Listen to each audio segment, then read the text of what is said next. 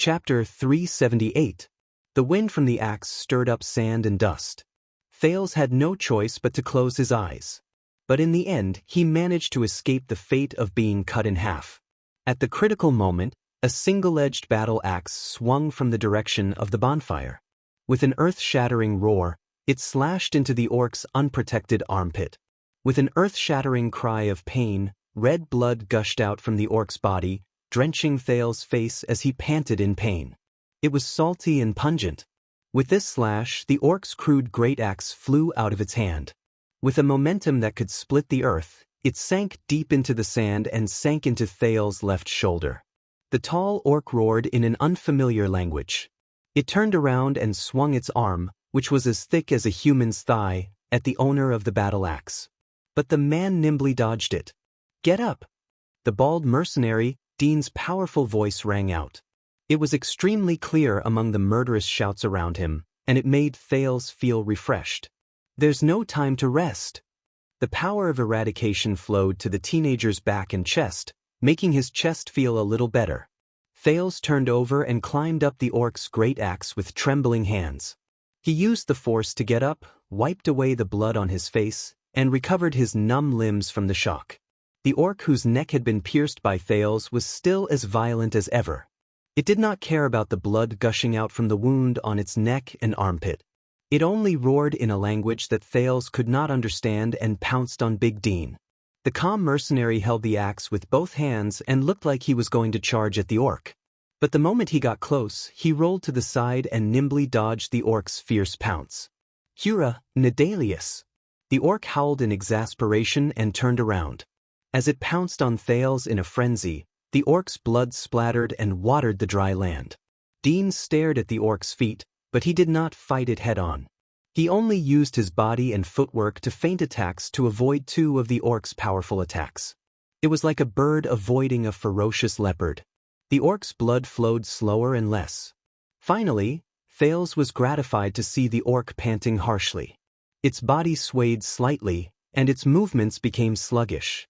Dean did not let go of this opportunity. He burst forth in an instant and rushed to the side of the orc like a whirlwind. He waved his axe and chopped off the ugly head. The headless body swung its several-foot-long arms for the last time and collapsed on the sand.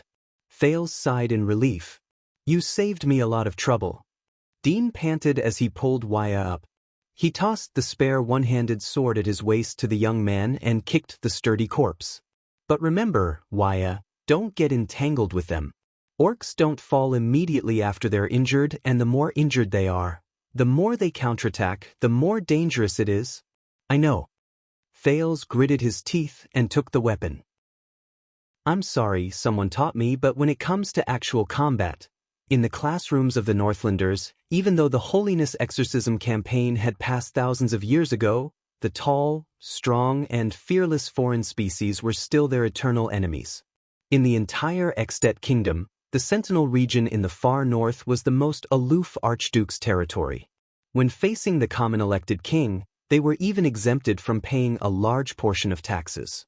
This was used to build an elite troop that was as famous as the White Blade Guards, the Glacier Sentinels. It was all because the Stustel family had been shouldering the heavy responsibility of guarding the 38 Sentinel lands and guarding against the glacier orcs north of Queeker for generations. Since the founding of Extet, more than 20 common elected kings had led their armies to the north to provide support and fight against the glacier orc tribe that crossed the border to the south. Whether it was the military training that the responsible Northland nobles received since they were young, or the regular training that the conscripted soldiers of military age received, how to fight against the orcs was a compulsory course. The guards in Heroic Spirit Palace all said that before Nicholas got that nickname, he had already followed behind King Nuven in the 38 Sentinel lands and proved that he had the combat power to be on par with the orcs. However, when he faced the delicate Archduchess and her dagger, which looked more like a thread being threaded through a needle, the Star Killer, who had a lot of experience in fighting against the orcs, could only vent his frustration of not being able to use his talent on his second student. After all, the Prince of Constellation did not have the chance to go to the north. For example, he would use his great axe to push Thales down countless times, or beat him up mercilessly even after Thales yelled for him to stop countless times, all in the name of, "This is the power of the orcs." However, Thales did not expect that in his first battle against the orcs, he would still forget Nicholas' teachings.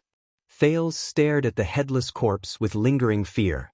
He thought about the irresistible strength it had used to throw him with the wound on its neck. What kind of race is this?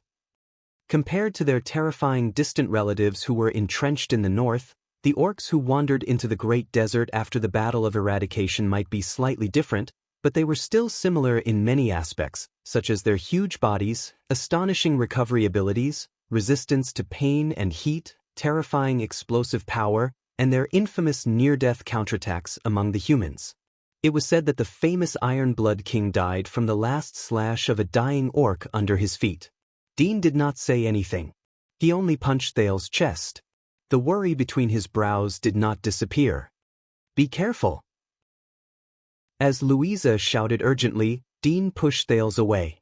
A fierce spiked mace smashed into the sand between them, stirring up sand. This was not the only threat on Dean's side. He turned around and parried another orc's irregular machete, using the momentum to dodge. Thales steadied himself and saw the owner of the spiked mace clearly under the moonlight. It was an orc with blue paint on its face. There was a hideous scar over its left eye, and the hair on its head was tied into a short braid. It wore more armor than the previous orc, and it was slightly bigger. Its height was almost 1.5 times that of an adult human. It glanced at the corpse on the ground, then opened its mouth to reveal 2 rows of tightly clenched teeth. It first looked at Dean, who was entangled, then at Thales. "Sell." The orc in front of him spoke slowly with its rough voice cords vibrating. "Luma, saw, sell." Thales could not discern the orc's expression, but it did not affect his ability to judge its emotions. The orc's fresh blood on his face was a little sticky. The prince endured the stench and got into position with his sword. "Orcs, they can crush your skull as effortlessly as we smash eggs." This was what the awkward Glee Ward told Thales before they parted in Dragon Cloud City. Thales now had a deep understanding of this. Almost every one of them was 7 to 8 feet tall, or even taller. Their strength was astonishing, and their movements were swift. The weapons in their hands were heavy and crude, but when it came to efficiency, they were not any worse than human weapons forged with excellent quality. They were superior to humans in every aspect in terms of size, strength, and physique.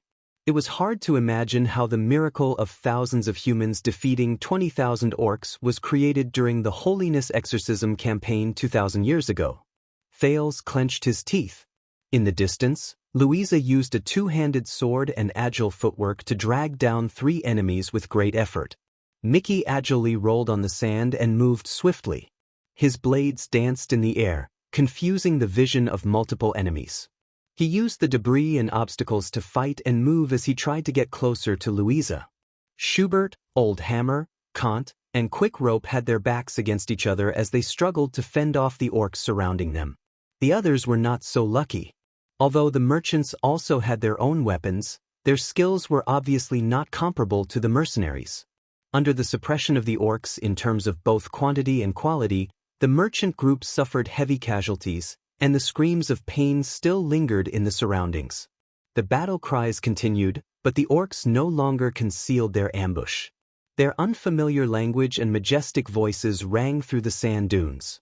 "Waya, there's one more thing that's crucial to fighting against the mixed breeds." Dean panted and swung his axe at the enemy to make them retreat. "Never be alone at any time, even if it's one-on-one." Under the moonlight, 2 tall and strong gray figures slid down from the sand dunes. They raised their weapons and rushed towards them. "Go and meet up with Louisa. I'll cover you." Thales nodded nervously. "Run." Almost at the moment the teenager ran, the orc with blue paint on his face roared and swung his club at him. "Fruka!" But Dean did not let him have his way. He parried the mace in the air with his battle axe. Asterisk thud. Asterisk as he listened to the howling wind behind him, Thales resisted the urge to turn his head around. He desperately summoned the sin of Hell's River and rushed back to the bonfire at an astonishing speed. He pounced on the ground and took out a shield from Schubert's luggage. The moment he raised his head, he saw a majestic figure raise a scimitar at him. His sword style, which he had practiced countless times, was activated instinctively. Raise your shield and aim it at your enemy. There are only two situations in which you can put it down. You die, or the enemy dies. The teachings that had never faded during the past 6 years rang in his ears again. Iron body style. The scimitar struck the shield violently. Asterisk clang. Asterisk a terrifying bang and impact rose, and a terrifying force surged towards him. At that moment, Thales had the misconception that this attack was almost enough to break the city wall. His feet slid backwards continuously in the sand, and the shield in front of his arm trembled violently. But Thales stood still. Based on his habit, from the moment he raised his shield, his center of gravity was ready to receive the attack, and his feet were ready to deflect the force. This habit in the Northland Army's sword style had always been looked down upon by many people. From Nicholas to Waya, they all thought that Thales' defense was too rigid, too conservative, and lacked agility and speed. There was no room for him to counterattack. But the moment he was about to receive this slash, Thales suddenly understood.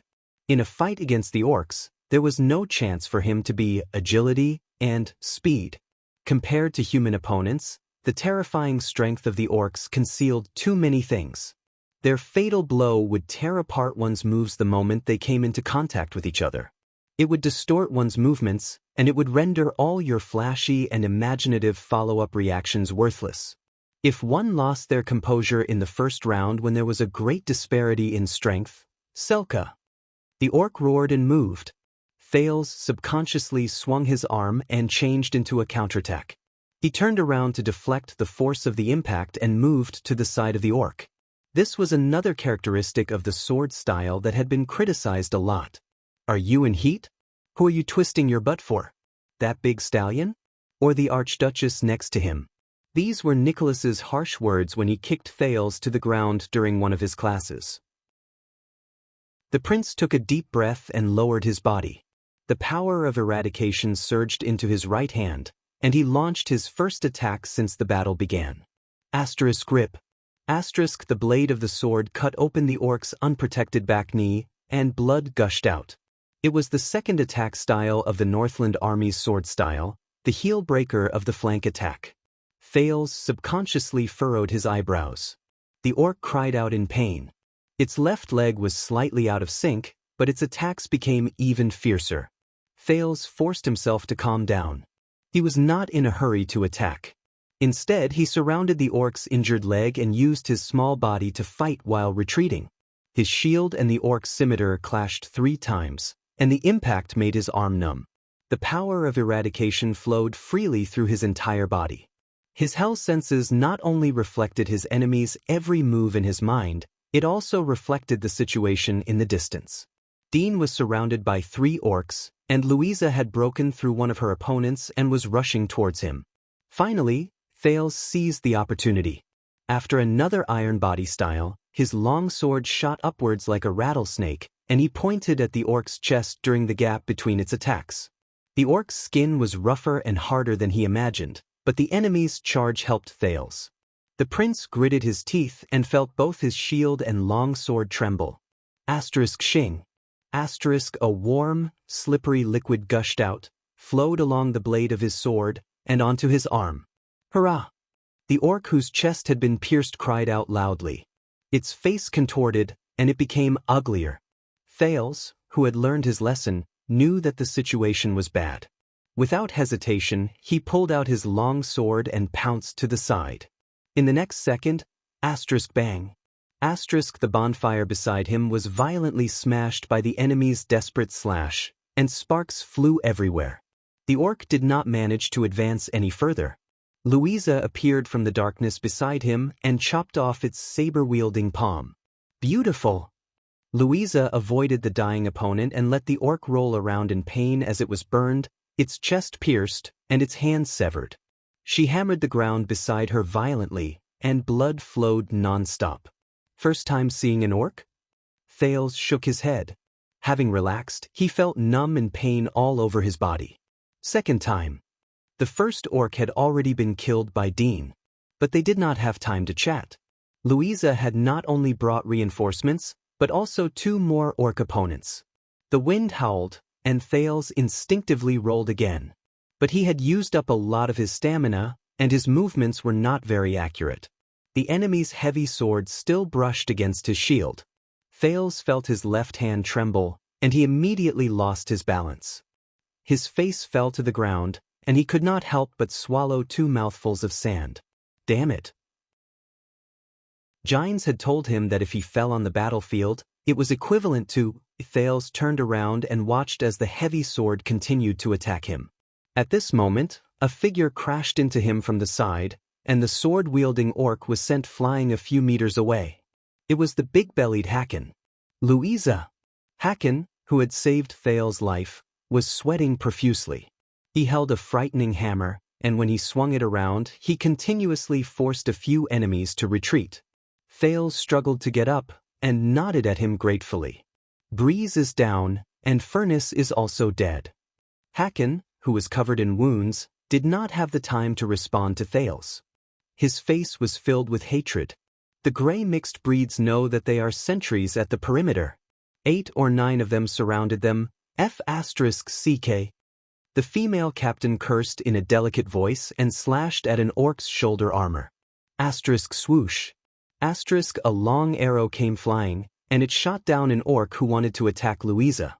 They realize that we are the key and they are coming over here. The archer, Pangjia, followed behind Hakon. He looked anxious, and there were not many arrows left in his quiver. I ran into the gray mixed breed's godly archer.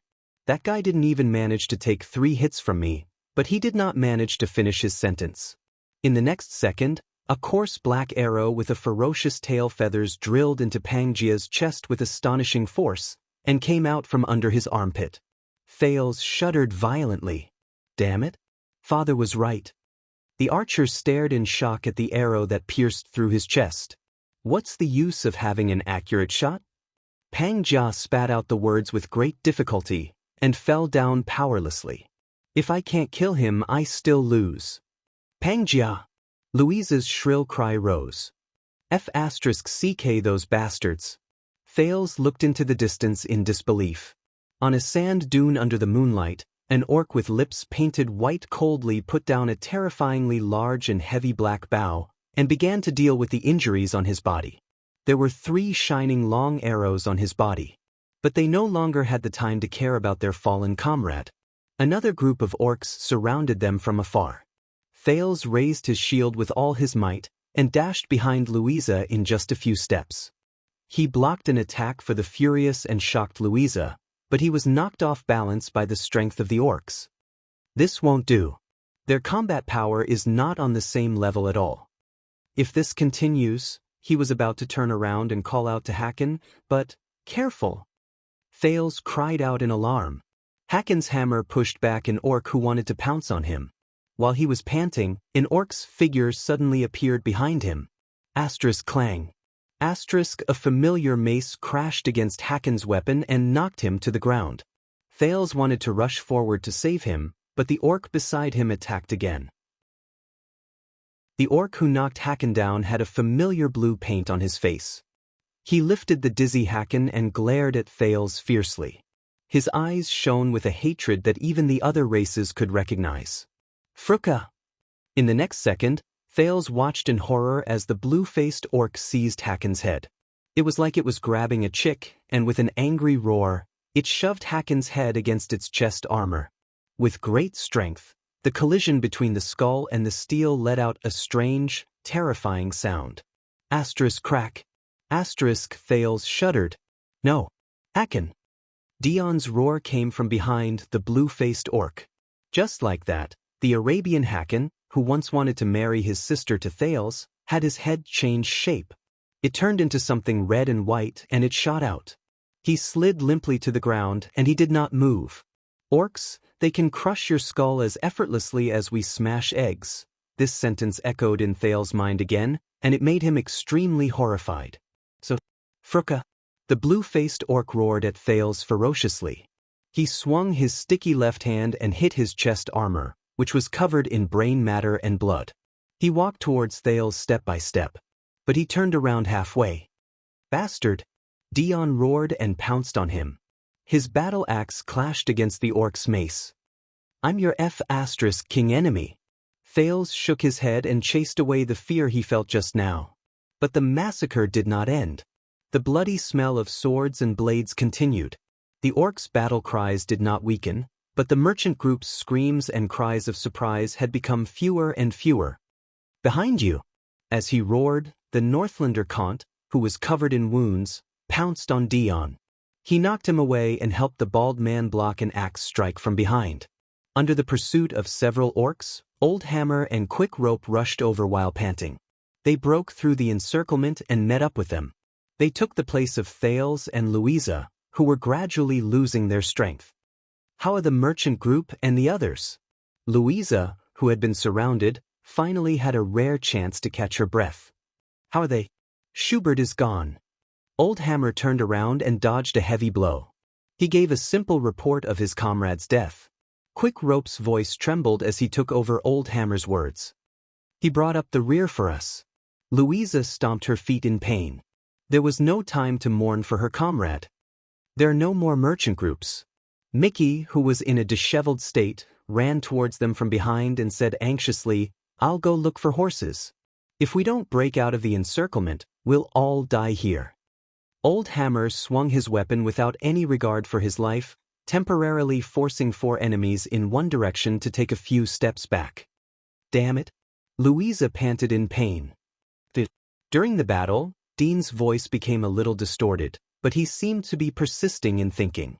Archers, armor, weapons, and fierce beasts. They launched a sudden ambush at the same time, and they had organized tactics and arrangements, and with this scale, these gray mixed breeds. The bald mercenary gritted his teeth and shouted, "They are not exiles. They are tribal warriors, regular warriors of a large tribe in the desert." Thales was slightly stunned. A large tribe? An orc's tribe? At that moment, a strange sound traveled into their ears. Asterisk screech. Asterisk, careful! Dean shouted angrily. With a feint, he moved past the enraged blue-faced orc and shouted at Kant. "Lizard soldier!" Thales felt his skin crawl. A huge, non-human figure with 4 limbs on the ground twisted its body and let out a strange cry. It charged swiftly towards them from the sand. In the next second, a huge, grayish-yellow lizard the size of a human jumped in front of Kant. The scales on its body could be seen clearly. It crashed into the mercenary's formation and bit Kant's arm. It dragged him and spun him around, causing the Northlander to cry out in pain. Thales gritted his teeth and went forward. He stabbed the monster with his sword, but it was sliced open by its scales. Kant endured the pain and swung his left arm in an attempt to shake off the lizard soldier's bite. This was his final effort. Another orc seized the chance. Its heavy straight blade drew a piercing whistle in the air and split open Kant's right chest. The Northlander's right armpit was clearly chipped by the crude weapon. Asterisk splat asterisk blood gushed out and died Thales, who was beside Kant, red. Old Hammer swung his sledgehammer in grief and indignation to repel the owner of the straight blade. Dean roared shrilly. He kicked the bonfire, and the burning firewood fell on the lizard soldier's body. Quick Rope screamed. He grabbed all the firewood on the ground and threw it at the monster in the desert. The lizard soldier finally could not endure the flames. It let go of Kant's arm and retreated into the darkness. But Kant, who had half his body cut in half, only had the strength to tremble. He fell limply on the ground and soon stopped moving. Louisa's face was covered in tears. She grabbed her long sword and pounced on the enemy again. The lizard soldier's charge was disastrous. Dante's greatswords were thrown into disarray. Quite a number of orcs took the opportunity to attack. Without support from the flanks, everyone instantly fell into a predicament where they had to fight one against many. Thales found himself facing 2 orcs at the same time. In the face of their great strength, he was almost in a desperate situation. The sin of Hell's River never stopped, and with the Northland military sword styles timely dodging and unloading of force, he was barely able to withstand the chilling power. the situation of the battle took a turn for the worse. The prince blocked left and right under the threat of the axe and greatsword. His shield groaned, as if it was about to shatter at the next moment. Thud. A loud sound rose. Quick Rope flew a few meters away and fell on the ground, unconscious. This is bad. Thales bit his chapped lips. The hope in his heart was fading away bit by bit. The sounds of fighting became softer. The merchant group had fallen completely silent. The only people who were still fighting in Dante's greatsword were Dean, Louisa, and Old Hammer. Mickey, who went to look for his horse, had long since disappeared into the crowd of enemies. Hold on. Louisa's voice traveled through the encirclement and traveled into his ears. It sounded very bad, but she was still trying her best to motivate them. Believe in Mickey, he's a barren bone man, the beloved of the desert. Hold on. Believe? Thales took a step back and avoided a fatal sword slash in a disheveled manner. Believe in what? He breathed in pain. The sword and shield in his hands trembled because of the many clashes. Through Hell's senses, the teenager could sense that there were more and more orcs around him. Most of them had their weapons raised and were quietly waiting at the periphery. Perhaps they would rush forward to replace their companions when there was an empty spot, or perhaps they were waiting for their victory out of arrogance. As he stared at the increasing number of enemies around him, Thales began to believe that his luck had probably come to an end. He knew that his opponents were too strong, be it in terms of numbers or strength. They had almost no chance. He was only fighting with the instinct that had allowed him to never give up over the years. The sin of Hell's river seemed to have reached its limit. Bang. A heavy blow came from not far away. Old Hammer fell to the ground with a pained cry. Damn it. Thales sighed in his heart. He rolled strenuously, only to find that he had rolled to the feet of another orc. A chill ran down his spine. It's that blue-faced orc. It lowered its head, its expression as ferocious as ever. In the next second, the spiked mace struck the ground. Bang. Thales threw his shield away. Dragging his aching body, he dodged the attack in a disheveled manner.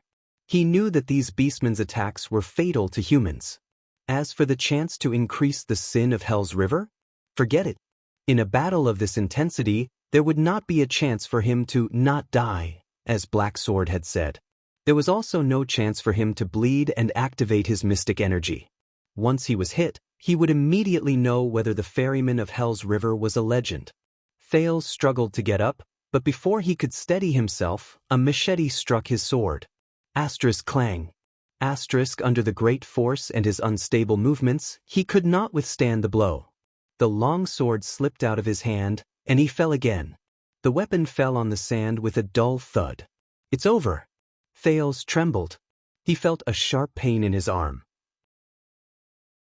Compared to Gines, Waya, and even Nicholas and Monty, who I've fought against before, this level of battle, he turned over with great difficulty and saw the blue-faced orc in armor approaching him.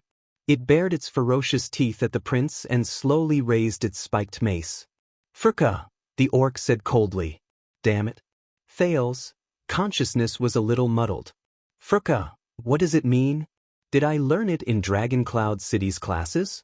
Dean and Louisa's angry shouts still rang in his ears. Thales panted laboriously.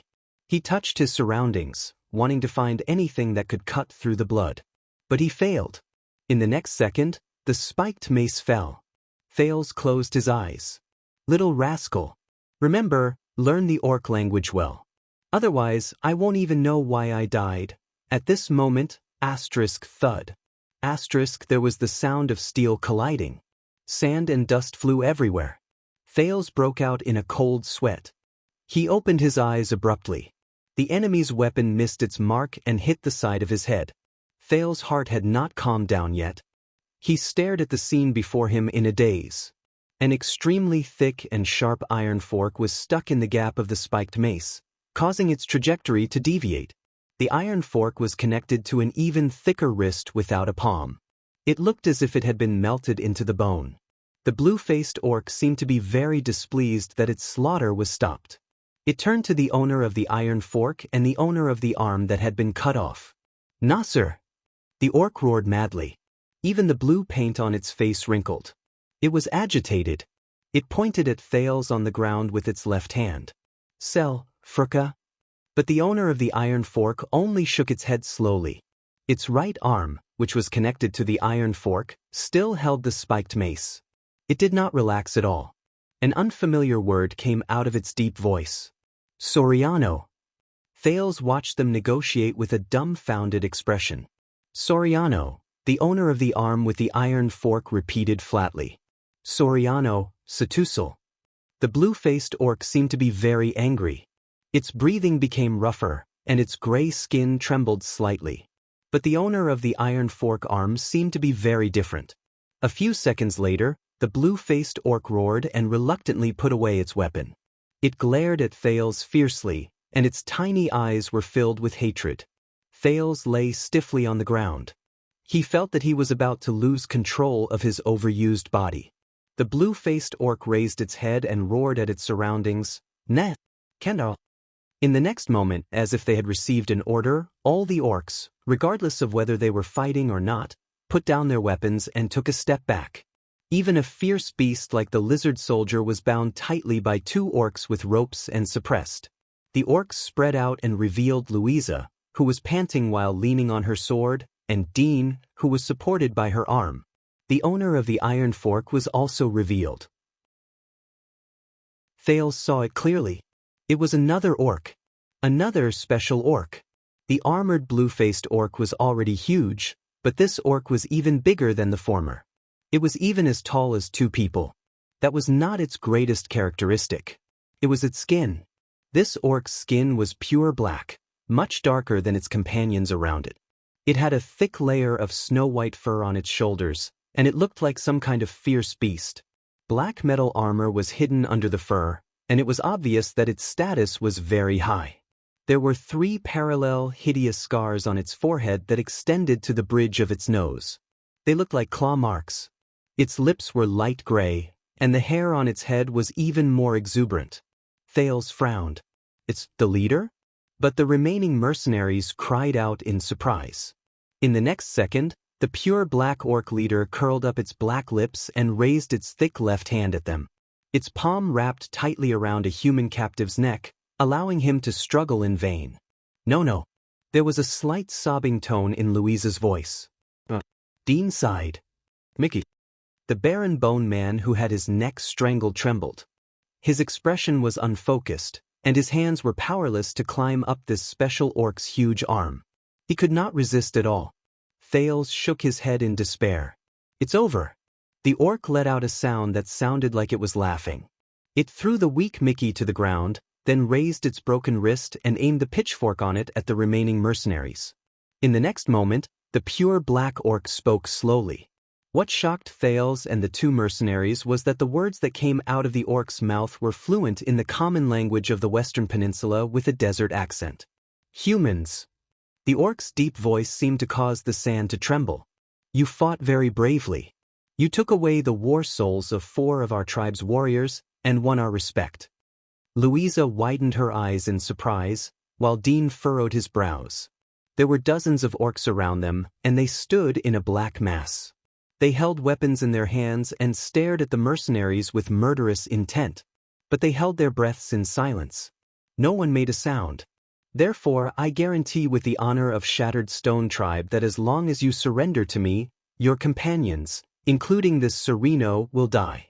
It gently kicked Thales, who was under its feet, and said solemnly and sternly, therefore I guarantee with the honor of Shattered Stone Tribe that as long as you surrender to me, your companions, including this Sereno, will live.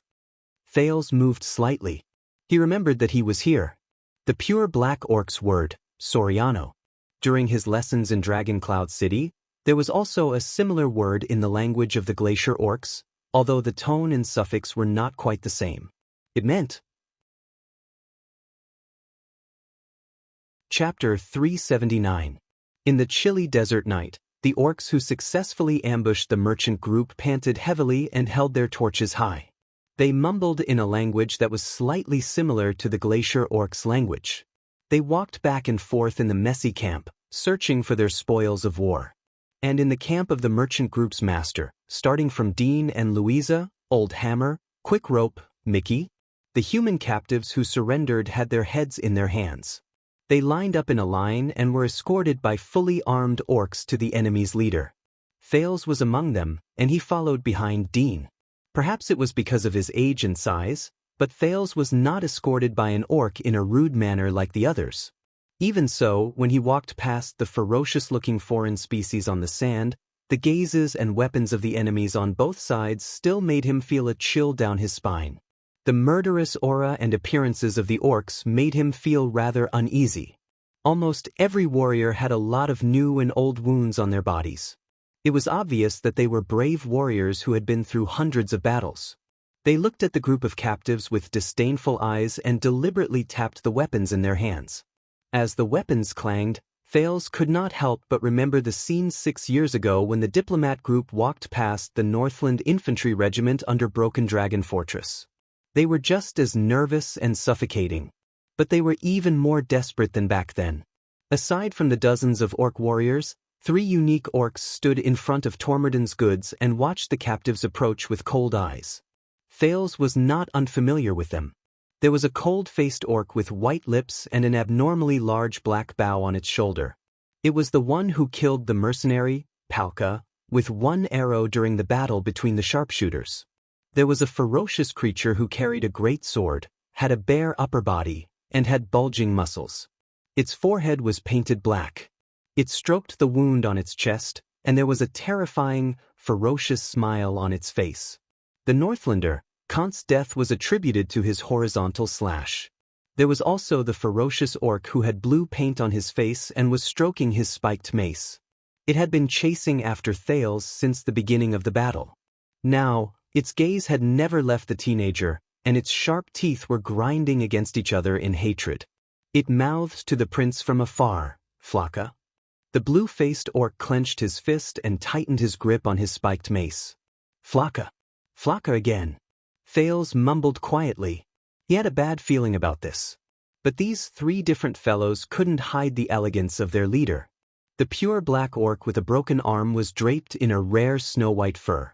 He lowered his head and looked at the iron fork on his right wrist. He casually sat on a large pile of goods, as if he had blended into the silence of the surroundings. He waited for the arrival of the captives under the illumination of the torches. Its different posture and height proved its status. The captives were brought in front of it one by one and lined up horizontally. The rude escorts pressed or kicked them, forcing the defeated to kneel before their leader. Thales sighed softly and knelt down in the sand. Under the night sky, the half-naked orc carrying a great sword next to the leader let out a huff and signaled his subordinates to throw a torch over. It raised the torch and roasted the wound on its chest. Amidst the merchant's gasps and the sizzling sound of the flames, it sighed with satisfaction. After the wound was healed, the orc walked step by step past each of the kneeling captives, illuminating their faces. Thales narrowed his eyes because of the light and the heat. The leader, who sat on the goods and stared at the iron fork, slowly raised his head and looked at his spoils of war. There were more people who survived in the merchant group than he imagined. At least 8 or 9 people knelt among the captives. They also had their arms crossed and shivered under the orc's gaze. Perhaps it was because the battle started too suddenly and the enemy's ambush was too successful. Those who picked up weapons were basically killed mercilessly in the first round. The others who did not have time to arm themselves were soon scared out of their wits by the horrifying battle situation. Under the ferocious faces of the orcs, their bleeding weapons, and their terrifying roars, they curled up on the ground and raised their hands to surrender. Thales, who saw their expressions clearly, dared to say that these merchants had probably never seen so many orcs in their lives. The flames were scattered by the cold wind. In the face of the ferocious faces of the orcs, the captives' hearts were like dead ashes. The frightening silence lasted for a long time. During that time, the night wind and cold, accompanied by the noise of the looters in the distance, added a hint of sadness to the scene, as if it was an execution ground. Outsiders. Finally, the pure black leader spoke. Between his twisted and terrifying lips, his accent in the lingua franca was as smooth as ever. It was so fluent that it was hard for people to believe that it was spoken by an orc. "You are here. Who's in charge?" There was a commotion among the captives kneeling on the ground. Many of them subconsciously turned their heads. Thales saw from the corner of his eye that the big-bellied Tormodon was also kneeling on a remote side of the group with his hands over his head. But the wealthy merchant group owner, whose ancestor was acquainted with the virtuous king, who was so arrogant that he could not stop talking about business, was no longer there. What was left was a pitiful man who could not stop shivering. Tormodon seemed to be frightened by the appearance of the orcs. He just shrank his head back and did not even dare to raise his head. The fat Tormodon knelt on the ground and trembled like a sieve. He tried his best to curl up his muscles and bones, as if every inch of his body exposed in the cold wind would bring him losses. He did not make a sound in the face of the leader's question. The pure black orc leader looked around at the captives and sneered with a sonorous voice. So, outsiders, you don't have anyone who can speak to you who can negotiate with me, even if I have to start thinking about who to keep and who to kill." These words made many of the captives tremble even more violently. This is an orc who is proficient in the human language, Thales thought. This is rare. And according to Dean, they are not exiles who are scattered and alone, but from a large tribe? When he thought of this, Thales noticed that Dean, who was beside him, sighed. The latter moved his knees and prepared to stand up. But before the bald mercenary could do anything, there was a slight commotion on the other side of the group of captives. "We surrendered, and you promised to spare our lives, orc." An armored girl put down her hands and stood up in an eye-catching manner among the kneeling people. She straightened her back and looked at the enemy with a calm expression. Thales heard Mickey curse softly on the other side. "I am." In the dark, Louisa's expression was a little gloomy, but her voice was extremely clear and steady. "I am the leader of this group, Louisa Dante." "Unarmed," she said softly, "you can negotiate with me." The commotion happened again. But this time, the ones who caused the commotion were the gruff orc warriors. They whispered to each other in a roaring voice. The pure black orc's facial features moved slightly. It changed its sitting posture, placed its elbows on its knees, and leaned forward. It seemed to be very interested in this woman who stood out among the crowd. "I only promised the lives of this person and that Sereno." The orc pointed at Mickey and Thales with the iron fork on its wrist. "I did not include the other outsiders, and you." The three orcs below the leader looked at each other in pairs, bared their teeth, and let out deep laughter that sounded like the howling of a cold wind. "Look, my holy guards are laughing." The leader turned to Louisa with a smile. "The people outside the desert have fallen to the point where they let a powerless female lead them?" On the other side, Old Hammer and Mickey let out soft curses. In the face of the orc's gazes, Louisa calmly inhaled. "Then you could have given me a weapon and an opponent. I can prove to you which one is more powerless, your promise or my sword." The beast man who was bare-chested and holding the torch gasped for air, patting the wound on his chest and saying something. The leader responded to it, causing many orcs to laugh. It turned its head. "You do not need to prove it, brave warrior Louisa Dante. I know very well that many females in the world are much more terrifying than males." Louisa froze for a moment. "And according to my loyal holy guard, Lucana the Unstoppable," the pure black orc said slowly, "he acknowledges your strength. That strike you gave him was so painful that it pierced into his bones." Louisa glanced at the greatsword-wielding orc and noticed that it was baring its sharp teeth at her. The leader continued to speak with great interest. "He also said that if you were an orc, then he would take you home right now and treat you as his most cherished wife. He would protect you with his blood and sword, and protect the strong children you give birth to with him until his war soul completes the desert god's test and returns to the land of his ancestors." Mickey cursed under his breath. But Louisa only sneered. "But I am a human." The leader nodded. "But you are a human. You cannot become one of us."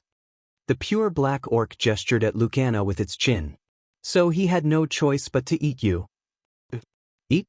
Thales felt a chill in his heart. For some reason, he remembered the sand scorpion he ate. And the bloody thorn lizard. Louisa sighed. This is considered racial discrimination. The leader seemed to be amused. It opened its mouth and let out a series of terrifying laughter. Is this a normal situation? Thales whispered to Dean, who was beside him. Do all the orcs who capture humans first play a joke on them before they heat up the cauldron and cook them? I don't know. After all, Dean's lips did not move. There are not many people who can return alive after being captured by orcs to tell stories. Thales shuddered a little. Louisa raised her head. So, was it you? The female leader fearlessly faced the orcs who were glaring at them. Kill those desert bandits. People who hunt and kill all living things in the desert on a large scale. The leader narrowed its eyes. So you discovered it. Its deep voice rang out. Those corpses. Dean frowned a little. Louisa nodded. There are quite a number of powerful individuals in those camps. There are even exiles from large tribes, but they were unable to fight back. The female team leader looked around at the dozens of orc warriors around her. I'm guessing that it was you who used numbers, battle tactics, and formations. You used the brave warriors of the tribes, who were almost like an army, to slaughter them alive. Just like tonight for this surprise attack, you even removed your heavy armor and came with light equipment just to catch them off guard. Dean sighed softly beside Thales' ear. She is trying hard to make herself look stronger. It is said that orcs, especially people from large tribes, respect the strong and warriors. They value honor. The orc leader smiled. It raised the iron fork on its broken wrist and pointed at Louisa. Very good. Is there anything else you want to say? Louisa took a deep breath, nodded and continued, Shattered Stone Tribe, I know you. The leader did not move. Louisa spoke without fear in the face of the leader and his 3 terrifying subordinates. You are one of the 8 great tribes under the Dragon Skeleton King in the desert. You suffered great losses in the Desert War and had no choice but to flee to the depths of the desert. But why? Why did you take the risk to leave the depths of the desert and come to a place so close to the Constellation's forces? Why did you go around killing people like crazy? This is not in line with the rules of the desert. Even you. The leader smiled again. Compared to his subordinates, especially his 3 so-called holy guards, this orc smiled more often and more frequently. It was also more unsettling. The rules of the desert? Very good. You can live, woman. The orc leader nodded slowly, ignoring the sword-wielding orc Lasana's roars of protest. For your good fighting skills and knowledge. As for whether you will follow us back or, we will see. What about the others? The others must prove their worth. The orc leader turned his head and swept a sharp glance at the captives with his yellow eyes. And the reason why I attacked and captured all of you is because I want to know one thing. The mercenaries frowned at the same time. What is it? Louisa asked, puzzled. In the firelight, the orc leader narrowed his eyes. More than 10 days ago, I received a report. It stepped on the sand and straightened its huge body that was as tall as 2 men. Many people, whether they are barren bone people, orcs, desert bandits, or small tribes and groups, are fleeing from the north and the east. Fleeing? Doubt rose in Thales' heart. This doubt also spread to the captives, but the situation in front of them made them have no time to think about it. The orc slowly walked to the leftmost side of the captives and passed each of them step by step. As they watched this ferocious creature approach, many of the merchants trembled in fear. Thales swore that he could even smell the faint stench of urine. I am very puzzled. What made these scumbags dare to ignore the majesty of the dragon skeleton throne, forget the terror of the desert god's altar, and flee into the depths of the desert, into the orcs and barren bone people's territories, into the private plots of the 8 great tribes and the 5 great tribes, and into the dangerous forbidden zone that everyone in the desert knows about. And according to these refugees, the pure black orc walked past Tormerdon, who was lying on the ground and looked like a trembling caterpillar. Not long ago, a group of thousands of elite cavaliers entered the desert. Beside Thales, Dean held his breath. Thousands of people? He whispered in puzzlement. What Dean did not know was that Thales' heart skipped a beat at that moment. Cavaliers. Cavaliers? Cavaliers who entered the desert. The pure black orc walked past Louisa, patted her shoulder with his huge left hand, and curled his lips.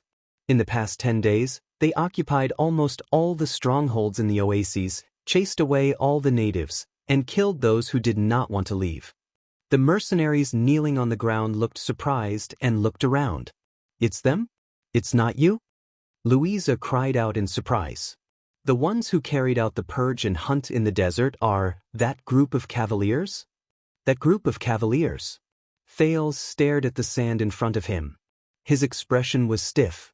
The orc turned around. Just like you, we also encountered countless corpses and camps along the way. There were only more of them than what you found. The orc walked past Old Hammer and Quick Rope, and his voice became colder. That's not all. They were merciless and did not care about the cost. They slaughtered all the bipedal creatures they saw on the way, regardless of whether they were desert bandits, exiles, barren bone people, orcs, or ordinary smuggling merchant groups. They cleared the entire northern periphery of the desert. They almost turned a small part of the desert into a no-man's land. Slaughtered. Thales felt cold sweat slide down his back. This is not the end. The orc walked in front of Dean. The pure black orc leader lowered his head and cast a profound glance at Dean. They did not leave. Instead, they maintained the defense line, which they paid a heavy price for. They transported supplies day and night, fed their horses and replenished their grass without restraint, just so that they could stay in the desert for one more day. Dean narrowed his eyes. What?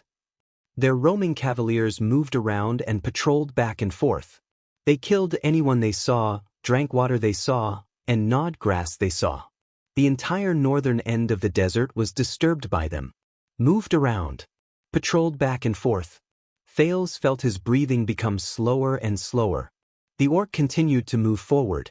The friction between his huge feet on the soft sand was chilling. We hunt, graze, and use them as food to fill our stomachs. But even the stupidest of our tribesmen knows that when we get what we need, we must keep the cubs and not touch the seedlings. The slightly panicked Thales could feel the orc's footsteps getting closer. This way, we will still have food in the coming year. But these people? Be it water, pasture, firewood, or campsites. These assassins on horseback take them without any hesitation. They consume all the resources in the desert without stopping. They neither fight nor occupy the place. They waste a disproportionate amount of money, food, and manpower just to clear this desolate wasteland, leaving behind a barren land where not even a single blade of grass grows. Even the caravans cannot stay in the campsites that have been cleared.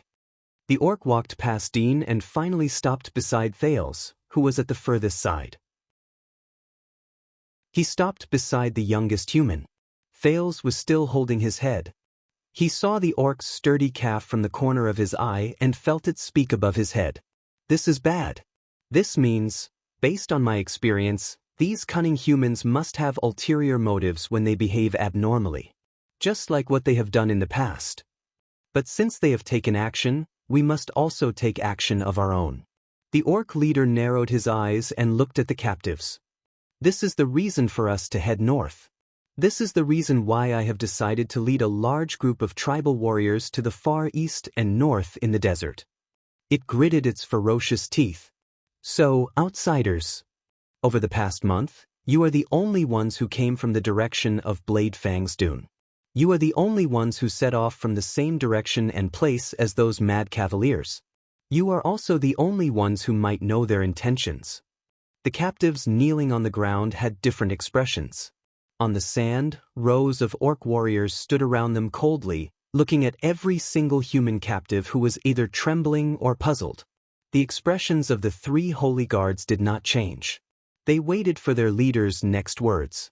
Finally, the pure black orc slowly extended its hand and raised the iron fork on its wrist. Its tone was cold. And you will tell me. What? It spat out a name that made everyone frown. Constellation. Why are they doing this? The mercenaries stared at each other. Even the merchants were shocked and bewildered. Why did they send so many troops deep into the desert? Why do they have to lift every layer of sand here? Why do they not hesitate to spend money, food, and human lives? Under the assault of the chill, Thales felt a chill on his neck while he was still in shock. A cold iron fork was pressed against the prince's neck. As the mercenaries cried out in surprise, Thales was forced to raise his head by the strength of the iron fork. He looked at the orc leader's bright yellow eyes. Thales met its gaze in a daze. He looked at the scars on its face and its inhuman face. From the corner of his eyes, he saw the armor under its fur. He looked at the faint bloodstains and scratches on it. He felt his body go numb. It was different from the other orcs he had fought against. Its eyes were calm and steady. It seemed to hide many secrets. There's someone. The orc raised its gaze and looked at the others. Its hands did not stop moving. It still hooked Thales' chin with the iron fork. Can you tell me? There was no response. There was only the howling of the cold wind in the sand, and the crackling of the flames. But at that moment, only Thales knew. The truth that this pure black orc tried so hard to obtain, the secret that caused the desert to be in turmoil, it was trembling slightly under its iron fork. What should I do? Thales thought desperately. At that moment, that's enough. There is no need for the famous Kandarl Nushin in the desert to make things difficult for a human, Sereno. It was a gentle and mature male voice. Just like the day he saved Thales. The moment he finished speaking, the orcs began to discuss among themselves. They seemed to be in a slight commotion because of a certain name. Thales, who was so nervous that he was almost suffocating, felt his neck tremble slightly. Finally, his neck relaxed. The iron fork left his artery. Thales sighed in relief and started to breathe again. He anxiously thought about what he should do about the predicament in front of him. The pure black orc turned around. Its gaze made all the orcs quiet down. Who is it? It slowly walked to Thales' side and the speaker's side. It stared at the bald human. The person who spoke to me. Who is it? The speaker raised his head, put down his arms, stood up, and looked up at the orc. I am Dean. I can be considered Louisa's assistant. In the next second, the orc's iron fork was pressed against Dean's neck. Louisa gasped softly.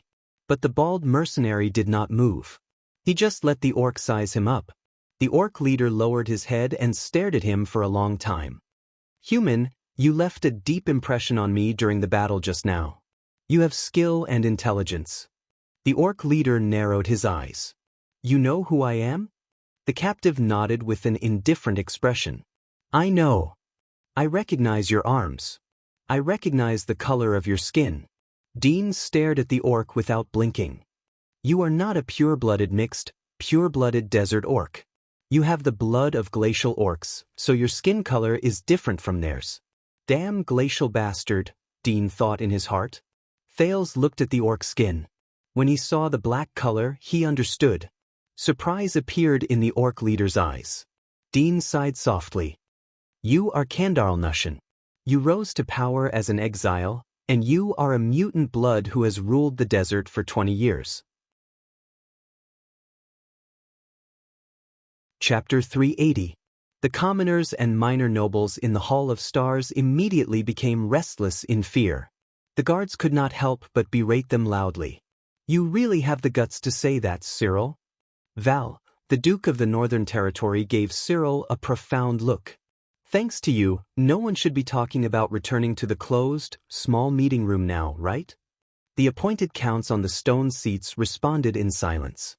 It will happen sooner or later. Duke Fakenhaz's gaze was dark.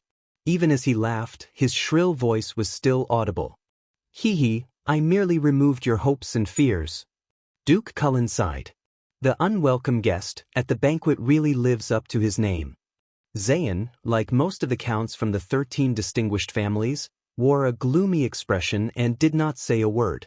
More than 10 seconds later, from Star Plaza to the Hall of Stars, the crowd's panicked buzzing noises became louder and louder.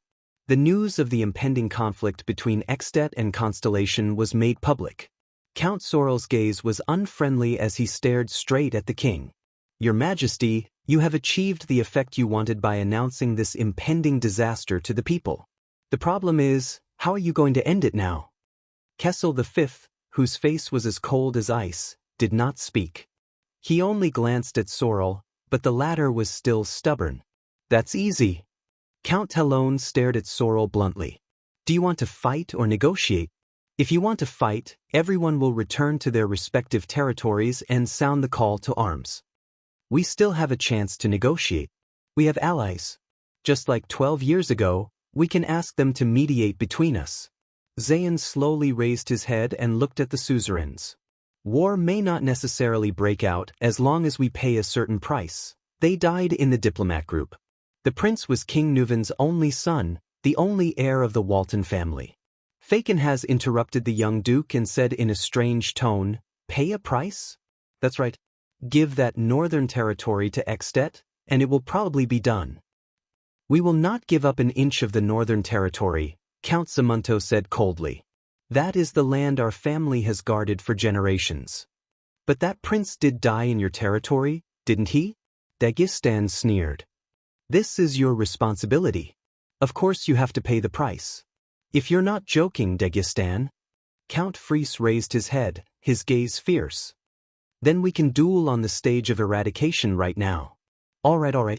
How about we give them 20% of the eternal oil supply in the East Sea? Duke Faken has pretended to be deep in thought. He first looked at Duke Cullen, then at Zayan, and smiled nonchalantly. Or how about the crystal drop mines in the south? There's a limit to joking, Cyril. Duke Cullen was unusually serious. Zayan gave him a friendly smile and shook his head slightly. At this moment, Kessel V tapped his scepter lightly. All the nobles quietened down and looked at him. Under the king's gaze, Gilbert nodded and took a step forward. According to the channels of the Secret Intelligence Department, Dragon Cloud City already knew about the prince's death in Constellation yesterday. He frowned and said, and the Archduke of Black Sand region was even faster than their king. 2 days ago, he began to recruit soldiers and mobilize the army. The other 2 archdukes in the south of Extet were half a day later than him, but they were almost the same. There was an immediate uproar in the hall. Silence! Gilbert said loudly and sternly. Amidst the complicated emotions in the hall, the Supreme King said in a deep and sonorous voice, if the 2 countries go to war, the royal family and the Talon family will do everything they can to support the northern territory. Count Talon nodded firmly. The king looked at the Duke of the Northern Territory with a calm expression. Val, how many soldiers and supplies can you provide? How many soldiers? Are you joking? Val Arund replied solemnly, I have already gathered all the vassals, 15,000 infantrymen, 1,000 archers, 500 heavy cavalry, and even a small number of mystic guns. They will reinforce Broken Dragon Fortress in the shortest time possible and listen to Lady Sonia Cecier's orders. That is our territory. Once war breaks out, even the women and children will take up arms. As for supplies, it will depend on how much land we can defend. The 2 counts, Zamunto and Fries, nodded firmly in agreement. The 3,500 people from Overwatch City will fight to the death.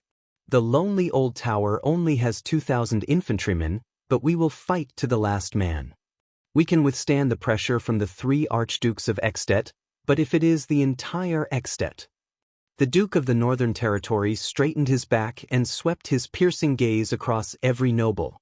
We need the power of all of Constellation. Cohen, who was standing behind the old Count Caribbean, scratched his head and whispered in puzzlement. Isn't this a national conference for all the people? Why are they talking about the military deployment just like that? The old Count Caribbean closed his eyes gently and sighed in a barely noticeable manner. Can't you see? He lowered his voice and told his son with an exhausted expression. The northern noble's attitude is a show for Extet. Do you believe that Duke Arund can gather 10,000 people? Constellation has yet to recover from the bloody year. I suspect that it would be good if the suzerains could gather a third of their military strength. Cohen was instantly stunned. He looked at the top of the hall in disbelief, at the pattern of 2 stars the size of a silver cross. As the descendant of the Empire and the shield of the Western Peninsula, has Constellation become so weak?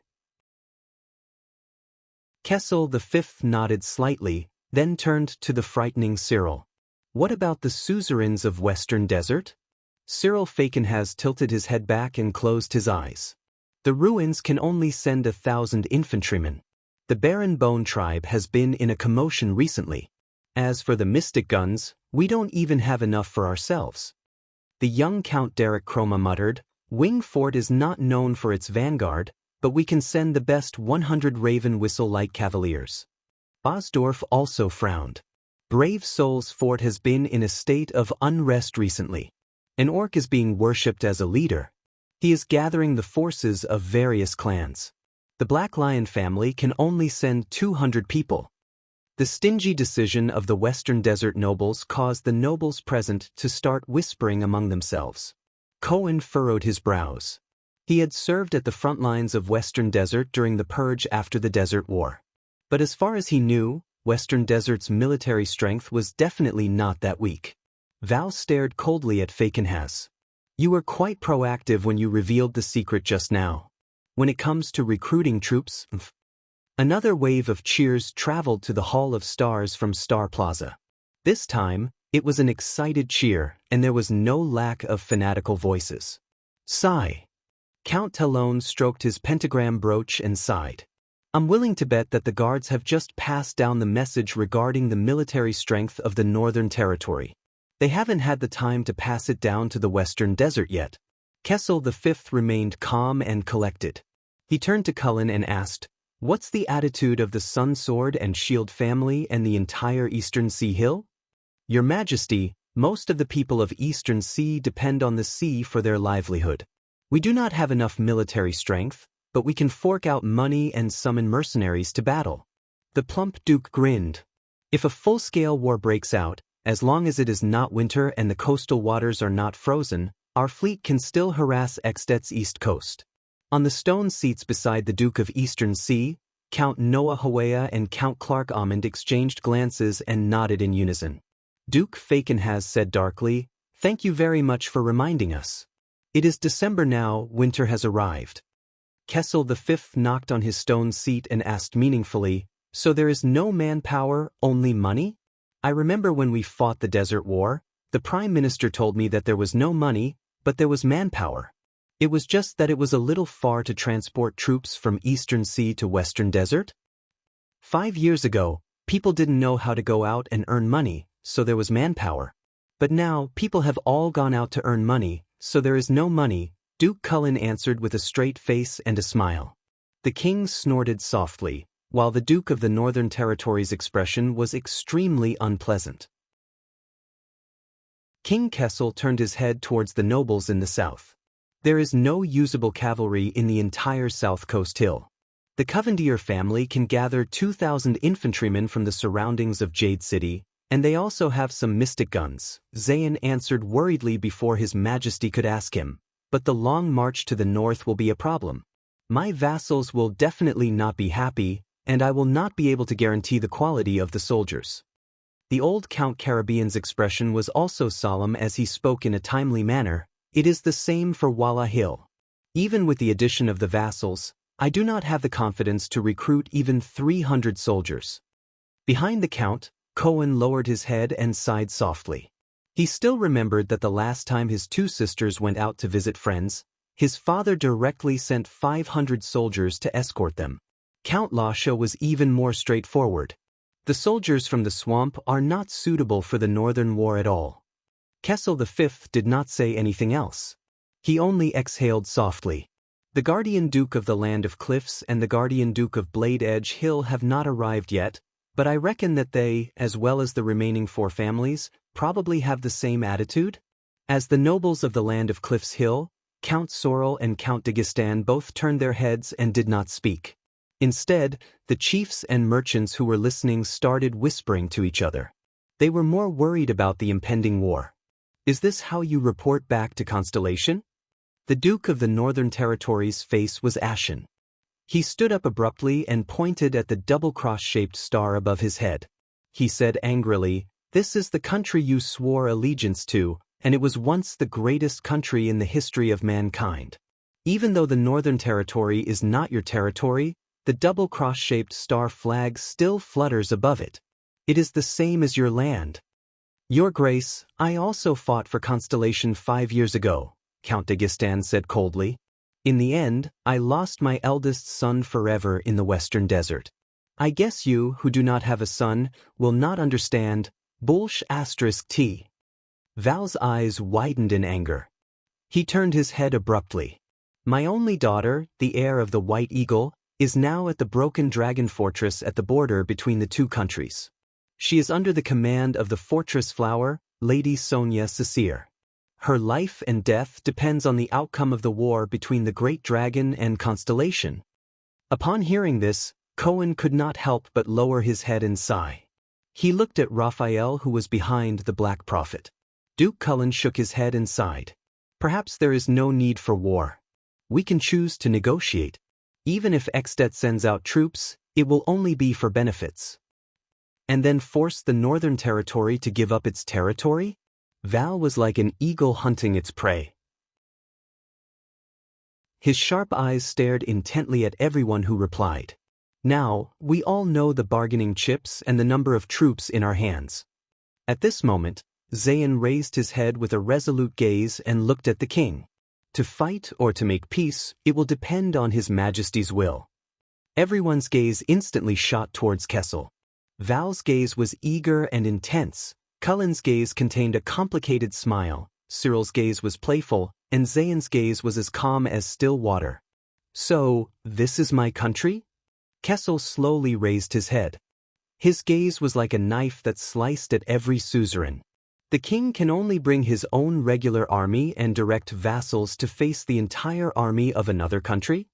Or else, I have to represent Constellation and accept their possible conditions in humiliation?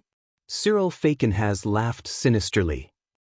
Without military strength, we can't fight, but the dignity of the royal family, we can't even talk about it.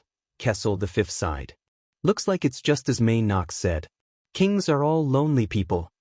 At this moment, a loud and furious voice came from the main door of the Hall of Stars.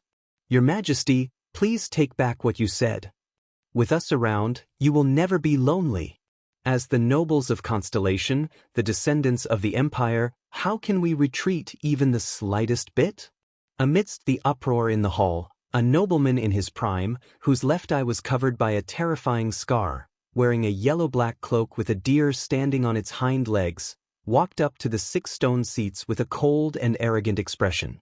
Some of the nobles in the hall, including the commoners, began to applaud enthusiastically, while others either snorted or shook their heads and sighed.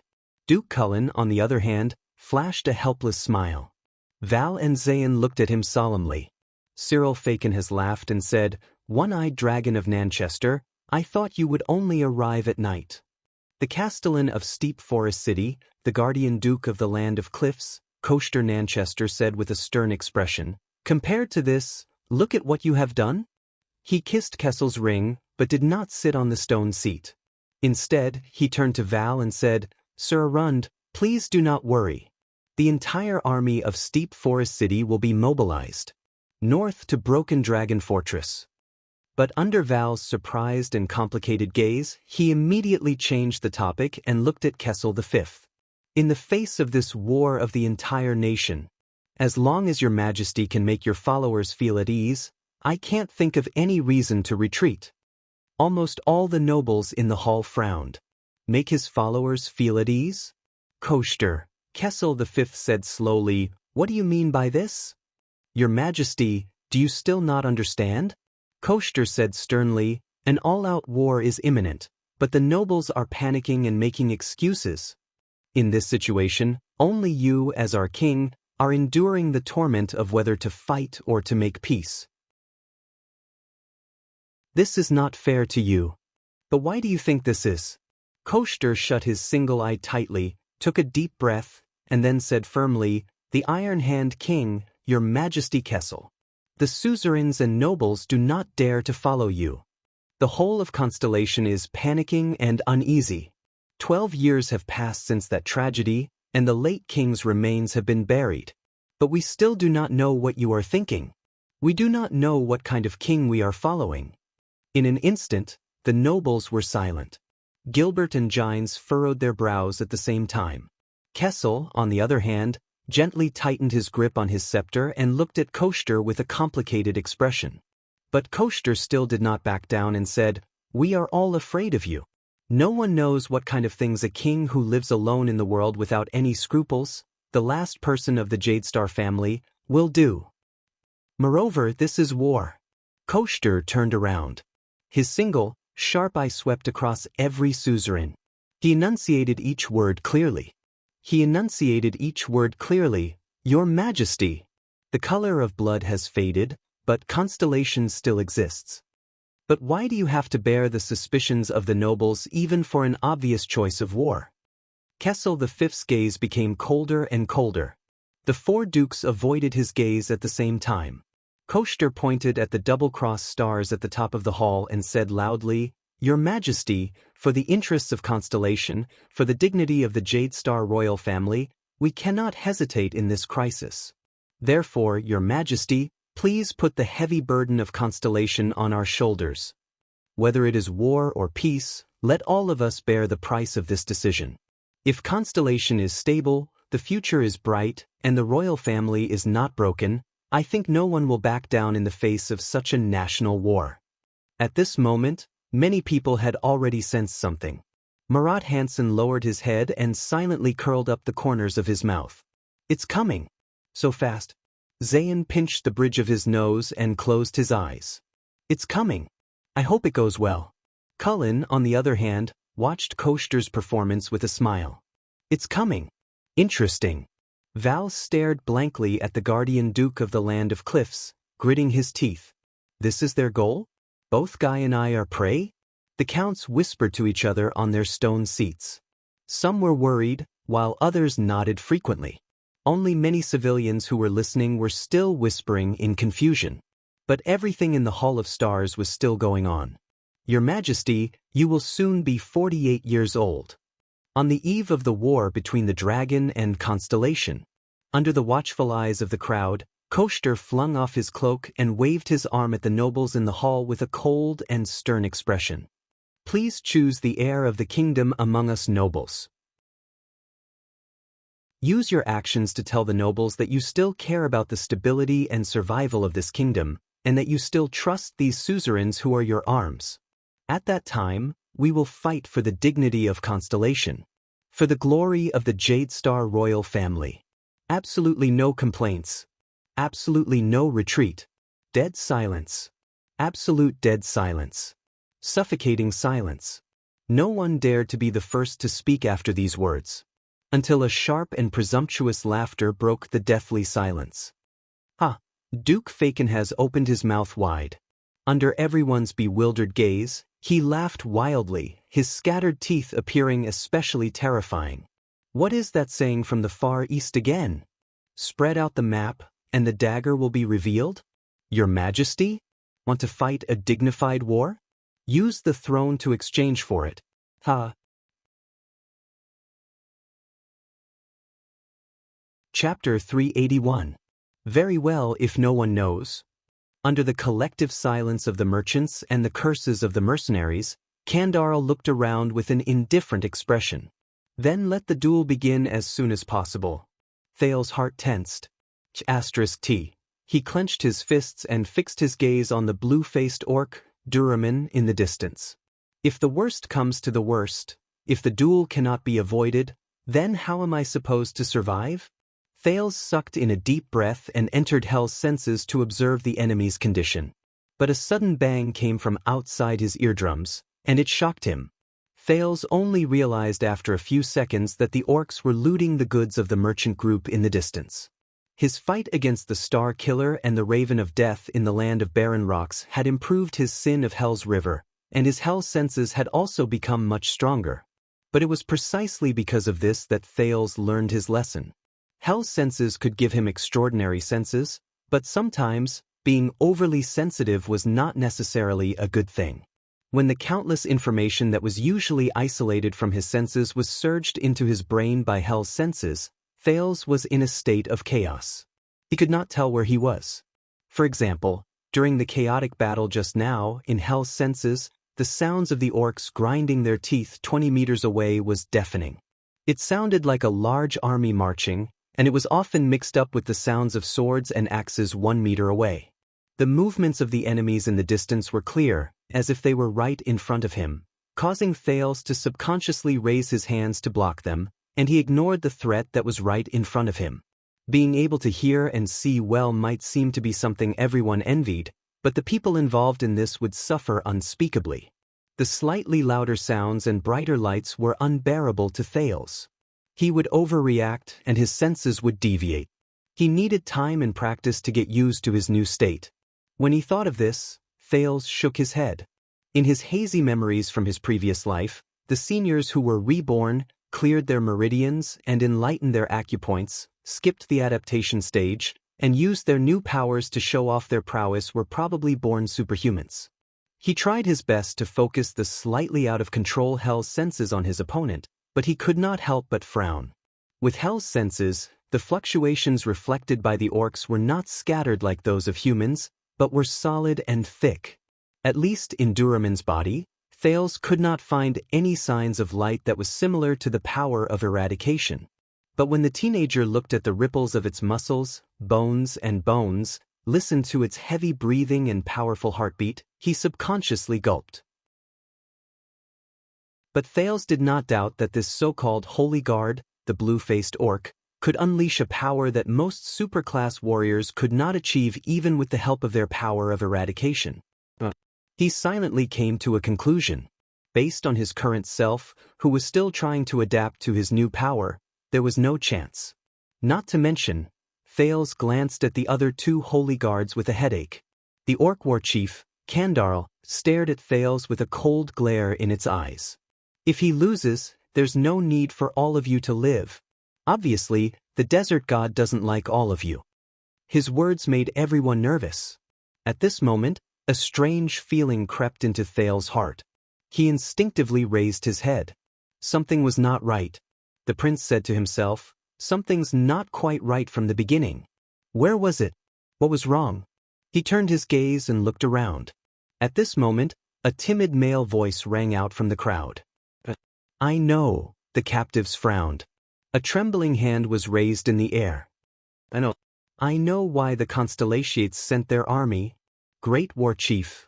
Thales was a little surprised. Kandarl turned its head around slightly. See, I knew it.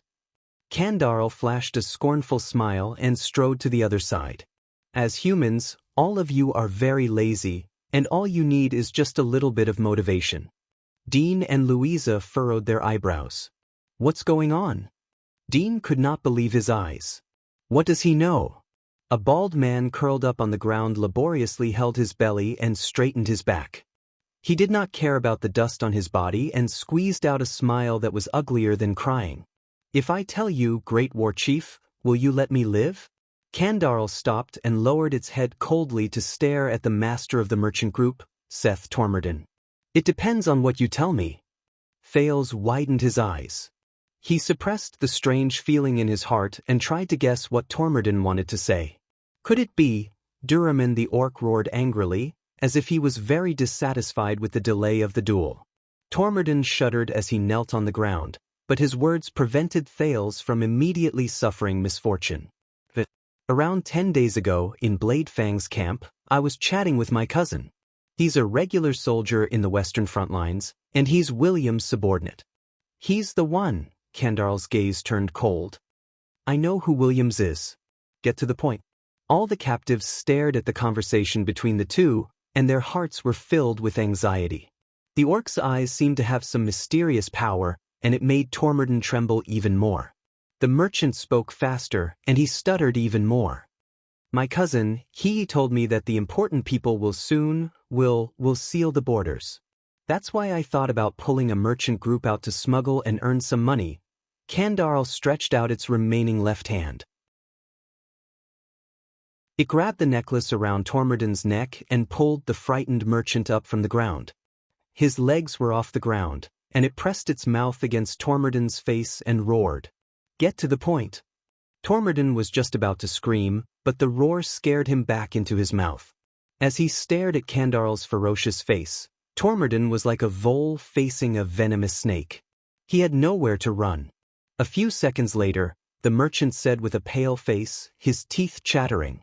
Baron Williams told a few nobles who are officials in his room, and my cousin heard it.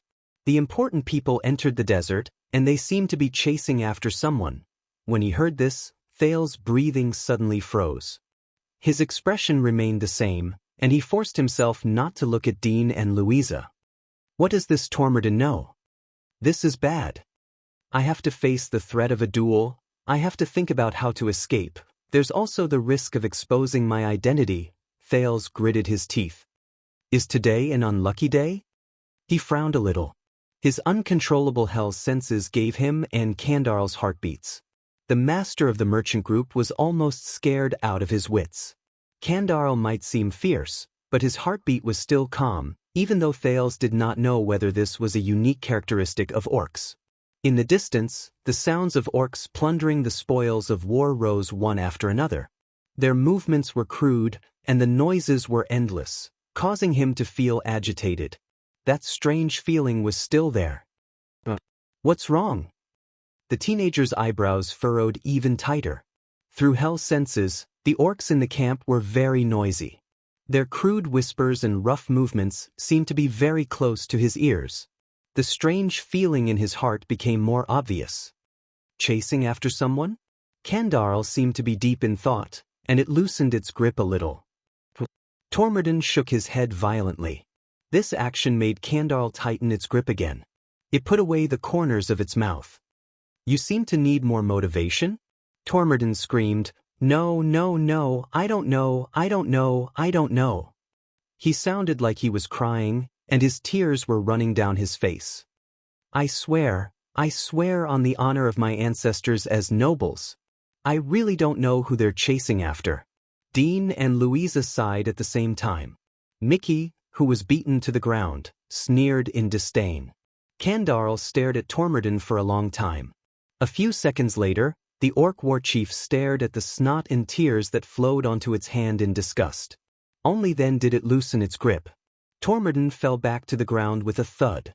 The master of the merchant group sighed in relief. He sobbed and patted his chest.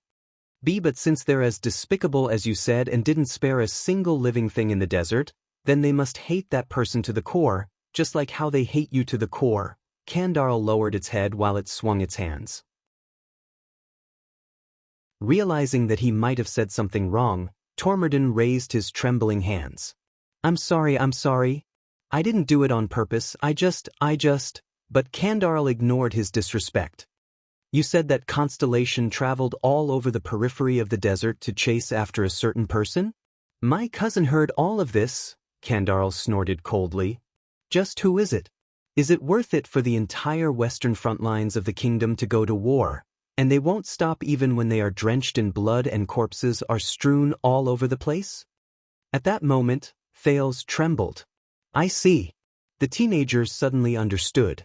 He understood where that strange feeling came from. The prince's chest heaved, and his gaze changed rapidly.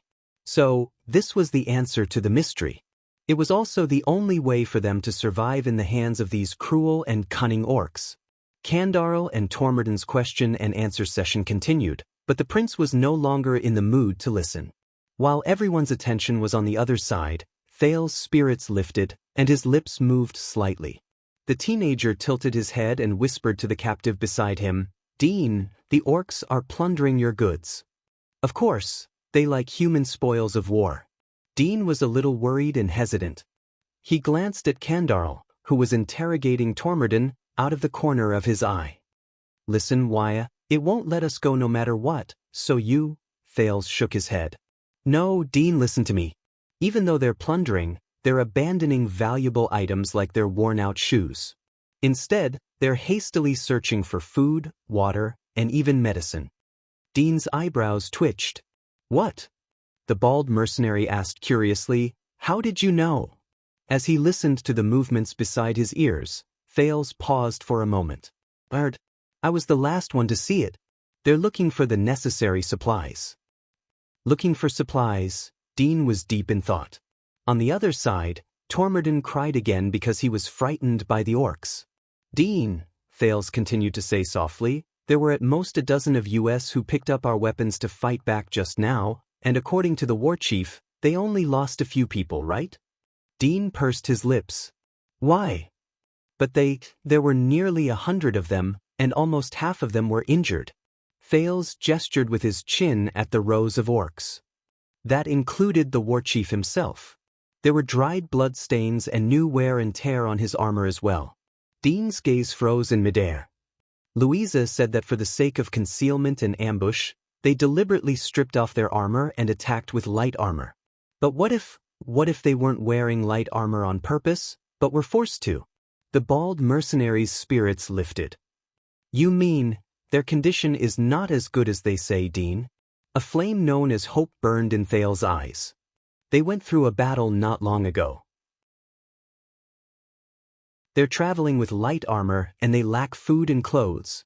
They're running for their lives. At that moment, the atmosphere between the two of them changed.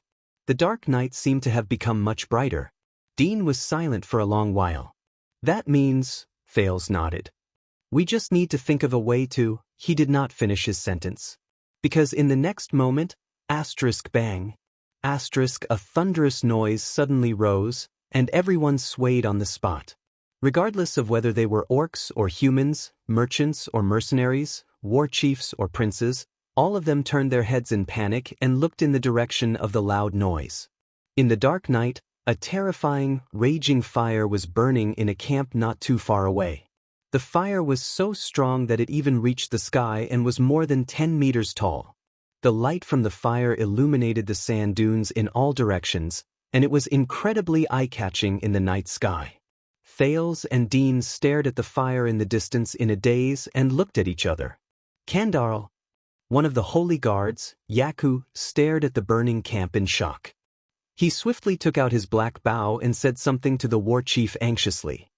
Hura, war chief Kandarl roared at him, but it still turned its head around and waved its arm.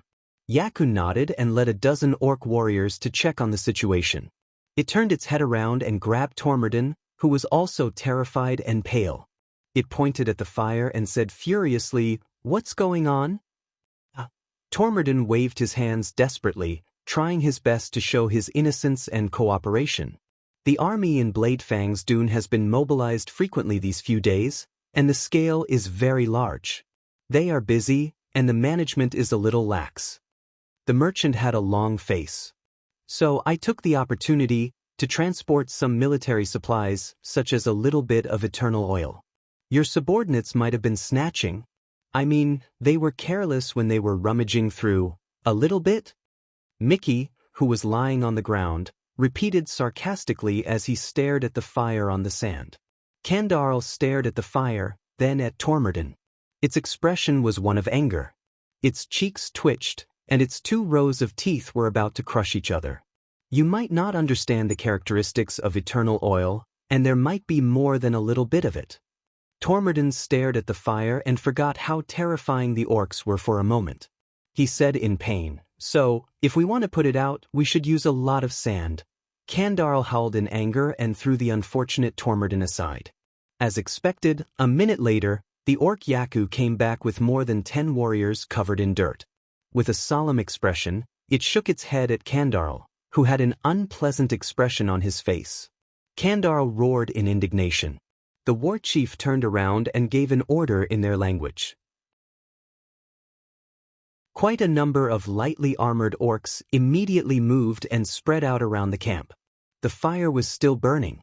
Looks like Tormodin's insatiable greed and audacity helped us this time. Dean narrowed his eyes and whispered, "They're retreating. Your guess is right. We have a chance." Thales pursed his lips. In the unexpected chaos, Kandarl seemed to have finally remembered the group of human captives. What a pity! The orc war chief turned to them and coldly stroked the sharp iron fork on its wrist. "It's going to end early. I wanted to chat with all of you for a little longer." The captives' expressions immediately changed.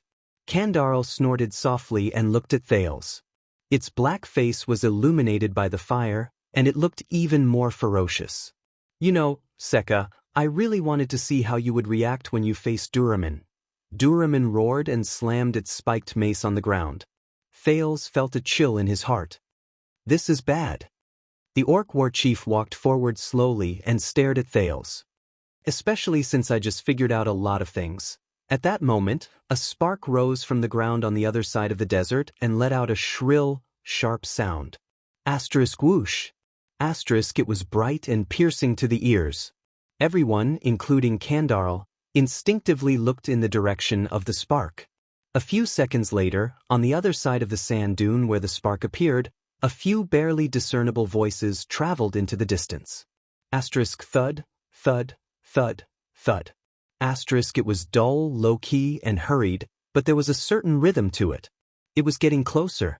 Almost at the same time, an orc warrior's shout rose abruptly from the other side of the sand dune. Cruelly, before the shout could finish, it stopped abruptly and turned into a cry of pain. Ayaha! Before Thales could react, the expressions of all the orcs present changed drastically. The warrior's cry of pain had yet to disappear. But Kandarl had already let out a furious roar and turned swiftly towards its warriors. The tribe's war chief did not hesitate.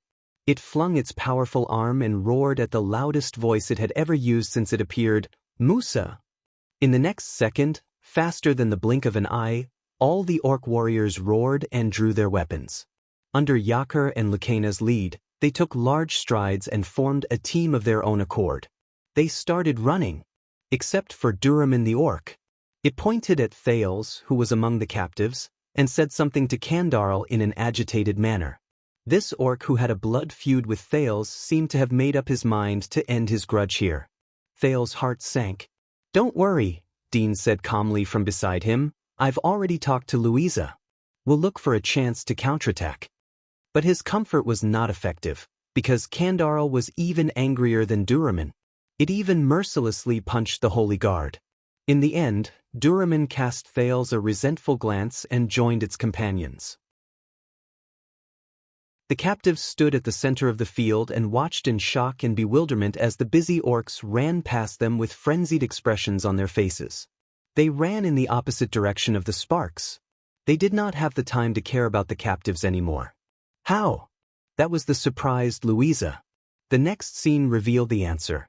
On a sand dune not too far away from them, a tall figure moved past the obstruction of the sand, broke through the dark night, and appeared under the illumination of the fire. It was a knight, a horse and a man.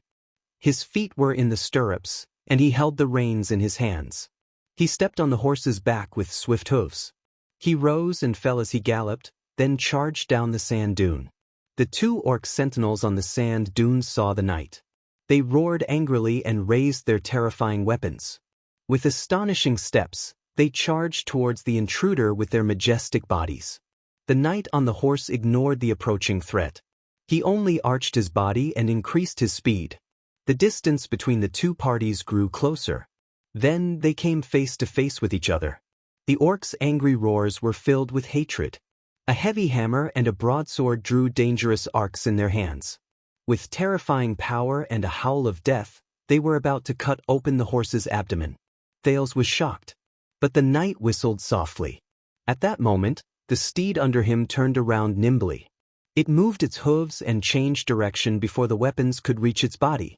The moment the knight turned around, the sharp-eyed Thales saw the pattern on his robe. It was a crow. It was a dark blue crow with only one wing. The knight narrowly avoided the orc's interception and dodged two deadly weapons. But it did not end there. A light and sharp spear shot out accurately from the horse and pierced the neck of the first orc. As the two orcs roared, the knight withdrew the tip of his spear. With his superb horsemanship, he galloped far away, leaving behind only a splash of his enemy's blood. And a ponytail that was a few inches long. This symbol is the Chroma family's Raven Whistle Light Cavaliers. Old Hammer could not suppress the excitement in his heart. It's the famous 2nd Commando unit of the Raven Guards, the Lightning Ravens. Thales thought of something. The Chroma family? Sounds familiar. The orc whose neck was pierced howled in anger. It trod with frightening heavy steps, ignoring the blood that spilled everywhere. With its companion, it chased after the knight. But they could not catch up. The knight turned in an arc and rode further and further away on the sand dune. He rode faster and faster. Finally, The orc whose neck was pierced fell limp after running for quite a distance and almost dyeing the sand red. Before the last of its blood flowed out, the orc's tenacious life allowed it to raise its blade at the knight's drifting back. But its blade was too short. "I can't reach it." As it thought about this, its thick arm trembled in the air for a moment before it fell limply. It could no longer move. Under the sand dune, War Chief Kandara watched its warrior fall from the distance and roared in grief and indignation. The orcs shouted in unison to vent the hatred in their hearts. "Oh, it's been 2 days since we last met, you bastards from Stone Splitter." The first human knight looked at the burning camp not far away and the angry orcs below him. He reined in his horse. He stopped on the sand dune. His laughter traveled from afar and traveled into every orc's ears. "Holy Pursuit Day isn't here yet, and you're already holding a bonfire party. Don't you think it's a little too early?" Another orc sentinel howled shrilly and charged at the knight. It did not manage to reach its destination. Thud, thud, thud. The second knight charged over from the other side of the sand dune. When the orc turned its head around, he flashed a saber and brushed past it. As Kandara roared shrilly, the second orc's head flew high into the air with an indignant and resentful gaze. The captives were silent. The orcs shouted in grief and indignation. Thales watched the scene in a daze. He watched the powerful orcs die one after another. Kandara's roars became more and more urgent. Under its orders, the nearly 100 orcs quickly split into 2 groups. With an astonishing presence, nearly 20 orcs lifted their heavy weapons and stepped forward. They formed a formation facing the sand dune where the knight was. The rest of the orcs shouted loudly. They gritted their teeth and put away their weapons with hatred. Then, they turned around and ran in the opposite direction with all their might. "What are they doing?" Quick Rope looked surprised. Old Hammer shook his head. With his rich experience, he gave a short and concise answer. "Running for our lives."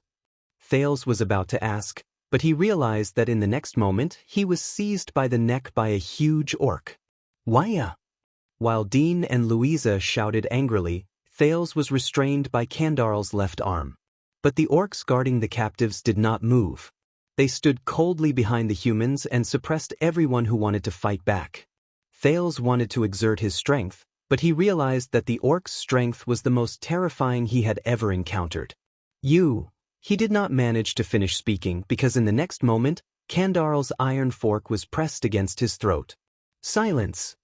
The orc war chief seized Thales' throat and looked at his surprised and bewildered gaze. It said coldly to the captives, "This will end soon. I don't want to make the scene too ugly." In the next second, Kandara pressed its mouth against Thales' ear and spoke in a voice that only the 2 of them could hear. "Tell your father and tell Morat. I was the one who found you first. And I know who you are." At that second, Thales froze completely. Dean and Louisa were still shouting excitedly, but it was no longer important. "What? Father? Morat? You found me first? You know who I am? What does this mean?" Kandara turned Thales' head towards it. Its bright yellow eyes were sharp. With great puzzlement, Thales stared at Kandara. He suddenly realized that Kandara's expression was incredibly serious at that moment. It did not have the humor from before, nor the grief and indignation from before. It was calm. A rare calmness. "So, Jadestar, I fulfilled my promise." Kandara lowered its voice and said, "What about the rest of you?" "We'll meet again, Seka."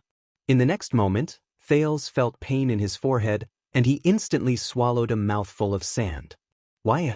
A few seconds later, Thales, who was helped up from the sand by Dean, was still in a state of shock. He could only watch the orc war chief leave into the distance with a heart full of shock and puzzlement. He watched Kandara and its warriors join the tribe's team and run into the distance. "What's going on? Are you all right? What did it do to you?" Thales did not answer. He only blinked, his face full of shock and bewilderment. "Its promise? Jadestar's promise?" He did not understand. "This orc, just who is this orc? My God." Quick Rope blinked in disbelief and pulled Mickey up from the ground. "We survived. They're gone." Dean looked at the fleeing orcs in the distance, then at the orcs who stayed behind to form a formation. His expression was complicated. The knights on the sand dune whistled and rushed down. There were more than 10 of them, and they agilely bypassed the orcs who had already formed a formation and chased after the running Kando. As the orcs left, the captives regained their freedom, but they did not have the time to celebrate their luck, because soon the next thing attracted all their attention. Waves. In that second, Thales thought that he had heard wrong. But he was right. It was the waves. The faintly discernible sounds of waves assaulted his ears repeatedly. Whoosh. What's that? Quick Rope asked in terror. Oh no. Old Hammer's expression was unpleasant. Under the light of the fire, the captives looked around in panic, but they did not see anything other than the dark horizon. But the waves did not disappear. Whoosh. More than 10 seconds later, the waves drew closer and became bigger. They turned into terrifying, raging waves.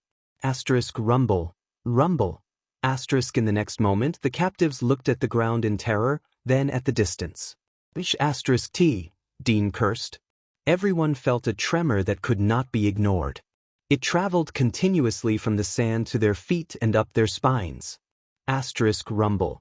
The tremors on the ground grew stronger, more obvious, and more frequent. Rumble. Thales even felt that his heart was about to jump out of his chest. Rumble. Finally, the uneasiness brought about by the raging waves ended. In an instant, at the top of the sand dune in front of them, at the border between the sky and the earth, countless black shadows appeared at the same time. Rumble. Amidst the blazing flames, the black shadow formed a continuous black line. They were like densely packed ants, but also like a black tide that swept over. They covered the sand dune from top to bottom, dyeing the sand under the light of the fire black. It was like the night. My God, that's... Louisa narrowed her eyes. Her face was pale. Thales could not help but hold his breath. He saw the black shadows clearly. They were people. To be precise, they were cavaliers. Countless cavaliers. Rumble. They stomped on the ground with their iron hooves. Their momentum was astonishing, and they covered the sky and earth. They were like black lava that devoured everything at the mouth of a volcano. They pounced on the small camp. They were unstoppable. Thales watched the scene in a daze. At the top of the sand dune, a cavalier who looked like a commander appeared within the range of the fire and gave a loud order. The cavaliers responded to him with a yell. But Thales did not notice him. What he saw was another cavalier galloping behind the leading cavalier, holding a tall flag in his hand. As he galloped, the flag was completely flung open in the light of the fire. Thales stared at the flag in a daze. He looked at the pattern that he did not know if it was unfamiliar or familiar. All sorts of emotions welled up in his heart. That was a flag with white edges and a blue background, a flag with 2 silver cross-shaped stars. In the name of King Kessel. In the next second, the leading cavalier raised his sword and pointed at the camp under his hooves. Anything that has less than 4 legs, leave no one alive. Chapter 382. Amidst the deafening galloping sounds, the sand on the ground began to shake slightly. It sounded as if the whole world was collapsing. Under the illumination of the fire, the cavaliers on the sand dune were indistinct. Countless iron hooves struck the sand inch by inch, bringing with them a dull roar that filled Thales' eardrums. Thales could hardly hear even the nearest voices clearly. They charged towards the small camp of the merchant group. They were getting closer and closer. No. The master of the merchant group, Tormorden, seemed to be scared out of his wits. He looked at the group of orcs in front of him, then at the shattered stone tribe who were fleeing for their lives behind him. In the end, he turned his head around and looked at the Constellation Cavaliers who covered the mountains and plains as they charged towards them. He muttered in a daze. The other merchants did not lose to him. Some of them even cried in fear. Dean were caught in the middle. Thales, who was in a daze, was pulled back to reality by the female captain's words. He stared at the cavaliers who were charging towards them in the name of his father. They were fierce and full of murderous intent. His face instantly turned pale. Obviously, this was not the best time to smile, wave, and say, "Good day, comrades." After all, he did not have 4 legs. "They're charging." Amidst the galloping sounds and the roars of war, Louisa looked anxious and shouted at the top of her lungs, "We won't survive." The captives panicked. "Oh, desert god above." A merchant trembled as he watched the approaching cavaliers. He was so terrified that he could not speak. No. Tormodin crouched down and squeezed out a sob. We'll die, and my goods? Damn fatty, you better King stand up and shut up." The bald mercenary dragged Tormodin up from the ground and irritably interrupted the impromptu speech of the master of the merchant group who was trying to distract them. The galloping sounds rumbled, and the ground trembled.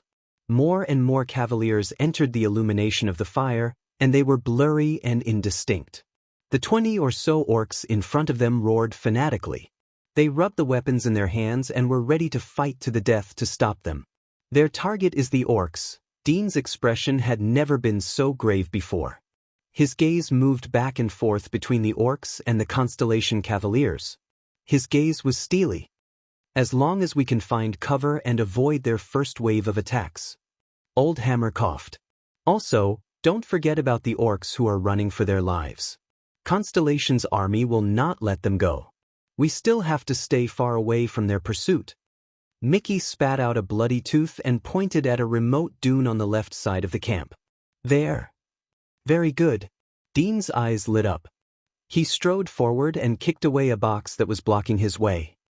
Everyone follow me. Don't leave any weapons in your hands. The female captain gritted her teeth and followed closely behind Dean. Let's go.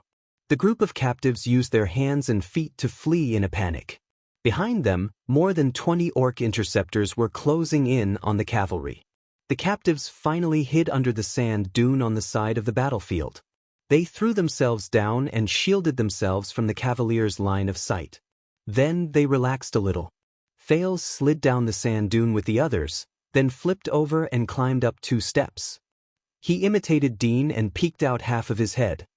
He watched nervously and in shock as the cavaliers rushed down the sand dune and occupied most of his field of vision. At least 100 cavaliers. On the other side, Old Hammer did not seem to be in a good condition. He leaned against Quick Rope with a pale face and panted, but his gaze on the battlefield was still sharp. And there are nearly 20 Raven Whistle Light cavaliers among them. This is not common. But it feels like there are thousands of them. Thales clenched his fists and said quietly.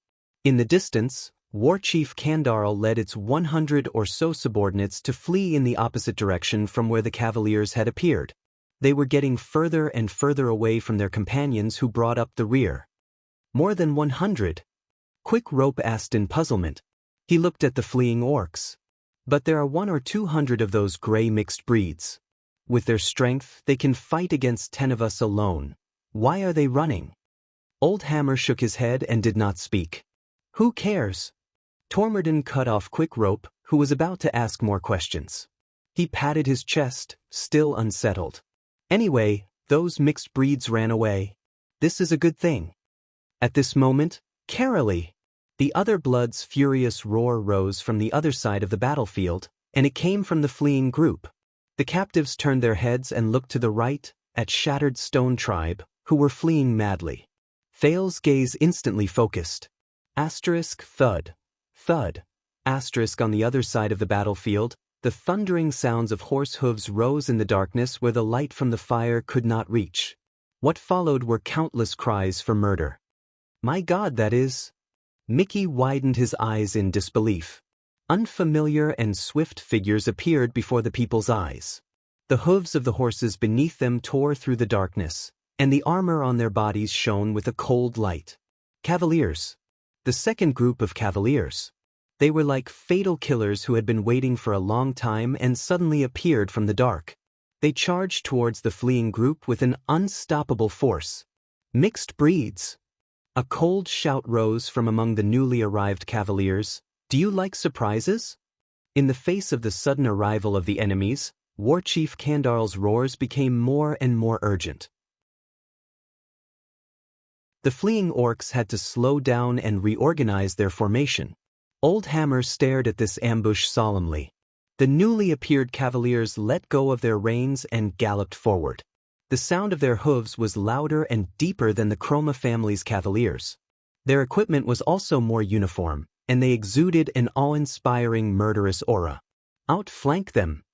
The Chroma family's cavaliers are just long poles used to herd rabbits. They're in charge of driving the enemy into a pocket, while the ambush by the cavaliers on this side is the real trap. The veteran from Constellation sighed and said, "They must have set up their tactics and formation beforehand." "It's different," Dean suddenly said. In the face of the others' puzzlement, Dean pointed at the newly appeared cavaliers. "Look at the flag." Thales narrowed his eyes in puzzlement. He activated Hell's senses and saw the fluttering war flag among the cavaliers. I knew it. It was not a single-winged crow. Instead, it was a flag that Thales did not recognize. The picture on the flag looked like a few bright stars from afar, and they were shrouded in a cloud of fog-like dust. "Stardust War Flag," Old Hammer said in surprise. "It's the Stardust Unit." When he said this, many people were shocked. "The Stardust Unit? From Blade Fang's camp?" Louisa asked with a frown. Thales looked at the others in puzzlement. Old Hammer nodded. "Look carefully. Their warhorses are different from the Chroma families. They are not ponies native to the Western Desert. They are taller, bigger, and heavier." The veteran observed the newly arrived cavaliers carefully. They are hybrids between Northland horses and Plains horses. Their charging and explosive power are also stronger. This group of cavaliers are stationed at the Western front lines. They are the regular army directly under the command of the royal family. Baron William's Stardust Unit. The regular army of the royal family? Thales' eyes lit up. That means that this group of people can be trusted, right? "Thank you, Desert God, Sunset, Bright Moon, Dark Night, and all the previous kings of Constellation." Tormodon patted his chest, and his eyes were practically brimming with tears. "I knew it. Ever since my great-grandfathers served the virtuous king, our family has been loyal to Constellation for generations. Fate will not let us die here." Everyone pursed their lips and did not answer. But Old Hammer frowned slightly. "Unbelievable. The Baron's Stardust Unit and the Chroma family's enlisted army. This must be a big operation. After the Desert War, this is the first time I see these two groups of people who can't see eye to eye going out to battle together." Old Hammer mumbled. Thales frowned slightly. "But those are orcs. Gray mixed breeds that can't be killed." Quick Rope counted the number of people and asked in surprise, "I've counted. This group of newcomers, Stardust Unit, there are only a few dozen of them. Can they really gain an advantage if they rush in like this?" As he spoke, the Stardust Unit's cavaliers mercilessly stabbed into the fugitives' flank like a sharp knife. They encountered the enemy much earlier than their colleagues from the Chroma family. Quick Rope's question was immediately answered. Thales saw the dozen or so orcs at the back of the group stand in formation and form the first line of defense among the fugitives. They turned their bodies sideways to avoid crashing into them. At the same time, they raised their shields and weapons steadily. They bulged their strong muscles and tendons, ready to stop the charging horses. The cavaliers at the front instantly arrived in front of them and faced their sharp blades. The prince held his breath. He thought he would see the cavaliers clashing head-on with the orcs, but he was wrong. In the next second, as a piercing sound rose, dozens of tiny black shadows shot out from the cavaliers and instantly sank into the orcs' formation. Asterisk whoosh whoosh. Asterisk as the orcs cursed and cried out in pain, 2 of the dozen or so orcs bent down in pain. The group of fugitives instantly fell into chaos. "Cavaliers' crossbows." Old Hammer cried out in surprise, as expected of the Stardust Unit. This kind of weapon can only be used by the elite cavaliers to tear apart the enemy's formation. Before he could finish speaking, the Stardust Unit's cavaliers threw away their hand crossbows, stepped on their stirrups, and drew their swords and spears with furious roars. They fought against the orcs at close quarters, But they still did not fight head-on as Thales had imagined. The first orc swung his axe with both hands and slashed at the first cavalier who charged at him. The axe cut through the air, but the cavalier calmly steered his horse to change direction. In the blink of an eye, he thrust the spear in his hand. The flash of the axe and the shadow of the spear intersected in the air. Asterisk, the horse swept past the orc's side at an unbelievable speed and angle. The cavalier swaggered away and did not look back. The axe cut into the sand violently. The orc turned around in disbelief and lowered his head to look at his chest. A broken spearhead had pierced through his chest from the front to the back and dyed his armor red. The heavily injured orc roared in grief and indignation. The strength it felt before death surged through its entire body. Furious, it turned around to look for its next target, but to its despair, it discovered that the human cavaliers were like a swarm of bees that had received an order. They instantly split up like a wave that had run into a reef. They galloped away from the two sides of this opponent. They did not engage in a battle of attrition with it, and neither did they care about its weak cries of grief. Asterisk thud, thud. Asterisk horse hooves galloped past, and the orc's fingers could only sweep past the air helplessly. In the next moment, it knelt on the ground, and its body was permanently buried in the yellow sand. It was not the only one. Not far away, an orc faced a cavalier who charged at it with a saber. It roared and raised its shield, then exerted strength in its waist and feet. Asterisk clang. Asterisk with the orc's advantage in strength and size, it only swayed its legs and withstood the heavy strike. But before it could counterattack, the second cavalier swept past the other side of the orc. A cold glare suddenly flashed.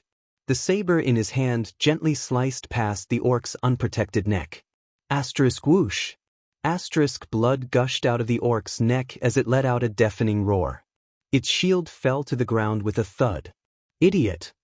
The cavalier's disdainful voice was mixed with the galloping sounds, and it only reached its ears at that moment. Such a scene could be seen everywhere during the cavalier's first round of charges. Some orc warriors died from a tricky thrust. Some orcs were slashed a few times by the cavaliers who charged past them at high speed, and in the end, they bled to death. There were also skillful orcs who strenuously and beautifully parried a few cavaliers' attacks, but the next enemy who always appeared next to them seized the opening and sliced their heads open. Some orcs swung their axes madly and fiercely, but it only made the never-ending cavaliers wiser to avoid their blades. There were also orcs who were covered in wounds after the first round of charges. They stood on the spot while swaying, and they cried out in grief as they stared at their companions who were all over the ground. More orcs were injured and bled. After their futile rampage, they fell to the ground because they could no longer hold on. Wherever the horses' hooves went, they left behind a trail of blood. War Chief Kandarl's voice reverberated through the sky, but it could not prevent its subordinates from dying. The captives who hid at the side were dumbfounded. Did you see that? That's the answer. Old Hammer shook his head and said, when we're standing on 2 feet, we can't even win against their little fingers. But when you step on the stirrups, sit on the saddle, and charge forward with a mount that weighs more than 700 pounds, everything changes. Your field of vision becomes wider, your weapons become longer, and the world becomes smaller. Even the opponents who were once invincible will inevitably become weaker. Even the orcs. Quick Rope stared fixedly, as if he had forgotten to answer. Elites. The Stardust unit is a rare group of elites. Don't forget this. Mickey snorted coldly. They're 1 in 100, Old Hammer shook his head and coughed loudly. Don't forget, ahem, that they're not facing desert bandits who collapse at the first blow or exiles who put their lives on the line before matters of principle. Instead, they're facing one of the few terrifying forces of power in the Great Desert. They're the elite warriors of Shattered Stone Tribe under the Dragon Skeleton Throne. They're also elite soldiers. They move together, and their discipline does not lose to Constellation soldiers. They face death with equanimity, and they're comparable to the heroic Northland warriors. Mickey turned his head away and did not speak again. Thales listened attentively to their conversation. Just like that, the Stardust unit, who charged forward with high horsepower, tore apart the first line of defense the orcs hastily built with an unstoppable force. They did not care whether there were any survivors in the first wave of attacks. They charged straight into the group of escapees. In the chaos, Kandarl's furious roar rose again. The second line of defense was built. More than 10 orcs with spears and shields roared as they stood together. They took care of each other and protected their companions' flanks. When they saw the cavaliers approaching, the orcs shouted in unison. Under the command of a leader whose face was covered in scars, they raised their shields to fight against the enemy and thrust their spears forward. However, the leader of the cavaliers who rushed towards them only looked at the formation of spears, frowned, and whistled. In the next second, the cavaliers turned their bodies to the side, lifted their reins, and changed directions. They went around the enemy's formation from both sides and gave up on fighting against the formation. The scarred orc roared wildly, as if it was indignant at its opponent's cowardice and evasion. But the attack did not end. The sound of horse hooves rose again. This time, the attack did not come from the front. A group of cavaliers went around the line of defense, gathered on both sides, and changed directions. They rushed towards the unprotected flanks and even the rear of the orcs' formation. Old Hammer sighed under the sand dune. On the battlefield, when you have one more leg than your enemy, you have one more choice. Hurrah! The scarred orc roared in anger. It knocked away the cavalier's saber that came charging at its head, and the powerful force brought it down from its horse. But then, a sword that came from the side cut off its head. Blades flashed and blood splattered. The orcs who stood with it also met a horrible end. They either died from the ambush from the side, or had their backs pierced by cold swords and spears. The orcs who turned around to face the pincer attack had their throats slit from the front when they were defenseless. Even if there were orcs who survived, they usually fell to the ground powerlessly when the cavaliers regrouped and launched their next attack. The second line of orcs' defense immediately collapsed when it was attacked from multiple sides. Thales stared at this scene in disbelief. He still remembered the scene when the merchant group was attacked. Amidst the screams and sounds of fighting, the enemies attacked them from all directions.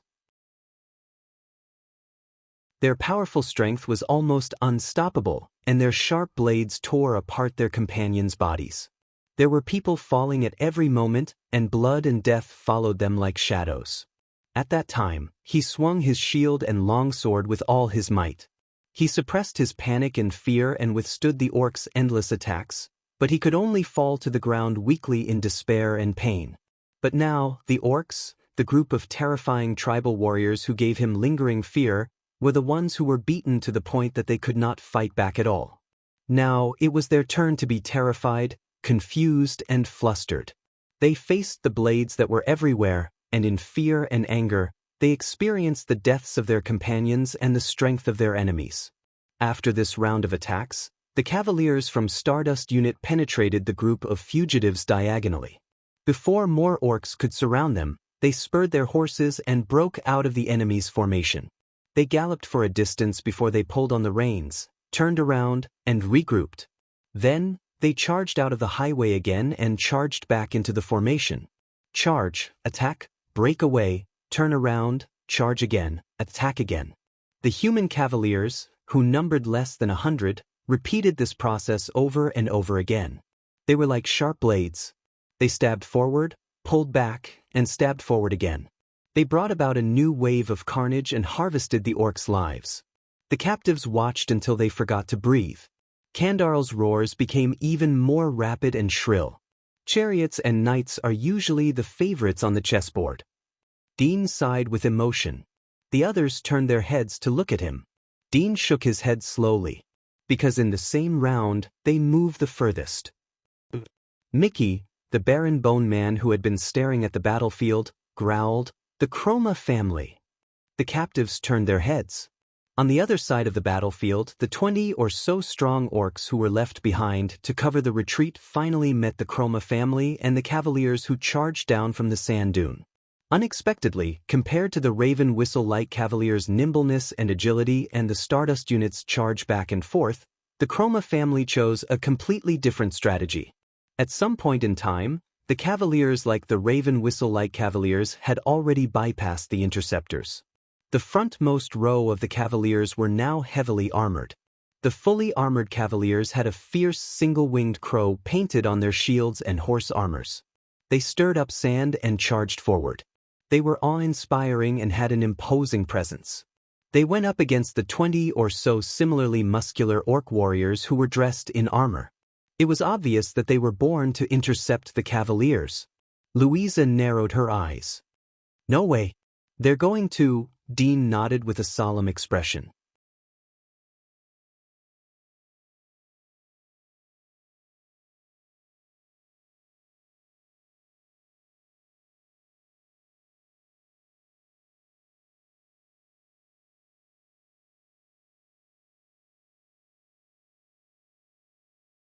Chapter 383.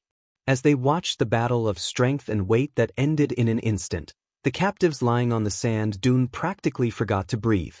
"My God," Quick Rope exhaled shakily. He stared at the heavy cavaliers who were charging forward and wanted to join the pursuit. "Are these heavy cavaliers? That's ridiculous, aren't they? Those are orcs. Giant orcs that are 8 to 9 feet tall. Did you just say that they weighed 800 pounds? Louisa retracted her head and quietly said to Old Hammer, "I guess that for heavy cavaliers, the weight of their armor must also be included. That's why we need to find a place to hide ourselves." Dean watched the heavy cavaliers trample over the merchant's camp. His expression was unpleasant. The Northlanders' heavy cavaliers are even more terrifying than this. I've seen them when I was young. When they charge in a group, everything is like paper in front of that kind of battle line. Thales pursed his lips and did not speak. For the first time, he understood why the Star Killer had coldly tied him and Saroma to horses so that they could get used to the battlefield. The captives sighed in unison and turned to the only battlefield left, Shattered Stone Tribe, whose flanks were suddenly flanked by the Stardust unit while they were fleeing. Compared to the Chroma family's heavy cavaliers' assault, which did not cause a single splash, there was only the aftermath of the battle. There was no doubt that the warriors of Shattered Stone Tribe were brave and fearless. Every time the human cavaliers broke through a line of defense, the next batch of warriors would surge out of their own volition and stay where they were to form a new line of defense. With futile battles and certain deaths, they delayed the Stardust unit's relentless pursuit and bought time for the fleeing orcs. On the other side, every cavalier from the Stardust unit was like a ferryman riding on Hell's River. They charged left and right, and their blades, spears, and spears flew one after another.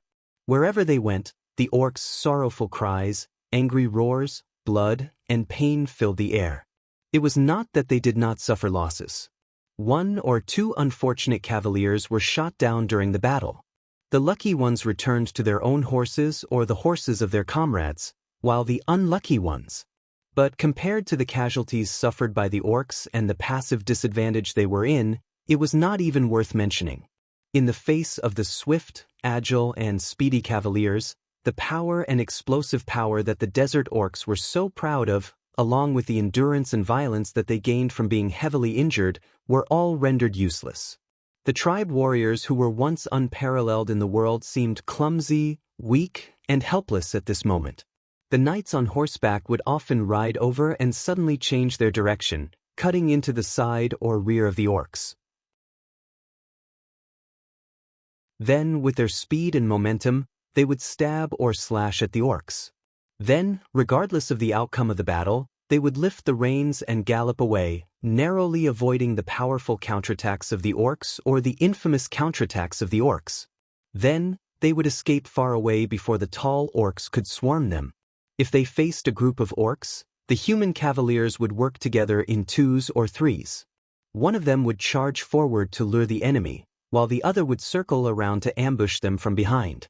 They would even raise their crossbows or javelins and shoot at the same time. Then, they would run far away, and once they were out of a dangerous distance, they would turn around and attack again. As for the troublesome opponents who had seen the orcs charging at them and were prepared for them, the cavaliers would rather avoid their attacks and look for another chance than take the risk to attack.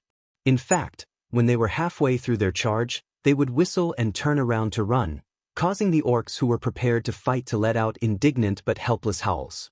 Then, they would receive the next fatal or non-fatal attack from their backs or flanks. However, many of the orcs were ambushed, injured because of this cunning, despicable, and almost shameless tactic. But they could only let out furious roars of grief and indignation as they watched their swift opponents flee into the distance while they bled non-stop from their fatal wounds. They swung their weapons in vain while they were in a frenzy due to their heavy injuries. They vented their terrifying endurance and explosive power, but in the end, they welcomed their tragic fate. They died of exhaustion. The number of orc warriors who were still fleeing decreased. Kandarl's roars became hoarser. It was just like the fate of its subordinates. Thales heaved a deep sigh. If that's the case, is this how the legend of the Holiness Exorcism campaign 3,000 years ago, where 2,000 human cavaliers defeated 20,000 orcs? At that moment, a discordant voice rose in the chaotic and devastating battlefield. F***ck them all. The person who spoke was a cavalier who looked like the commander of the Stardust unit. He saw the Chroma family's unstoppable attack in the distance. The cavalier broke away from the main group.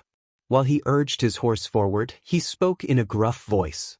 "That young master is really... Hurry up, girls. This is all our credit, we can't let it be snatched away." Right after he finished speaking, a sharp sound shot past his head. A long arrow landed not too far away from him. The cavalier only reacted then. Still in shock, he turned in the direction where the long arrow came from. Among the fleeing orcs, an orc with white lips drew another arrow and coldly knocked it on the huge black bow. The sharp-eyed Thales recognized him. He was one of Kandarl's 3 holy guards, the orc Yaku who killed the mercenary Palka with 1 arrow. F***ck you all. The human who spoke just now whipped his horse and galloped towards Yaku. He cursed loudly, "It's you again, you bastard who wears lipstick who's neither a man nor a woman. Didn't your mother teach you not to shoot moving targets at night if your vision isn't good?"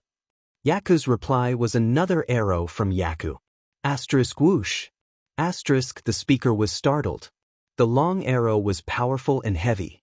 It shot past the speaker's ear and sank into another cavalier's steed. As the horse neighed in pain, the pitiful cavalier fell to the ground and was immediately surrounded by a few orcs. When the human saw his subordinate die, he flew into a rage and slapped his thigh. F***ck me. Snake shooter. Illusory blade. He roared and pointed at Yaku. "Get rid of the one with lipstick." Right after he finished speaking, a cavalier from Constellation responded to his command. He raised a longbow on his horse, knocked an arrow with a rope tied to its tail, and shot it at Yaku. Halfway through its flight, before it could reach Yaku, the arrow fell weakly and sank into another orc's shoulder. The orc cried out in pain and held onto the arrow. The cavalier who shot the arrow whistled, pulled the long rope, and galloped to the other side, as if he wanted to drag the orc down. The orc roared angrily and grabbed the long rope as well. He pulled it in the opposite direction, trying to drag the cavalier down. The long rope was pulled, becoming straighter and tighter. Thales was slightly shocked. He had seen the orc's great strength that could overturn a heavy cavalier. He could not help but want to remind the cavalier, "Don't fight it with strength." However, just as the rope was about to be pulled taut and the cavalier was about to be dragged off his horse, the latter slyly let go. The orc who was holding onto the other end of the long rope and was about to exert force suddenly lost his grip. He lost his balance and staggered backwards. "Ha, idiot!" The cavalier who shot the arrow laughed. The other cavalier whizzed past the fallen orc. His blade flashed strangely. Before Thales could see it clearly, he saw the orc on the ground whimper and blood spurt out of its neck. "Stop fooling around, snake shooter." The cavalier who had the strange blade flashing said in an angry female voice. The boss said, "Be obedient and work." As she spoke, she stopped her horse, and 3 orcs surrounded her. "Magic blade. Be careful." The cavalier who started cursing hurriedly reminded her. But Thales, who was watching the battle, was shocked. The part of the rope that was shot out seemed to have a life of its own. It suddenly bounced up from the ground. Like a giant python, it instantly wrapped itself around the orc closest to the female cavalier and wrapped itself tightly around its neck. The orc dropped its weapon and painfully pulled at the rope around its neck, but the rope automatically tightened and shrank to a position where it could not reach. But the rope did not end its journey. The extra part of the rope bounced up again in a strange manner like a snake and wrapped itself around the necks of the other two orcs. "Don't worry, boss." The cavalier named Snake Shooter pulled one end of the long rope and flashed a thumbs up at the cavalier, who spoke with a smile. "Everything is under control." In the next moment, the blade flashed. Thales did not even see how the blade moved, but he saw blood splattering everywhere. The three pitiful orcs avoided the fate of being strangled to death. Their necks were slit one after another. "Enough, Snake Shooter." The female cavalier named Magic Blade flung the blood off her blade. She rode on her horse and raised her blade at Snake Shooter, who was pulling the long rope in a daze. She said in dissatisfaction, "We are going to kill the one with the lipstick." "It's not for a fool like you to act cool," Snake Shooter screamed. "You don't understand, this is my way of fighting." Thales looked at the male and female cavaliers in surprise. His gaze moved back and forth between their snake-like rope and the strange blade. "What is that power?" The captive's surprise seemed to be no less than Thales. They looked at each other. Only Old Hammer's expression became more and more strange. "Shut up." The cavalier who started cursing seemed to be very angry. "That young master is coming to snatch the credit. Work hard, F*ck his mother. What the F*ck? He was careless and separated from the charging group. He was actually knocked to the ground by a despairing and enraged orc. "Boss!" Snake Shooter and Magic Blade cried out in surprise at the same time. Thales recognized it. The orc had blue battle makeup on and held a spiked mace in his hand. He was one of the three holy guards. The orc, Duraman. It was Thales Fruka. The blue-faced orc roared angrily. He raised the spiked mace in his hand and aimed it at his boss, who was pinned under his horse. Thales sighed. At that moment, the fourth cavalier dashed over. He raised his hand from afar. In an instant, the sand around Duraman flew up like an explosion. It pounced on Duraman's face. Asterisk whoosh. Asterisk as the sand and stones flew, Duraman put down its spiked mace, covered its eyes, and retreated in pain. Thales watched the scene in front of him in surprise. The flying sand seemed to be controlled by someone. It blocked Duraman's vision and prevented it from killing its boss. But more orcs saw Duraman's situation. They avoided the charging cavaliers and drew close to the warchief's holy guards. The cavalier who stirred up the sand urged his horse to rush over to save Duraman while he shouted, "Strange fire! Stop them!" Further away, the fifth cavalier named Strange Fire dashed over. He bent down and took out a few round jars from his saddlebag. "They're here." As his steed galloped, the round jars flew out of his hands and smashed at the charging orcs. The round jars broke one after another, and black liquid sprayed out, drenching the orcs' heads and faces. The cavalier named Strange Fire snapped his fingers. Asterisk boom. Asterisk Thales was shocked again. Flames. Endless flames erupted from the bodies of the orcs who were splashed by the black liquid. They screamed in pain and rolled on the ground from the heat. With the efforts of a few cavaliers, the boss finally crawled out from under his dead horse while cursing. But on the other side, Duraman finished rubbing its eyes and pounced on him with a roar. The other cavaliers rushed over in a hurry, but it was too late. Asterisk clang. Asterisk the spiked mace smashed down from the air. It smashed onto the shield that the boss had drawn. The boss grunted. Thales, who had seen its attack before, felt his heart tighten. Asterisk T. The power of Duraman the orc. As expected, the blue-faced orc roared with all his might, and the spiked mace came crashing down. The boss's face contorted, as if he could not withstand the orc's great strength. F*ck, strength? So amazing! He muttered intermittently. His whole body trembled, and he looked like he was straining himself. But the next scene exceeded Thales' expectations once again. The boss trembled and used his right arm to push against the shield. He slowly stretched out his left arm and grabbed one of Duraman's arms. Her dash, before Duraman could curse, it was shocked to see that its spiked mace was being lifted up inch by inch? What? The human captives who were watching the battle were equally shocked. My God, is that Hercules? Quick Rope blinked. But there was no mistake. In this contest of strength between humans and orcs, Duraman's weapon was being pushed up bit by the human in front of it with his physical strength. The cavalier named Boss gritted his teeth, raised his eyes, and continued to grab the enemy's hand with his left arm. Ah! The boss roared, and the muscles in his arm gradually tightened. Thales focused his gaze. He saw that the boss's left arm was one size thicker than his right arm. Finally, the boss erupted with unimaginable strength and lifted the spiked mace over his head. Asterisk bang. Asterisk he kicked Duraman back violently, then fell on the ground to pant. The orc Duraman looked at its weapon with an unpleasant expression.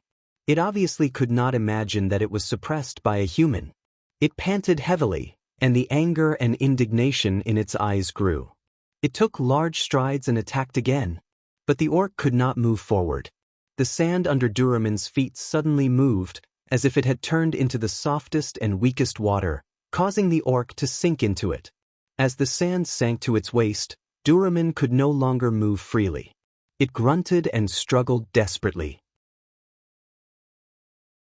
In the next second, a rope that came out of nowhere slithered over from the sand like a snake and wrapped itself around Duraman's hands. Its spiked mace fell to the ground. F***ck. Mystic eyes, work harder. The cavalier named Snake Shooter's expression was tense. He held the reins in one hand and the rope in the other as he stared at the entangled orc. This guy is so strong. The cavalier named Mystic Eyes urged his horse forward. He also had a constipated expression as he stared at the sand on the ground. He looked like he was having a hard time. This is already my full strength. Snake Shooter, don't be lazy. However, they still firmly restrained Duraman, who was trying to break free. Then, the boss panted enough and got up from the ground. He walked up to the chained Duraman, looked at its hateful and angry eyes, and repeated in disdain. So what if you're strong? Boss, hurry up. In the distance, the cavalier named Strange Fire ran back and forth anxiously. He threw round cans at the orcs who tried to get close like a madman, igniting fire on the enemies. He held them back with Phantom Blade. I'm running out of oil. The boss spat, clenched his left fist, and stretched it back to the angle of a punch. The muscles on his left arm surged again. Duraman roared in grief and indignation. But, that's right. The boss chuckled. Having great strength is amazing. In the next second, the boss instantly threw his fist. It was so strong that it even caused ripples in the air. Asterisk thud. Asterisk a crisp sound rose. He threw a standard uppercut. Thales then saw the originally terrifying orc, Duraman. Its chin was pointed straight at the sky. The blue-faced orc no longer moved. On the sand dune, the captives watched the fight between these strange people in a daze. Dean smiled and patted Thales' shoulder in a teasing manner. He pointed at the dead Duraman. What a pity, Sekka, who has just come of age. Your dear Fruka, he was killed by someone. Thales responded with a polite smile. The prince waved his hand in a seemingly resigned manner. It's a pity that I can't kill it with my own hands. My God. Old Hammer did not seem to have any intention of joining in on this little joke. He stared at the group of strange cavaliers with their own nicknames. Those people are not as simple as the Stardust unit. So, who are they? Quick Rope asked curiously. Freaks, Old Hammer said coldly, or the Freak Squad. That's what we call them in Blade Fang's camp, and even in the entire Western front lines. Everyone responded in surprise. Freaks? Freak Squad? Thales mulled over this term, and his expression changed. Could it be, yes, that's a group of freaks? The veteran of Constellation turned around with a conflicted expression. Baron Williams personally pardoned and recruited them despite the criticism and accusations. Since their establishment, they've caused countless troubles. Most of them are scum, criminals, lunatics, prostitutes.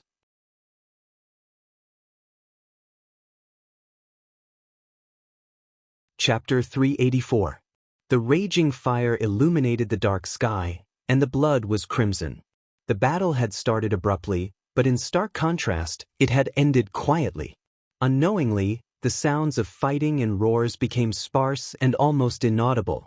The movements of the combatants gradually changed from fierce swings to precise stabs, and the last hit.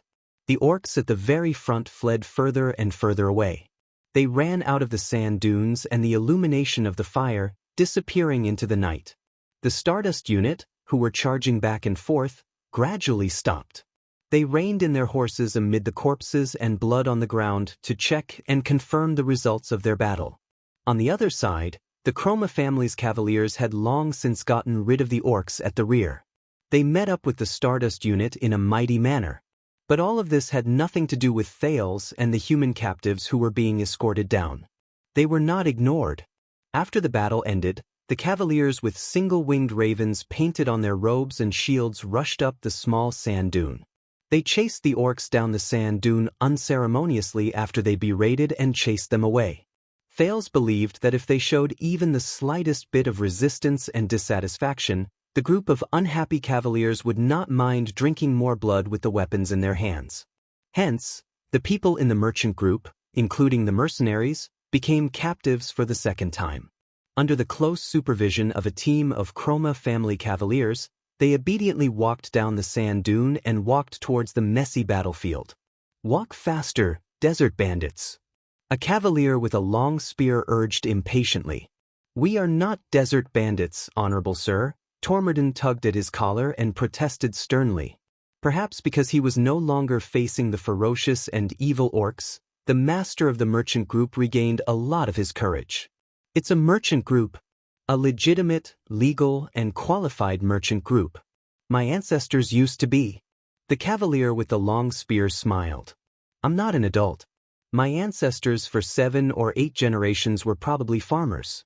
As for you, the people of the Great Desert, desert bandits, merchant groups, and exiles."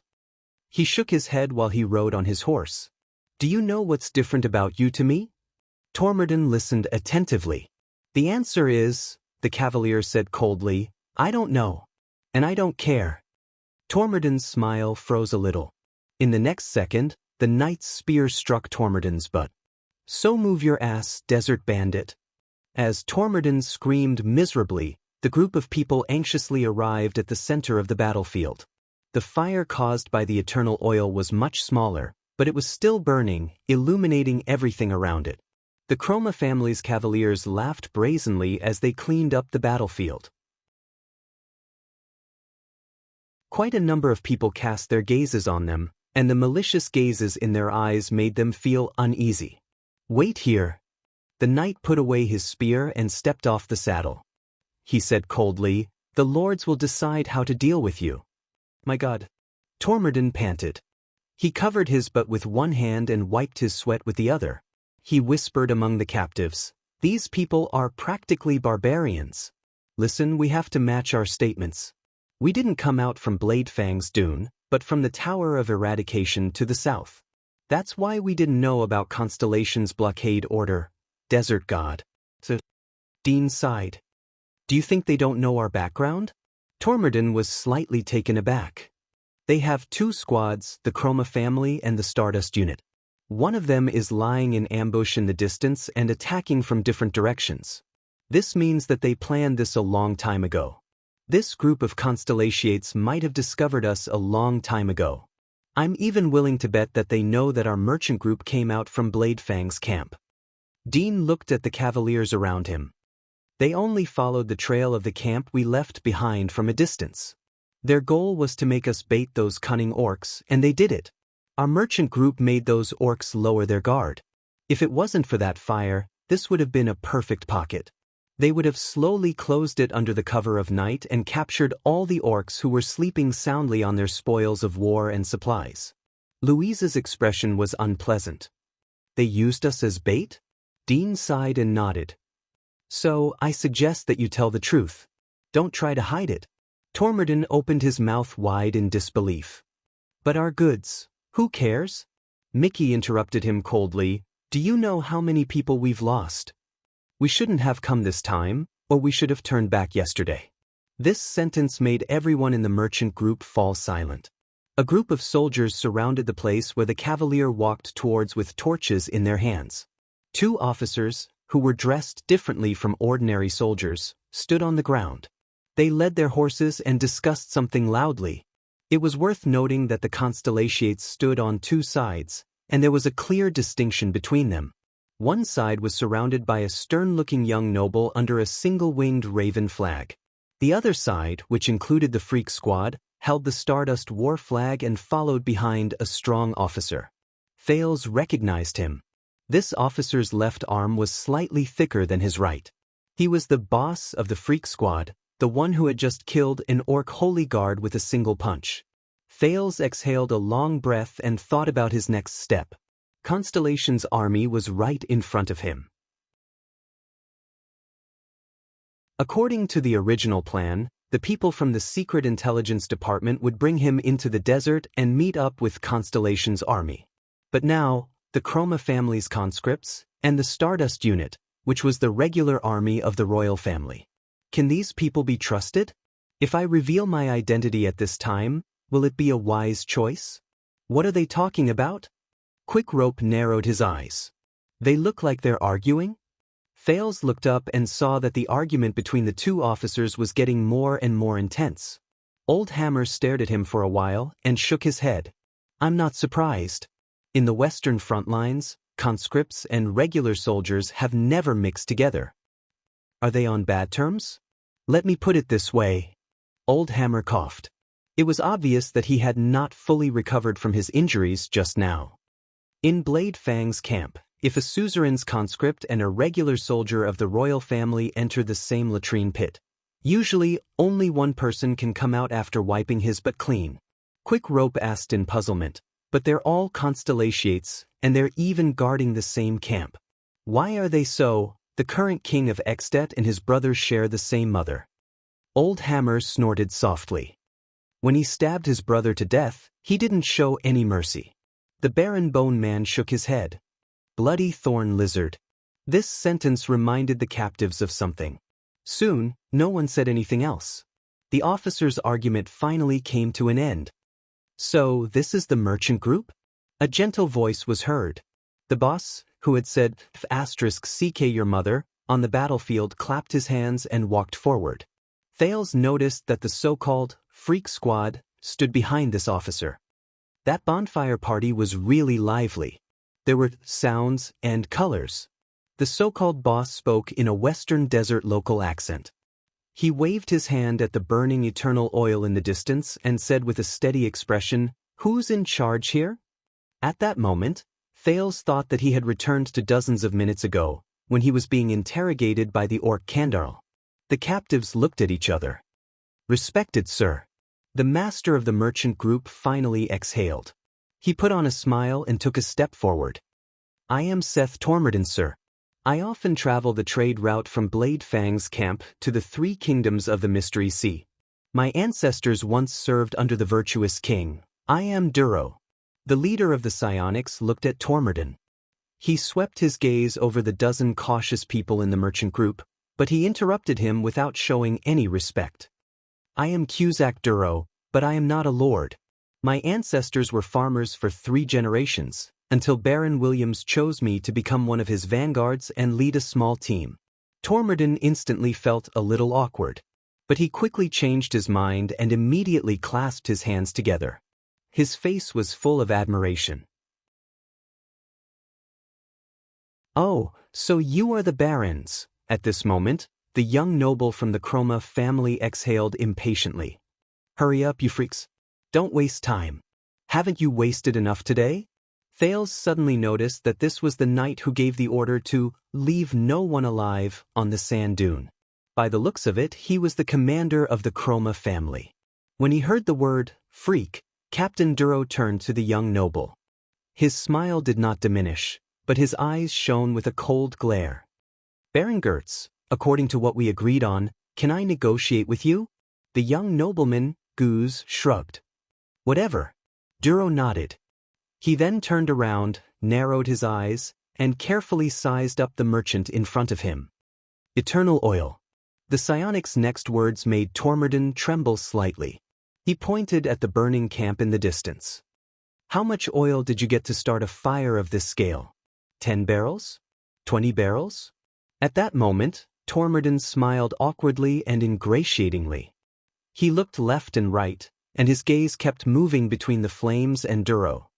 Sir, we just met some illegal smugglers on the way and bought the oil. I mean, we can't let it flow into the Great Desert, right? But I swear I didn't participate in any. Dean sighed quietly behind him. Bullsh *T.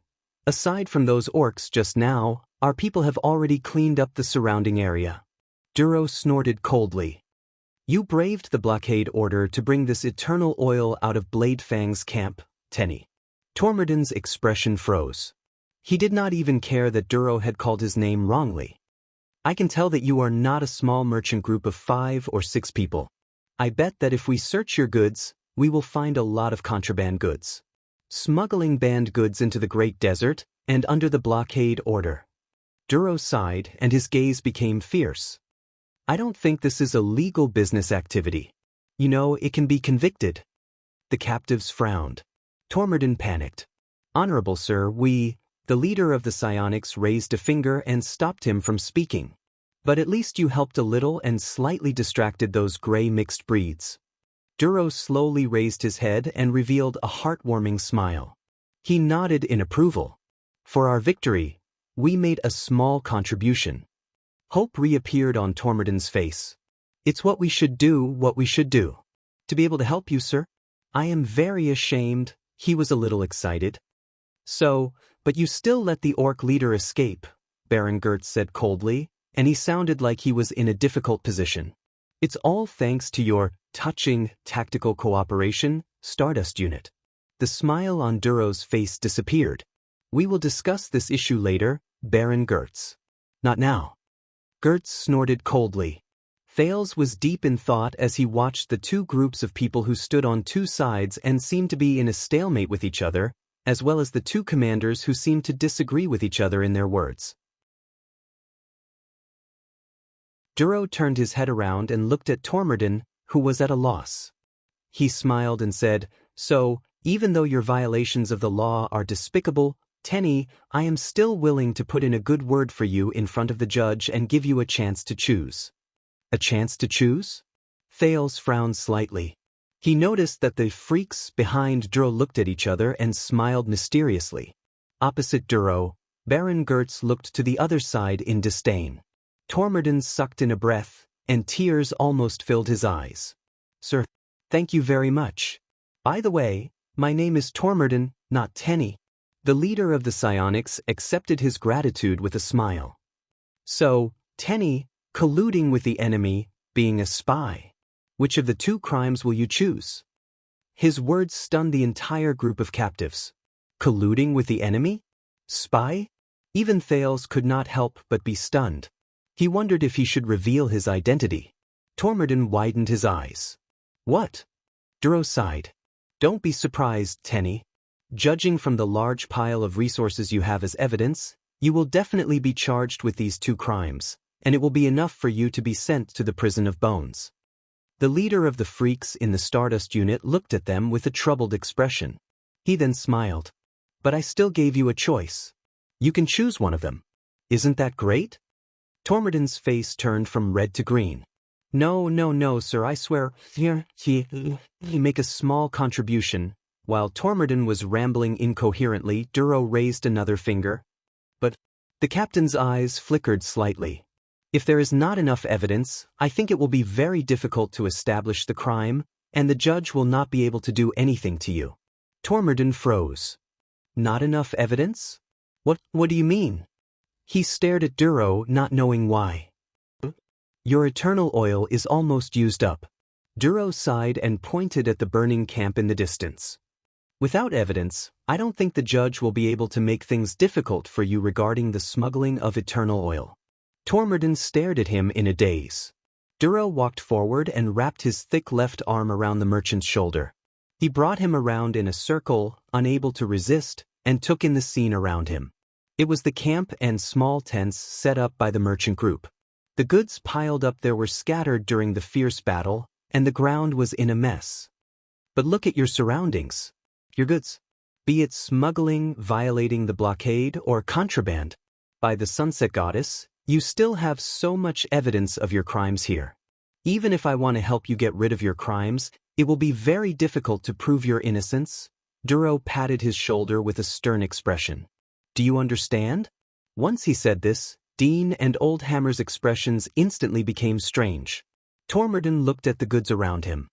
His lips trembled and he was speechless. Duro wrapped his arm around Tormodin's shoulder like a brother and stared at him emotionally. A few seconds later, Snake Shooter, who was behind Duro, shrugged. I don't think he understands, boss. On the other side, Baron Gertz could not help but laugh. The psionic instantly felt a little awkward. He sighed, let go of Tormodin, and pushed him back into the ranks of the captives in disappointment. His thick left arm made Tormodin stagger. All right, then, the two crimes of collaborating with the enemy and being a spy. As Duro spoke, the Constellatiate soldiers beside him placed their hands on their weapons. Thales was shocked. At this moment, Dean took a step forward. The mercenary stomped on Tormodin's foot and whispered into his ear, "Give it to them." Tormodin shuddered and immediately reacted. I understand. He squealed like a pig being slaughtered and raised his hands high. I understand, sir. His voice was so loud that it spread through the sand dunes around them. It caused the soldiers who were cleaning up the mess to turn their heads repeatedly. Captain Duro, who had his hands on his hips, paused for a moment before he slowly raised his eyes. You really understand? Yes, sir. At that moment, Tormodin's face was full of grief, but he answered without hesitation. He spread his arms and gestured at the camp around him. Goods, all of our merchant group's goods, everything from the 16 merchants, from pots and utensils to spices and seeds, from clothes and jewelry to precious collections. Take all of it, take all of it. We don't want anything. As long as you let us go safely. The merchants' faces immediately turned gloomy. But Duro did not reply with a smile as expected. The squad leader let out a painful sigh and slapped his forehead with a look of exasperation and disappointment. What? No, you still don't understand. The captives stared at him in shock and bewilderment. Duro put his hand down with a disappointed look on his face. He raised his voice. Take your goods, and let us take them? Duro's face was full of resentment. He continuously slapped the hilt of his sword and armor with both hands, making loud sounds. Tormodin was so frightened that he kept retreating. Do you think that His Majesty's army will covet your things, your belongings, even if it's just one copper coin? What do you take us for? Corrupt officials who accumulate wealth or shameless bandits? It's hard to imagine that this is the image of the great kingdom's army in your hearts? Sunset Goddess, we are Constellation's army. We have our own rules and creeds, and we exist to protect the kingdom and its people. The leader of the psionics paced back and forth, as if he could not understand the captive's thoughts. His righteous look made many people feel ashamed. The more he spoke, the angrier he became. Don't insult us like this, all right? The captives were dumbfounded as they stared at the leader of the psionics who spoke righteously. What's wrong? Dean asked in a low voice, puzzled. Does he think it's too little? I don't know, Old Hammer answered him while coughing. That's all the merchant group has. Tormodin stared at Captain Duro, who flew into a rage and sighed in hatred. He looked at the others in fear and asked for help, but the other Constellation Cavaliers looked at him calmly. If you are not satisfied, I still have a sum of money after we return to Blade Fang's camp. Duro stopped moving. He spread his hands and stared at Tormodin in disbelief, as if he had seen the most unbelievable thing in the world. What are you doing, Tondi? You actually tried to bribe me? Bribe me? Bribe the glorious kingdom's army and His Majesty's soldiers?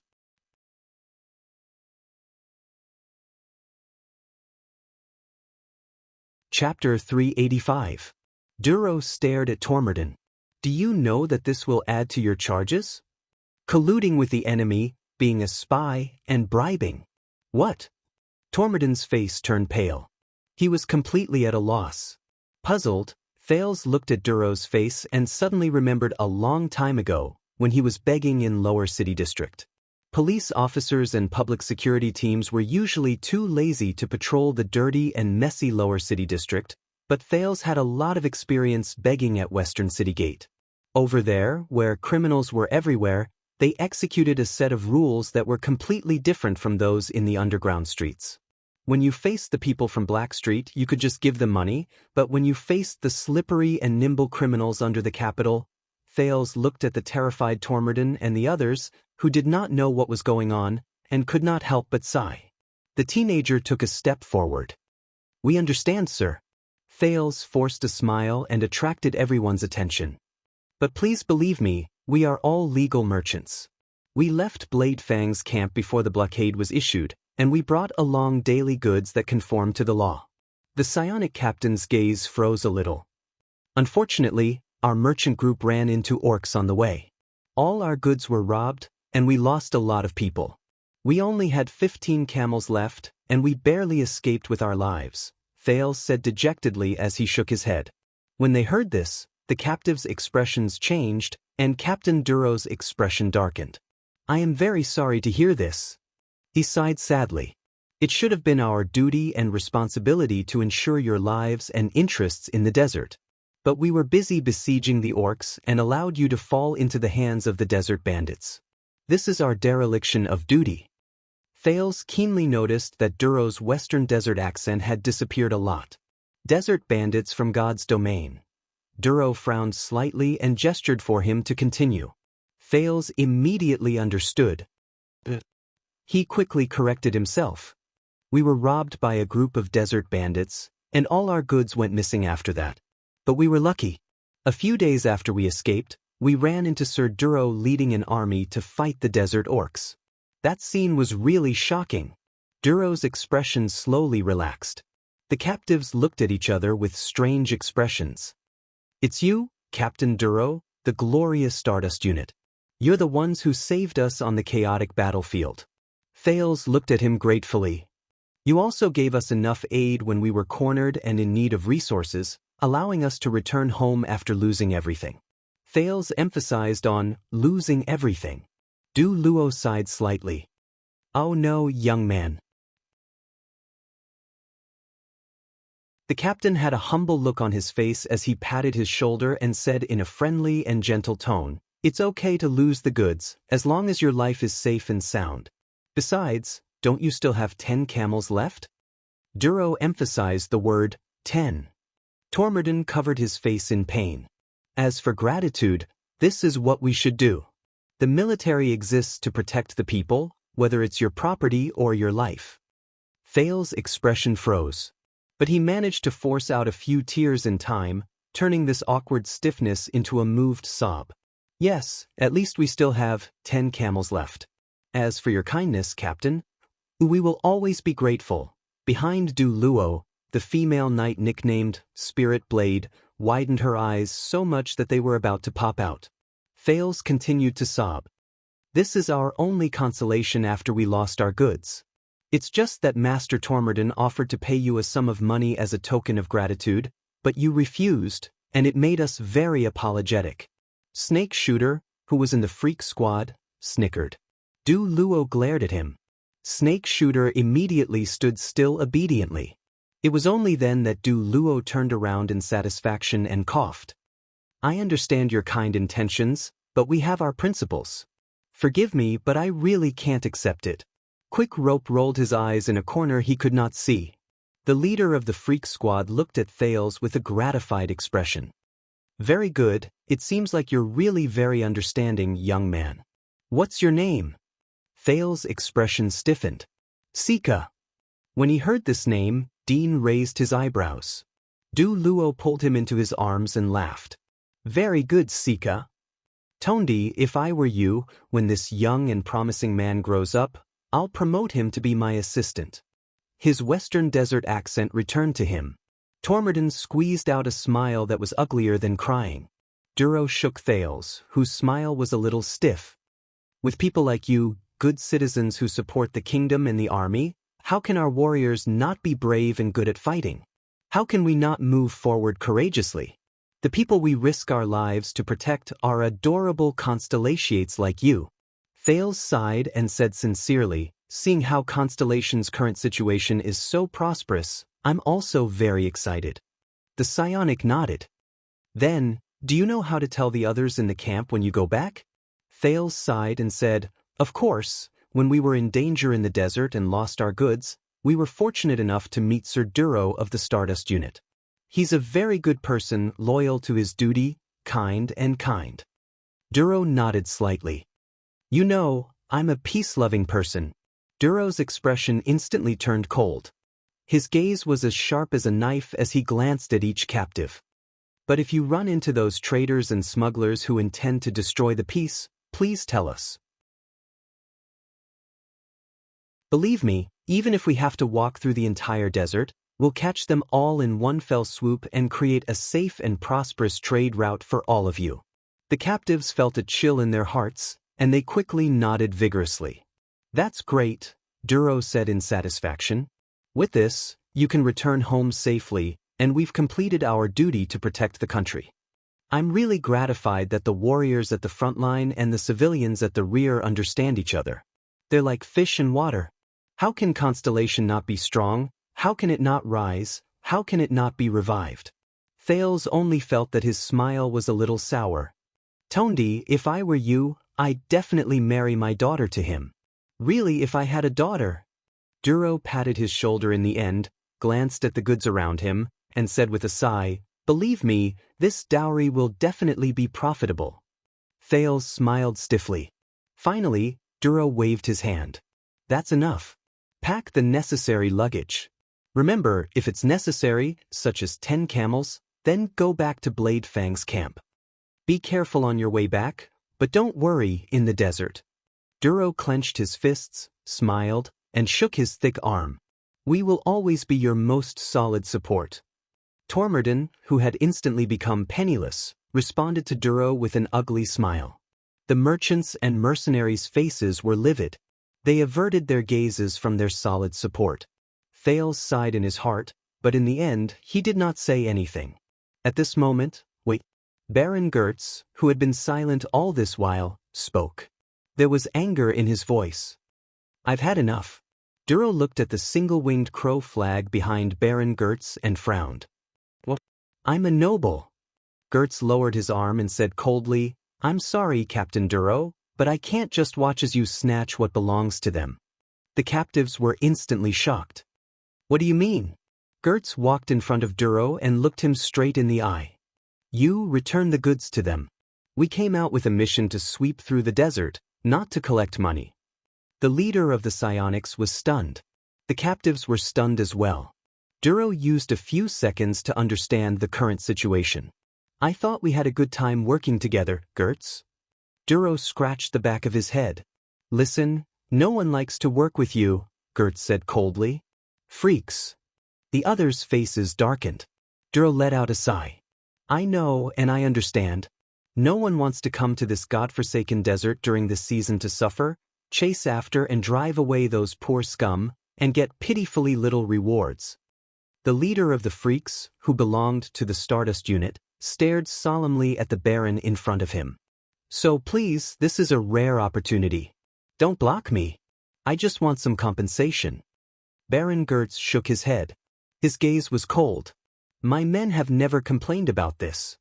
As he spoke, the soldiers of the Chroma family tensed up and surrounded the Baron. The leader of the freaks fell silent, but he did not show any signs of weakness.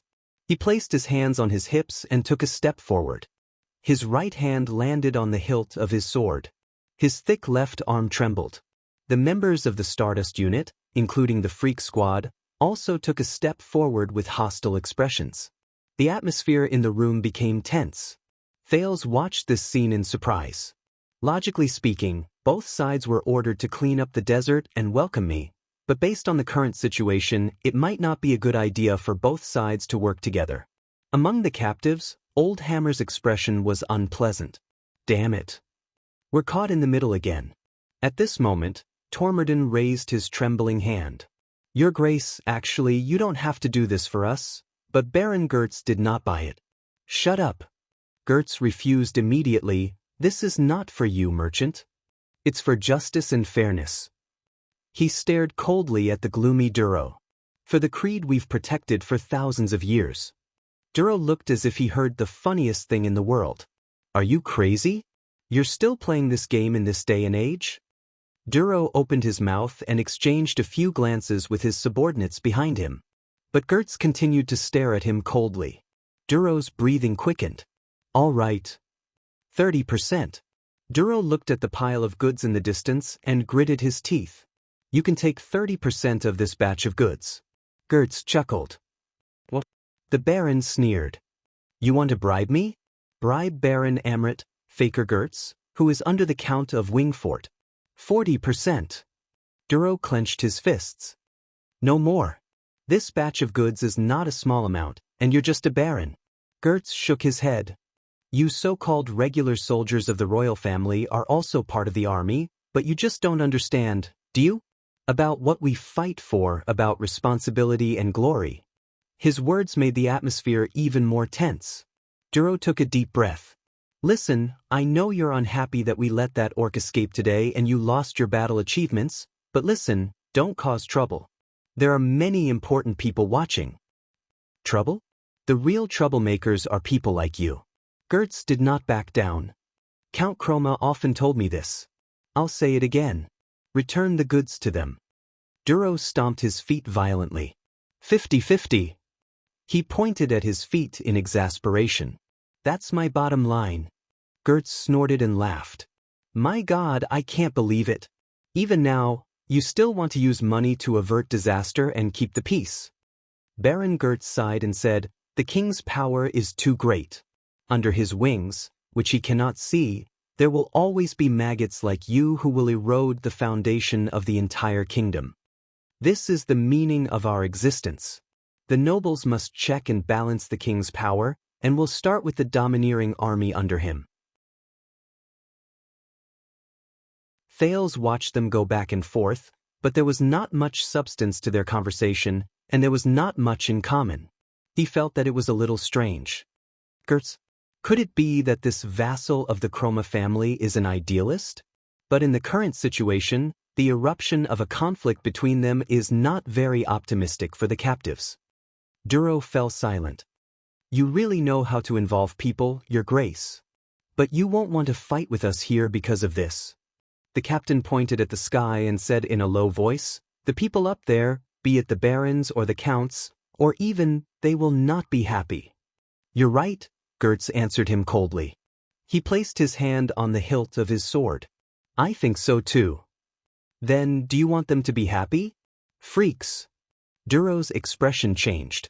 The two groups of people placed their hands on their weapons and stared at each other with murderous intent. 60%. Duro stared at the other party fiercely. He had already unsheathed his weapon by an inch. If they can't accept it, then let's fight. Gertz stared at his opponent quietly. A second later, the Baron smiled. Deal. Gertz said smugly. His hand left the hilt of his sword. What? The captives were all stunned. Deal? The captives, who had just watched in astonishment as the Baron rejected the other party's bribes in a righteous manner and were worried that Gertz's impulsive actions would implicate them, were instantly dumbfounded and speechless. Even Thales was surprised for a moment. Duro spat on the ground fiercely. Bah, greedy enough. But Gertz just turned around indifferently and mounted his horse. Remember, 60%. My flag bearer will confirm it with you. I'll wait for you in front. Happy working with you, Captain Duro. In the next moment, the Baron and his subordinates galloped away together. These maggots! Duro stared at the Baron's back with a contemptuous expression. Nobles? They're practically vampires crawling on the kingdom. Constellation was destroyed because of you. The captives stared at each other, speechless. Don't just stand here and get in the way. Hurry up and disappear. Also, don't cause trouble. Duro, who was in a bad mood, waved his hand impatiently at them. We're the kingdom's army. We have to protect you. We're very busy. The captives turned around stiffly and left. Thales looked at the departing Baron, then at Duro, who was sulking. A few seconds later he let out a long sigh. He stopped himself from taking a step forward, held back the words he was about to say, and turned around with the others. No? Thales shook his head quietly. No, the sky was getting darker. As the cold wind rustled, the people in the merchant group walked to their respective camps with complicated emotions. They packed up the remaining luggage and corpses. The Stardust unit watched them strictly to prevent them from taking away too many goods that were already lost.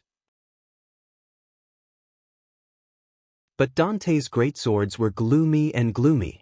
Honestly, among the mercenaries, Louisa closed the eyes of Palka's corpse with an expressionless face. She said hoarsely, "I don't think Tormodin will pay us anymore. At least, he won't pay us enough. He'll have a good reason to shirk his responsibility and even blame us." Palka, Kant, Heike. There are so many casualties, everyone's compensation. Louisa could not continue speaking. Dante's great swords fell silent. The atmosphere became very oppressive. Dean sighed, took Kant's great sword from his hand, and pushed the big man into the sandpit he dug. "I'll think of something. Now, let's pack up our things first. We need to be skillful in packing, don't let them stop us." Mickey punched the sand hard. What was that just now? The Baron Bone Man glanced at the cavaliers in the distance, who were searching everywhere. He could not hide his anger. That group of... Dean shook his head, but did not speak. Thales, on the other hand, sighed.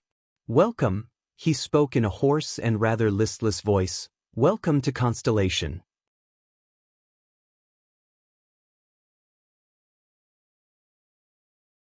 Chapter 386.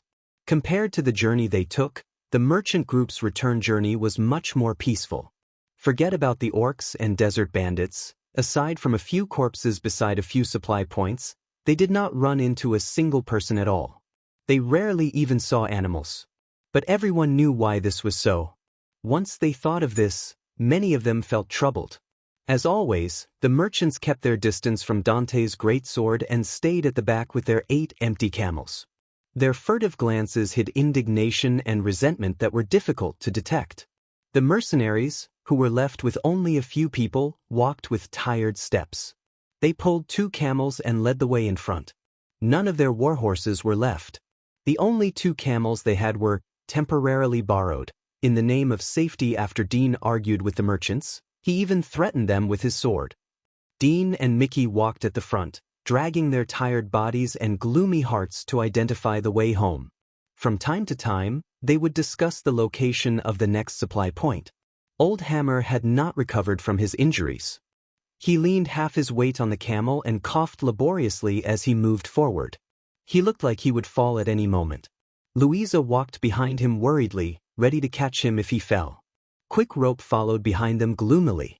He looked troubled, and at the same time, he lost interest in telling jokes and promoting his business. The atmosphere in the entire team was quiet and depressing. Death and blood had destroyed the relaxed and happy atmosphere the mercenaries once had.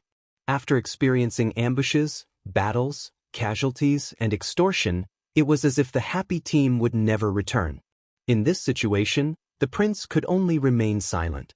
He tightened the crossbow on his shoulder, pulled up the scarf to shield his face from the sun, and consciously walked at the end of the mercenary team. After fighting side by side against the orcs, he was much more familiar with this team that had suffered heavy losses. Fortunately, perhaps because the Constellation Cavaliers had gotten rid of most of the threats, or perhaps because their misfortune was finally over, other than the endless yellow sand under their feet and the scorching sun above their heads, there were no other accidents on the way back. As the journey grew longer, every time Thales stepped on the sand he felt something strange. The ground under his feet seemed to have come alive again, and with every step he took, it would tell him the direction and the terrain. So, finally, on one of the days when the sun was setting and the team moved forward quietly, Thales paused when he climbed a sand dune. The mercenaries in front of him stopped. Louisa exhaled. There was a complicated feeling in her voice. No one spoke. "What's wrong?" Thales caught up to him and asked cautiously. Dean turned around and said, "We're here." Thales paused. With an indescribable feeling in his heart, Thales raised his head and looked at the bottom of the sand dune. He stared at the seemingly endless horizon of the desert. The youth was stunned. Fortress. A fortress towering in the desert. No, it was more than one fortress. It was the fortress group. They were countless fortresses of different shapes and sizes that extended beyond his field of vision. They appeared behind a seemingly endless low wall, sandwiched between several thick and large dunes at different distances from each other, with a great difference. Some fortresses stood alone in the wilderness, far away from other fortresses of the same kind. Some fortresses were closely stacked together, pressing against each other. Some fortresses were built in the style of sentry towers, pointing abruptly at the sky. Some fortresses were squarish, with earthy yellow stone stairs between the different levels. Some fortresses had many corners and were thick, clearly meant for defense. Some fortresses were wide, short, and looked more like residences. Some fortresses were more than 10 meters tall, standing out among the sand dunes. Some were 1 or 2 stories low, as if they could only be used for drying clothes. Perhaps it was because of the sandstorm, but the color of these fortresses matched the sand. There were even traces of fire and smoke in many places. From afar, they looked like a pile of clumsy building blocks on the beach.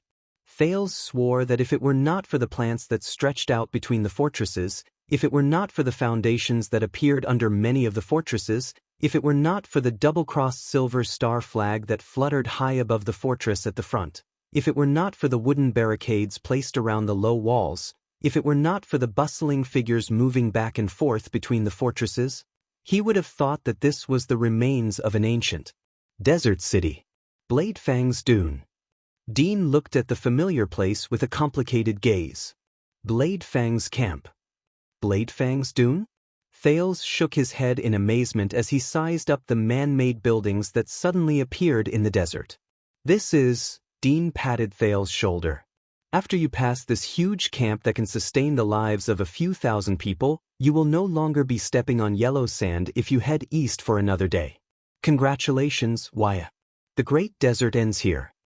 Thales nodded. It ends here. Thales sighed slowly as he stared at the fluttering constellation flag in the distance and sensed the sense of direction that had reappeared in his heart. The merchants caught up to them.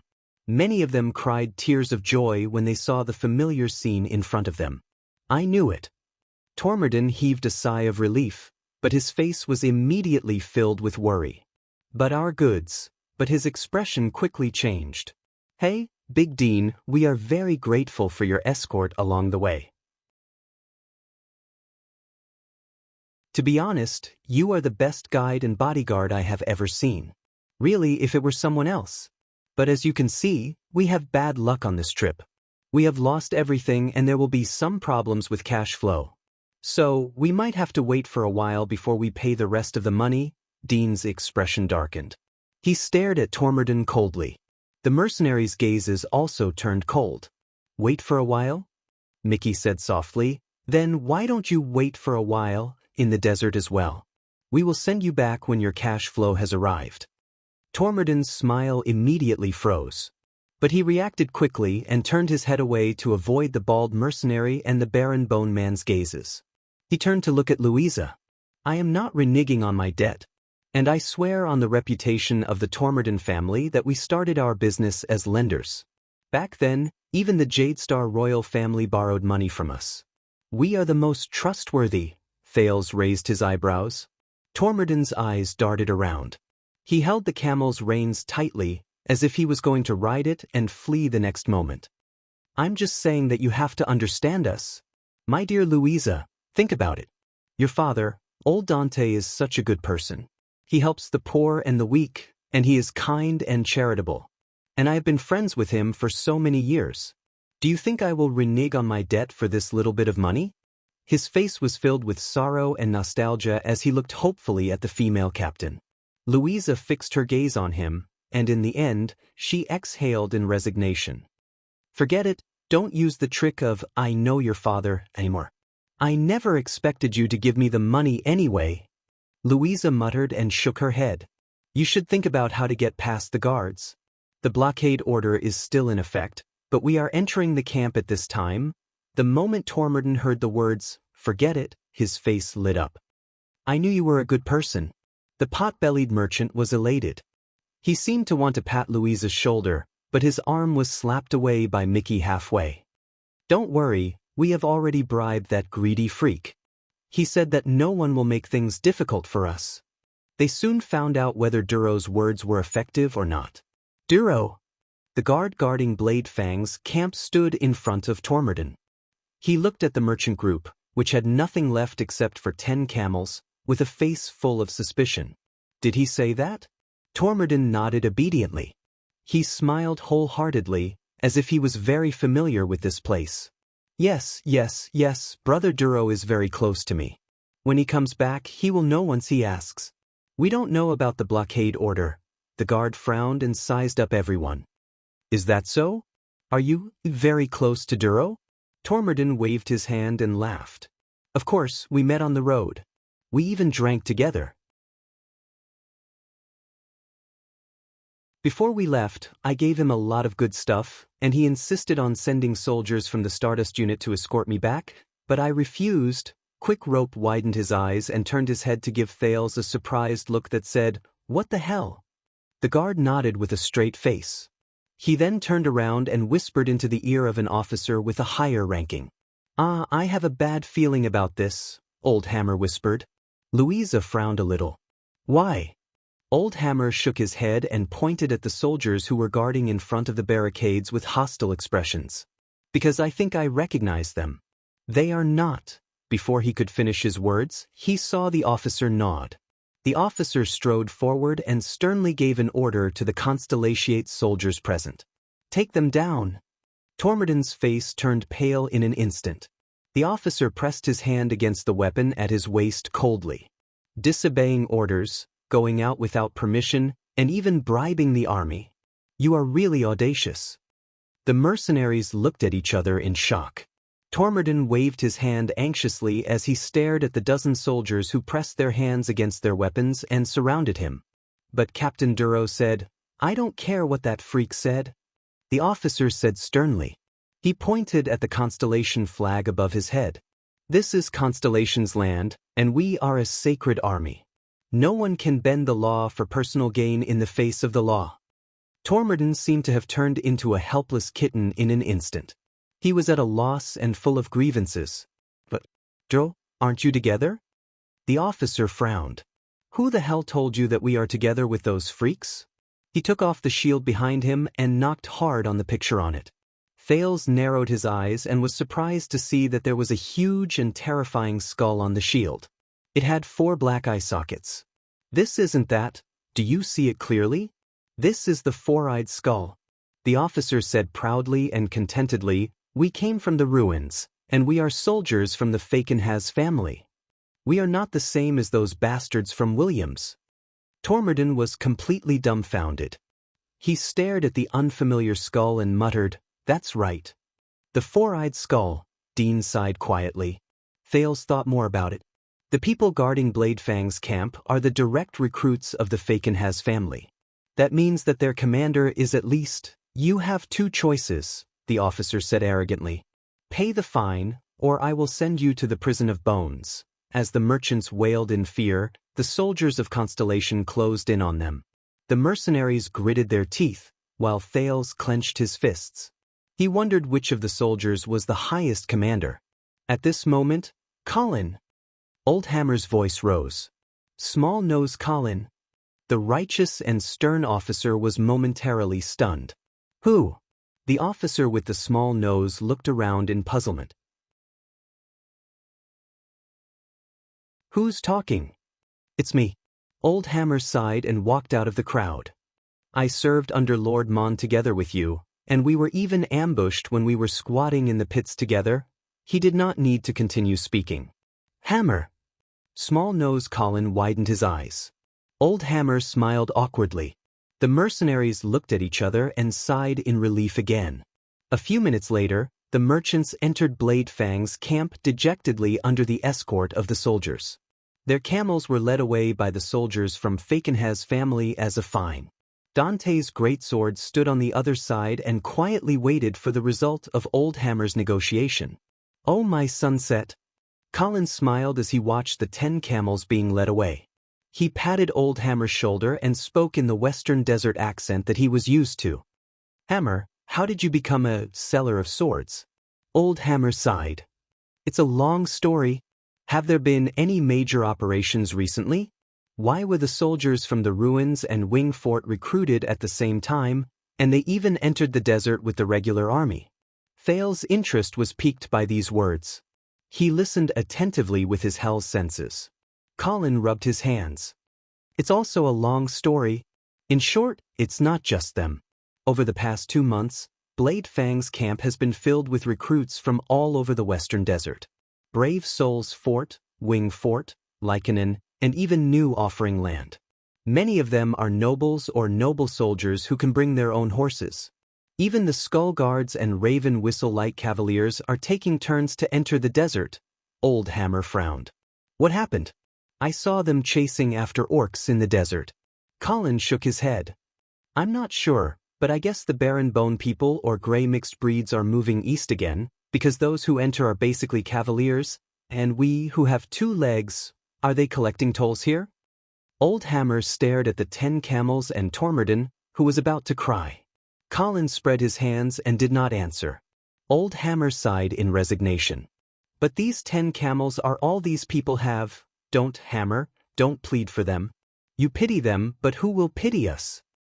The regular army is paid by the king, but what about our rewards? We can't even buy a ball of yarn." Colin sniffed in dissatisfaction. "You know, it's already September. My family's mill is going to start work soon.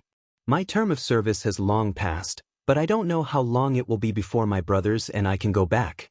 One of my brothers in the same team is about to give birth at home, but you're too greedy.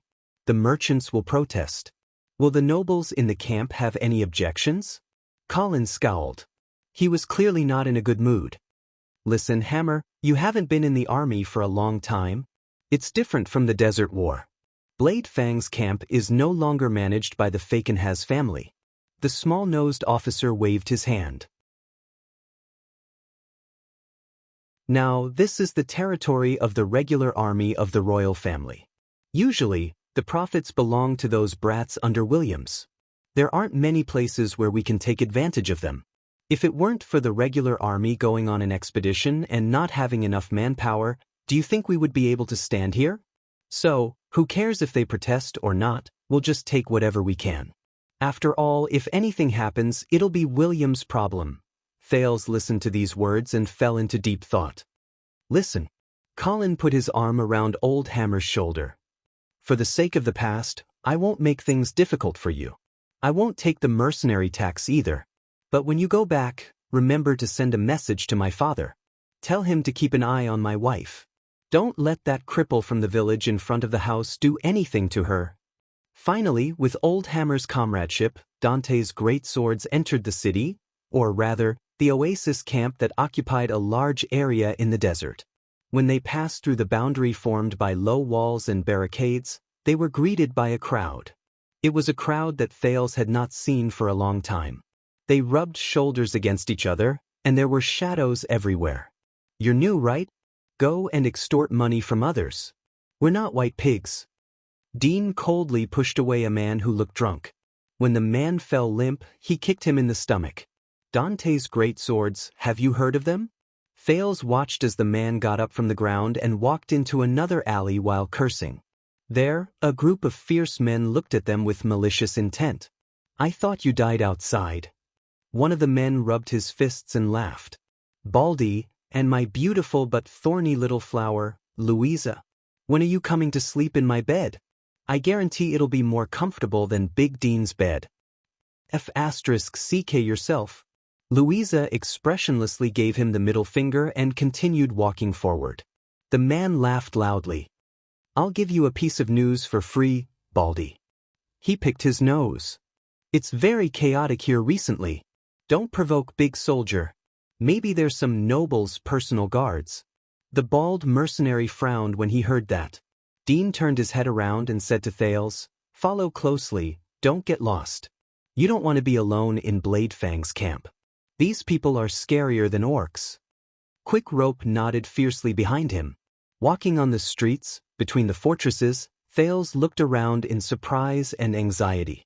He quickly understood the characteristics of Bladefang's camp. The architectural style here was not even as orderly as that of a normal constellation village, but it was as chaotic as Dragon Cloud City's Shield District and Eternal Star City's Lower City District. There were people coming and going between the yellow sand and gravel. Because the roads between the fortresses were uneven and varied in width, it made the place look even more chaotic and disorderly. The style of the people on the streets was completely different from the Northlanders and the Constellations Thales had seen before. They were light and shaded, and many of them had their heads covered. And if one added sound to this picture, dragon-kissed land velvet, which even the king can't enjoy. Only 2 silver coins per bundle.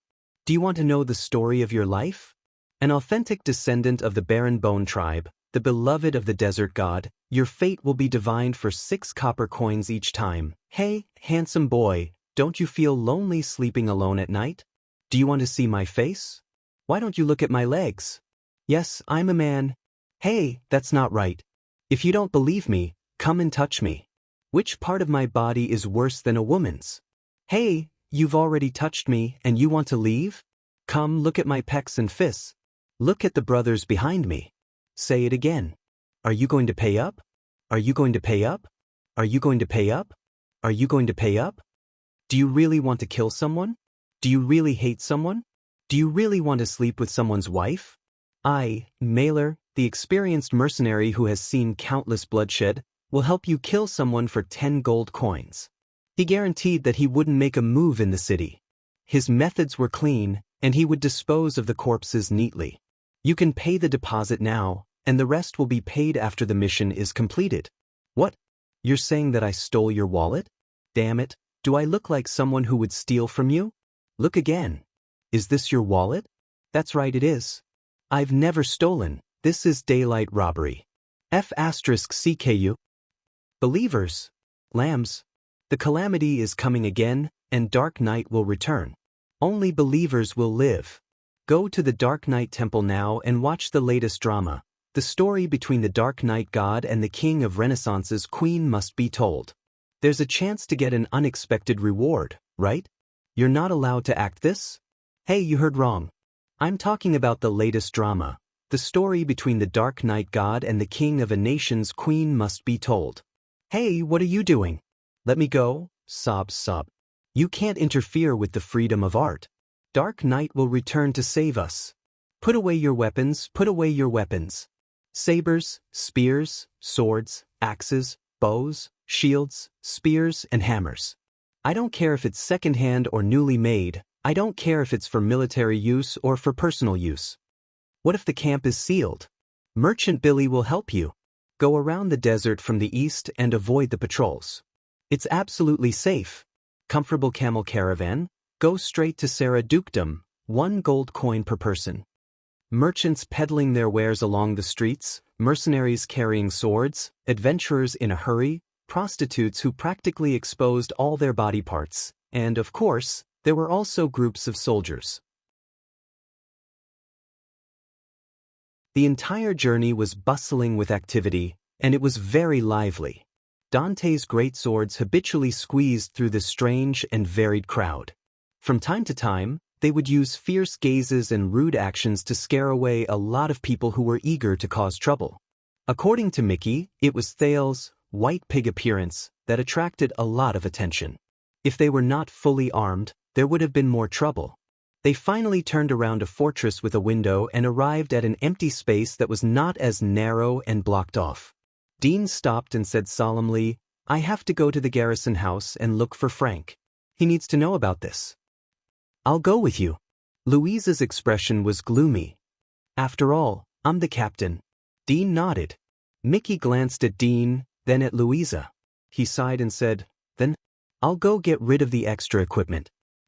Then let's go to my home and meet up with Simon and the others, Old Hammer continued.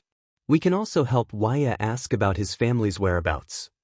Thales was taken aback. But before he could say anything, the mercenaries dispersed in a show of tacit understanding. He was dragged by quick rope and followed behind Old Hammer. They turned into another secluded road. "Let me tell you." Quick rope sighed and said, "You don't know how scary this place is. The first time I came here, I met a beautiful lady, and in the end, life is unpredictable. Why, you have to cherish your life." For example, Thales smiled in an unpleasant manner and looked at Old Hammer for help. When Old Hammer heard this, he smiled. Without hesitation, he interrupted Quick Rope, who was about to start his business. It is said that in the beginning, there were only sand dunes in Bladefang's dune. There was no camp until a long time ago, when a merchant group spontaneously built a fortress here to rest. As the number of people entering and exiting the desert increased, the number of fortresses increased one by one. When it was as big as a small town, a king of Constellation or a duke of Western Desert conquered it. Obviously, the location of this place is too important. Bladefang's camp might have been given to many families, but most of them perished because of the war and the invasion of the desert. After the Bloody Year, this place became Baron Williams's fief, but he was not a vassal of the Fakenhas family, but a direct vassal of the king. I used to wonder if he could get enough taxes from this fief, which doesn't even have arable land. But obviously now, Old Hammer looked at the strange people on the street and shrugged. Thales nodded. Bladefang's camp is a famous chaotic place. There are plenty of opportunities, but there are even more dangers. Old Hammer sighed. With nostalgia and sentimentality, he said to Thales, many criminals in the kingdom were sentenced to be exiled here. Some went to the prison of bones, some joined the suicide squad, and those who survived became the citizens of this city. I don't know whether I should call it the city's residents. There are also the farmers, craftsmen, and soldiers who have nowhere to go who can't make a living in the area. During the war, this place was even more exaggerated. Thales walked up a slope, and the noise around him suddenly became much quieter. Then, behind a round barricade, he saw a very high tower. It was 20 to 30 meters tall, slender, and towering. It seemed to be standing in the middle of the empty space between the many fortresses, but it was far away from the other buildings, making it seem especially isolated. Thales could not help but notice that there were very few people around the tower. The people who were originally shouting all sorts of things became strangely silent when they walked past it. They turned their heads to look in other directions before they left quickly. It was as if they were afraid of something. Thales narrowed his eyes. He saw that the highest window at the top of the tower was sealed shut with wooden strips. A tall building with few people? A thought appeared in Thales' mind. That tower is really tall. Is there someone important living there? The teenager asked curiously. Old Hammer followed his gaze and looked. His expression immediately darkened. No. The nobles never live there. I guess Baron Williams isn't there either. That tower is called Ghost Prince. It's been so many years, no one would dare to live there. Thales furrowed his eyebrows. What prince? I know. Quick Rope was beaming with joy. It's a legend in Bladefang's camp. There's something ominous in that tower, sure. But Old Hammer cut him off sternly. 18 years ago, during the Bloody Year, the Baron Bone tribe and the orcs once attacked Bladefang's camp. At that time, I was serving here. The veteran's expression was tense as he pointed at the tower. Before the camp fell, a noble prince, the king's son, a real member of the royal family. He wasn't some prince from a fairy tale who came to the west and served as a garrison in Bladefang's camp. He lived there, in the tallest tower in Bladefang's camp. Thales' heart tensed. He stared at the lonely tower, and an ominous feeling welled up in his heart. On a dark night, the prince came from there, from the tallest window. Someone pushed him down. Thales was stunned. He stared at the window that was sealed shut with wooden strips at the furthest point of his field of vision. His gaze slowly moved from there to the empty space at the bottom. A chill immediately surged in his heart. I heard the rest of the story from others after I retired. Old Hammer exhaled slowly. It was said that King Kessel caught the murderer after the war. As punishment, he locked the murderer and his accomplice in the tallest room. Then he lit a fire from the first floor and burned upwards. Quick Rope exhaled and pursed his lips. Quite a number of people could not stand the fire and jumped down from the window to pay for the prince's death. Whether they were burned to death or fell to their deaths, the screams and wails of the prisoners disappeared within the first hour. Old Hammer's voice became cold and mournful. But the fire burned for an entire day. The strange thing was that the tower still stood tall. And the most mysterious thing was that after the fire was extinguished, there was not a single burn mark on the outer wall or the interior. Quick Rope pursed his lips and nodded as Old Hammer explained.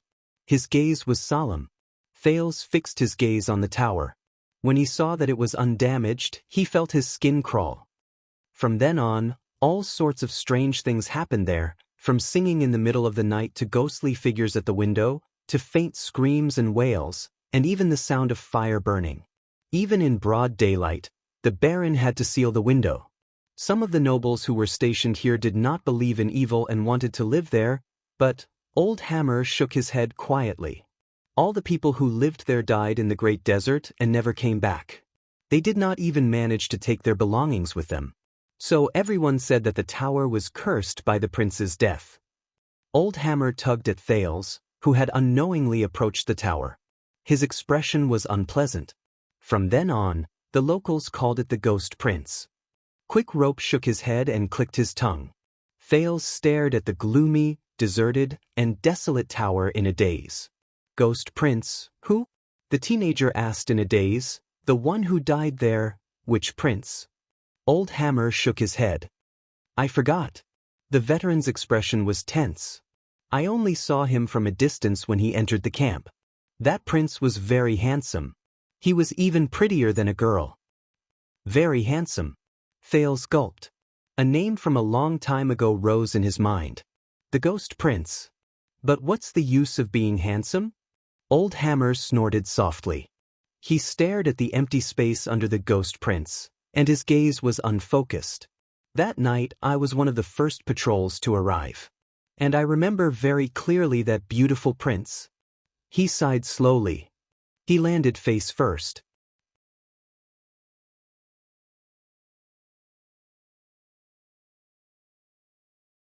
Chapter 387. With complicated feelings, Thales left the ominous Ghost Prince tower. The chaos and noise in Bladefang's camp suddenly returned to his ears. I'm guessing that the sudden lockdown caught quite a number of people off guard, and the soldiers. Old Hammer exhaled. The entire camp is more chaotic than usual. Of course, it's not usually peaceful either. Thales shuttled behind Old Hammer and Quick Rope. He laboriously squeezed past 3 men who were arguing with each other in different accents, sent away a blacksmith who was trying to sell him a rusty combat sword, politely avoided a woman with heavy makeup who wanted to lift her skirt at his thighs, and cleverly avoided a group of ruffians who were hiding in a corner and observing in the dark. When they saw a newcomer approach, they would approach him in a drunken manner. But when he saw a timid child beggar extend his hand to him and sigh as he tried to take out a few Northland copper coins, Old Hammer stopped him. Don't. If you show your sympathy now, there will be 7 or 8 people who will target you later. Bladefang's camp is no longer what it used to be. Old Hammer stuffed Thales' money bag back into his luggage and looked around warily. At the same time, he patted the weapon on his body. A few years ago, after Blood Bottle Gang withdrew their forces on a large scale and left Bladefang's camp as it pleased, the people in the gang no longer follow the rules. They have no bottom line in their actions. They will strip you naked and sell you off, and you won't even know who will be responsible. Quick Rope's face paled. He seemed to have remembered something and mumbled a few words softly. Old Hammer's words caused Thales to be slightly stunned. Blood Bottle Gang? Old Hammer nodded. When I was still in the army, this group of ruffians who called themselves Blood Bottle Gang controlled the underground here. They were very powerful. They colluded with the local nobles and were brothers with the higher-ups in the army. 1/3 of the people who lived in Bladefang's camp were under their protection, be it smuggling goods, black market transactions, street security, or prostitution. Many people who left the army and had no place to stay would go to Blood Bottle Gang to make ends meet. But 2 or 3 years ago, when we returned to Blade Fang's camp, Blood Bottle Gang's power was not as great as before. At least, they restrained themselves a lot. Old Hammer snorted softly. I heard that they were taught a lesson by an opponent who was fiercer than them in the mainland. They suffered great losses, and even their prestige here was affected. Thales was deep in thought. Accents from all over the continent mingled together, and even unfamiliar languages from afar would occasionally appear. All sorts of businesses and transactions came and went, and the currencies of many countries were used in a mixed manner, causing Thales to once again have a new impression of this desert frontline. The three of them walked through the dusty streets. After passing by a fortress, a building with a strange style appeared in front of them. From a distance, it looked like a huge bowl that was flipped upside down, but it took up a lot of space. It was comparable to Sunset Temple in Eternal Star City. It was like a giant had casually built a huge sandstone building block in the desert. This semicircular building did not seem to have many connections to the outside world. The mottled and rough curved walls were covered with tiny holes that could only be seen clearly with a squint, allowing the sunlight to penetrate and the sand to invade. From what Thales could see, there was only one narrow arched door on the wide outer wall, and it was guarded by a team of fully armed soldiers. The inside of the arched door was dark and indistinct, and he could not see clearly. It gave off a dark and ominous feeling. Thales was puzzled. Was this a bunker, or at least a military structure? Or was it the commander's residence? Then, perhaps, he could see it here. Oh, do we really have to take this path? Quick Rope's dejected voice rose. He covered his head and did not look at the building. Don't complain. Old Hammer did not even turn his head around. This is the fastest path. What do you mean? Thales pointed at the semicircular bunker that looked like a coliseum in puzzlement. That's... Quick Rope let out a strange sigh. The prison of bones. The place you don't want to go the most in the world. As he stared at the group of guards, Thales froze. The prison of bones? Old Hammer nodded. The place where the felons of the entire Western Desert and even the kingdom are exiled. Thales seemed to have understood something. He knew this place. When Constellation was first established, the unfamiliar wasteland that bordered Extet in the north, the great desert in the middle, and the small countries in the south was a veritable nightmare. As a newly conquered border of Constellation, most of its territory was uninhabited, and the borders were filled with dangers. It was attacked by sandstorms all year round, and the terrain was not suitable for living. Aside from the fact that the Fakenhas family was conferred titles due to meritorious deeds, there were many historians who believed that the Fakenhas family was sealed in Western Desert as a form of punishment in disguise. In truth, it was a reflection of their terrible relationship with Tormund I. Only the noble suzerains who were exiled to this place due to their crimes would unwillingly settle down there. Year after year, day after day, Western Desert Hill became what it was today. During this period of time, the cruel prison of bones added color to Western Desert Hill's arduous journey and fierce reputation. No one knew when it started, but when the usual sentences were no longer suitable for the criminals who had committed heinous crimes or were highly controversial, they would usually be exiled to Western Desert, to Blade Fang's camp, and imprisoned in the infamous prison of bones. They would serve their sentences in a new way to atone for their crimes. This would not only save the judge and the local prison trouble, but also provide free labor to the difficult Western Desert and even Blade Fang's camp, relieving the heavy pressure on the Western front lines. Do you see the parts on the ground? Those small windows? That's the white prison in the prison of bones. Old Hammer cast a sideways glance at the ominous building to avoid the guard's scrutinizing gaze. The people imprisoned there are those who have been convicted locally, and their crimes are light. At least they can see the sun, and they only need to do hard labor to atone for their crimes. Quick Rope did not interrupt, which was rare. He only stared at the oppressive prison of bones in disgust. But the white prison is only a small part of the prison of bones. Most of it is the black prison, built underground. There are countless deep caves that never see the light of day, and they are specially prepared for the serious criminals who are exiled from various parts of the kingdom. The more serious their crimes are, the deeper they are imprisoned. As the black prison progresses downwards, the number of criminals will decrease, and it will become more dangerous.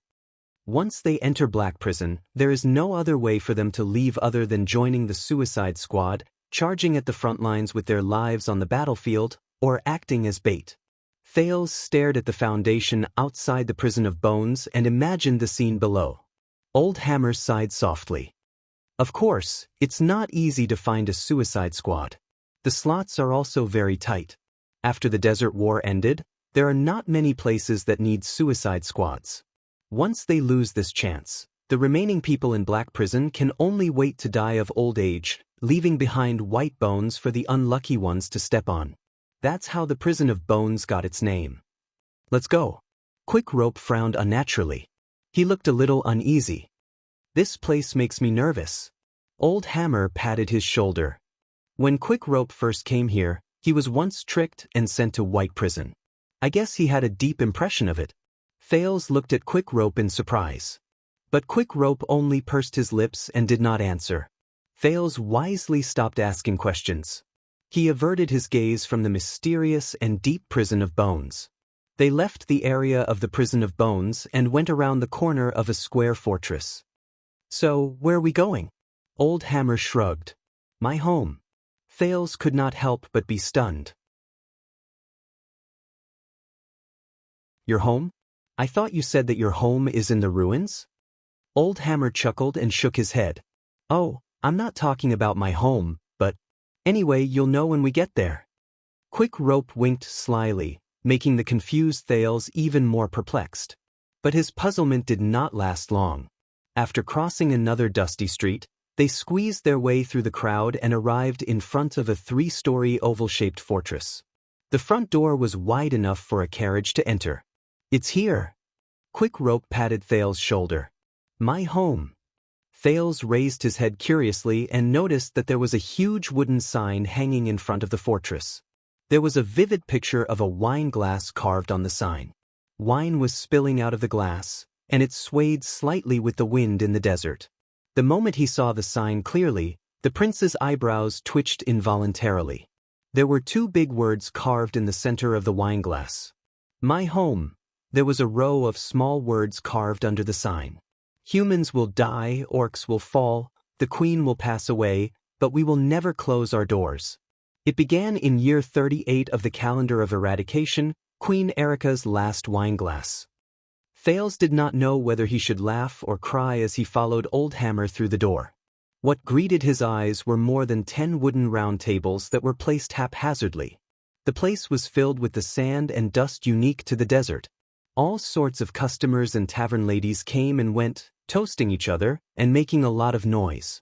From toasting songs, to the sounds of dice games, to quarrels and angry shouts, almost all the sounds came at the same time, and it was very lively. Old Hammer ignored Thales' surprised gaze. He pushed aside 2 drunk men who were about to fall under the table in a familiar manner and stuffed a copper coin into the chest of a waitress who blocked his way. Under her aggrieved gaze, he resolutely pulled his hand out and went straight to the bar counter. I've always wanted to do this, Quick Rope whispered to Thales and cast a glance at the hot waitress. But Louisa and the others said that I didn't have enough strength to pull my hand back. Maybe they have a point. Thales thought in his heart as he watched Quick Rope follow Old Hammer's gaze. Simon. Old Hammer sat at the bar counter and said to a gray-haired middle-aged man who was drinking by himself beside him, "We're back." The middle-aged man turned his head around and revealed a face that had been through the vicissitudes of life. Someone said that a merchant group entered the camp despite the blockade order. Simon cast a faint glance at Quick Rope and Thales, who also sat down. I was worried that it was you. Old Hammer shrugged. Obviously, your worries have come true. How many? Simon said softly. I mean, how many people did they lose? Thales noticed that he was already quite old. This topic caused Old Hammer and Quick Rope to tremble at the same time. How did you? I've been in this line of work for 20 years, Hammer. Before that, I was a soldier for 10 years. Simon exhaled deeply and swirled the wineglass in his hand. I know how people look when they lose their comrades. His words seemed to have a magical power that isolated them from all the noise in the tavern beyond this corner. Old Hammer and Quick Rope were silent for a long time. Affected by them, Thales remembered his experience in the desert and the ending of the great swords he had spent a short time with. He felt a suffocating feeling in his heart.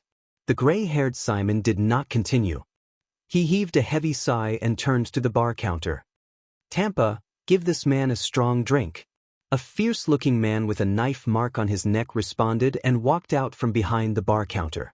He grabbed 3 bottles of wine casually, and with a technique that Thales could not see clearly, he gathered a glass of wine in the blink of an eye and pushed it over. During the process, he automatically ignored Quick Rope's slightly expectant gaze and even glanced at Thales coldly. Simon pushed the wine glass towards Old Hammer. Old Hammer gulped down a mouthful of wine and shook his head as he hissed. He slammed the wine glass on the table and exhaled indignantly. Quick Rope answered gloomily by the side. 6. Simon sneered. Who else survived? Old Hammer's expression became gloomy. Louisa, Mickey, and Dean. Simon did not speak. His gaze was fixed on the wineglass. By the way, this is Wuxia. As if to liven up the atmosphere, Quick Rope coughed. The lad we saved on the way back. Truth be told, he helped us a lot. Wuxia, this is Simon, one of the people who stayed behind in our group. Thales, who was sizing up the magical tavern, took a deep breath and tried his best to force a smile. But Simon clearly had no intention of exchanging pleasantries with him. We lose one, we replace another, one dies in battle, and a new one comes. It's always like this. The person who stayed behind in the mercenary group stared at the almost empty wineglass and mumbled, "The fate of mercenaries, is it?" Old Hammer shook his head. He was not in a good mood. No, Simon, Wuxia isn't, but Simon did not let him continue. Come on, boy, it's time for an internal meeting. The person who stayed behind waved his hand and put away the fleeting sadness in his eyes. He held Old Hammer in his arms. Tell me the details and wait for Dean to come back. I think Dante's greatsword will soon welcome a great change. They left the bar counter. Quick Rope's gaze moved. Me too, you stay here, Quick Rope. Old Hammer turned around and pointed. Take care of Wuxia, it's his first time here. But Quick Rope spread his hands with an aggrieved expression. Thales, who was feeling awkward, smiled in return. As he watched Old Hammer and Simon walk up the stone stairs, Quick Rope arched his shoulders and retracted his hand, which was halfway through his outstretched arm. He sat back in his seat in disappointment and said in a low voice, All right. Thales could not think of anything to comfort this newbie who had not been accepted by the core of the group. He could only sit uncomfortably on the spot and think about his next step in silence. 6. A hoarse voice came from the noisy tavern. Thales and Quick Rope looked up and saw the fierce-looking tavern owner wiping his wineglass. At some point in time, he had arrived in front of them. His skin was dark, and it was obvious that he was a local who grew up under the scorching sun and sandstorms. You know, after the lockdown order was implemented, the number of soldiers who surged in was beyond imagination. At that time, I thought that maybe someone was going to learn a lesson. Quick Rope curled his lips. Don't, Tampa. Not now. Thales frowned a little. He had a vague impression of this name. The tavern owner named Tampa snorted softly, but he did not shut up. You have 10 experienced, fully armed professional assassins, and a newbie who looks like he can at least make up the numbers to intimidate others. Tampa ignored Quick Rope's protest, and the speed at which he wiped the wineglasses became faster. Those who can survive in the desert are very smart. As long as Tormorden is willing to pay some toll fees, the desert bandits and exiles won't pay such a high price to eat you. Quick Rope exhaled in pain and laid his face down on the bar counter, as if he had resigned himself to his fate. We met the gray bastards, Tampa. Many gray bastards. Tampa's hand stopped wiping his wineglass. A few seconds later, just when Thales thought he was going to say something, Tampa suddenly bent down. When he stood up again, there was a wine glass in front of Quick Rope. Drink it. It's the best Northland rye from the north. Tampa raised a bottle of wine and filled Quick Rope's glass with an expressionless face. Trust me, this is the only way. It's very effective. Quick Rope stared at the wine in front of him in surprise. But just a second later, the slightly dejected Quick Rope grabbed the wine glass and drank it in one gulp. Just when Thales wanted to find an excuse to slip away, the tavern owner suddenly gestured at him with his chin. So, Quick Rope, who is this pretty new girl? Your girlfriend? Asterisk thud. Star.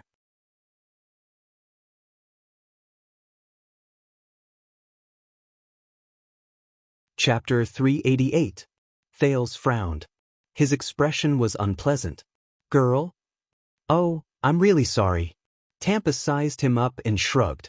He had a look of realization on his face. You look so delicate. You've been sitting upright with your legs closed.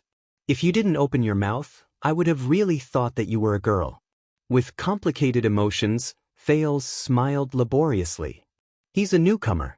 Quick Rope coughed until his face was red. He only managed to catch his breath. We just saved him from the desert. Please, be gentle with him. Tampa stared at Thales, making the latter feel rather uneasy. A few seconds later, Tampa's eyebrows relaxed. He bent down again. Come, since you're Quick Rope's girl? I mean, since you were introduced by him? As Tampa stood up, a glass of foamy beer was thrown in front of Thales. The tavern owner's voice was bold and happy. First glass, authentic Western Desert old beer, free of charge. Thales, who had been mistaken for a girl just a moment ago, was instantly flattered. Thank you. Quick Rope's reputation is so useful. The prince politely pulled the glass over. As he watched Quick Rope's satisfied smile, he wondered what kind of beer it was. I knew it. So many people suddenly came to Blade Fang's camp that nothing good would happen. Tampa leaned against the bar counter and poured a second glass of beer for Quick Rope. Gray mixed breed, is it? So, this is another desert war? Quick Rope's face fell. No. Dean said it wasn't. With a stiff expression, he gulped down the second glass of beer. This time, Quick Rope did not cough. Is it? Tampa filled his glass thoughtfully. But at the very least, the good news is that no one in your team has deposited money with me, so I don't have to return it. Quick Rope raised his glass halfway and stopped in the air.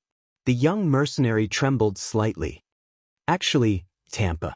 Quick Rope took the glass from his lips and gulped laboriously. Tampa frowned. Quick Rope shuddered violently, as if he had been pricked by a needle. Can't remember the Northland greatsword? He sprang up from his seat and fumbled in his pocket for a shabby little book. He saved it, he promised to deposit the money with you.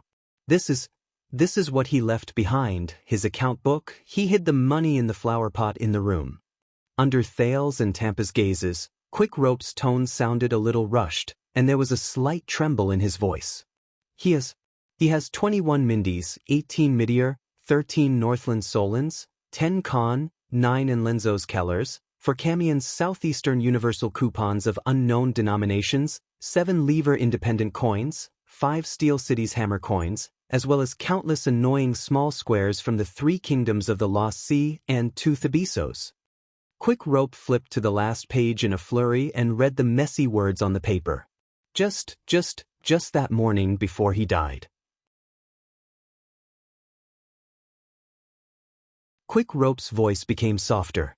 He stared at the small ledger in a daze. Thales also stared at him in a daze. He remembered the Northlander who carried a great sword. However, no, Quick Rope. I don't remember him coming. Tampa frowned as he stared at the crumpled, small ledger that was no better than trash. And I don't have his signature in my records. Quick Rope's face turned pale. Tampa! He gritted his teeth, as if he knew that his words were not very convincing, but he still tried his best to defend himself. He flipped to the page again and showed it to Tampa. He did deposit the money with me. I can go and get you the money. Look, it's written here, 21 Mindies. Stop, I don't want to be annoyed to death by your Camion accent, Tampa said coldly. Or die of stupidity because of your mathematical skills. So, strictly speaking. Quick Rope acted as if he did not hear what he said and shook his head vigorously. He saved it, Tampa. Kant saved it. Tampa stared at him coldly. And Kant didn't come back. Quick Rope's expression darkened, and even his voice became much deeper. So, according to the rules, he should have gotten his share. Impossible. The tavern owner shook his head rudely. The money is with you, not with me. Look at my ledger, there's no record of him in it. This doesn't count. Thales watched the argument quietly. This counts. Quick Rope said anxiously, it's just, I didn't have time to give it to you. He was very unwilling at first, but he still decided after hesitating. He's with me. I plan to come back. Tampa, please. Rules are rules. Tampa shook his head coldly. I promised him. Quick Rope's argument was bordering on despair. He swung the small notebook powerlessly. I promised. Then perhaps. Tampa interrupted him roughly. You should be the one to pay for the money? Remember, 10 times. He said fiercely, then turned around and left. Quick Rope stared blankly at the tavern owner's back as he left. The small notebook in his hand fell limply. Thales sighed and patted Quick Rope's shoulder. Quick Rope. The noise in the tavern seemed to have returned to this small corner. Quick Rope sat down quietly and put Kant's small notebook back into his waist pocket. The young mercenary stared at his wine glass. A few seconds later, he suddenly smiled. You know why? Kant was the first. Quick Rope's shoulders trembled. He raised his wineglass and drained it in one gulp. I persuaded him to save money. He was my first successful business. Thales moved slightly. Kant came from Northland and settled down in Constellation. He has 2 children, a boy and a girl. He also has a wife who is sick all year round. Quick Rope put down his wineglass, and his face was expressionless. They live in the ruins. Old Hammer brought him here. I'm thinking, how will Old Hammer tell his wife and children?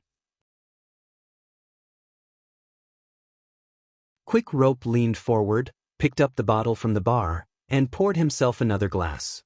You know, he gave me the address where he saved his money and left me the ledger. Quick Rope gritted his teeth.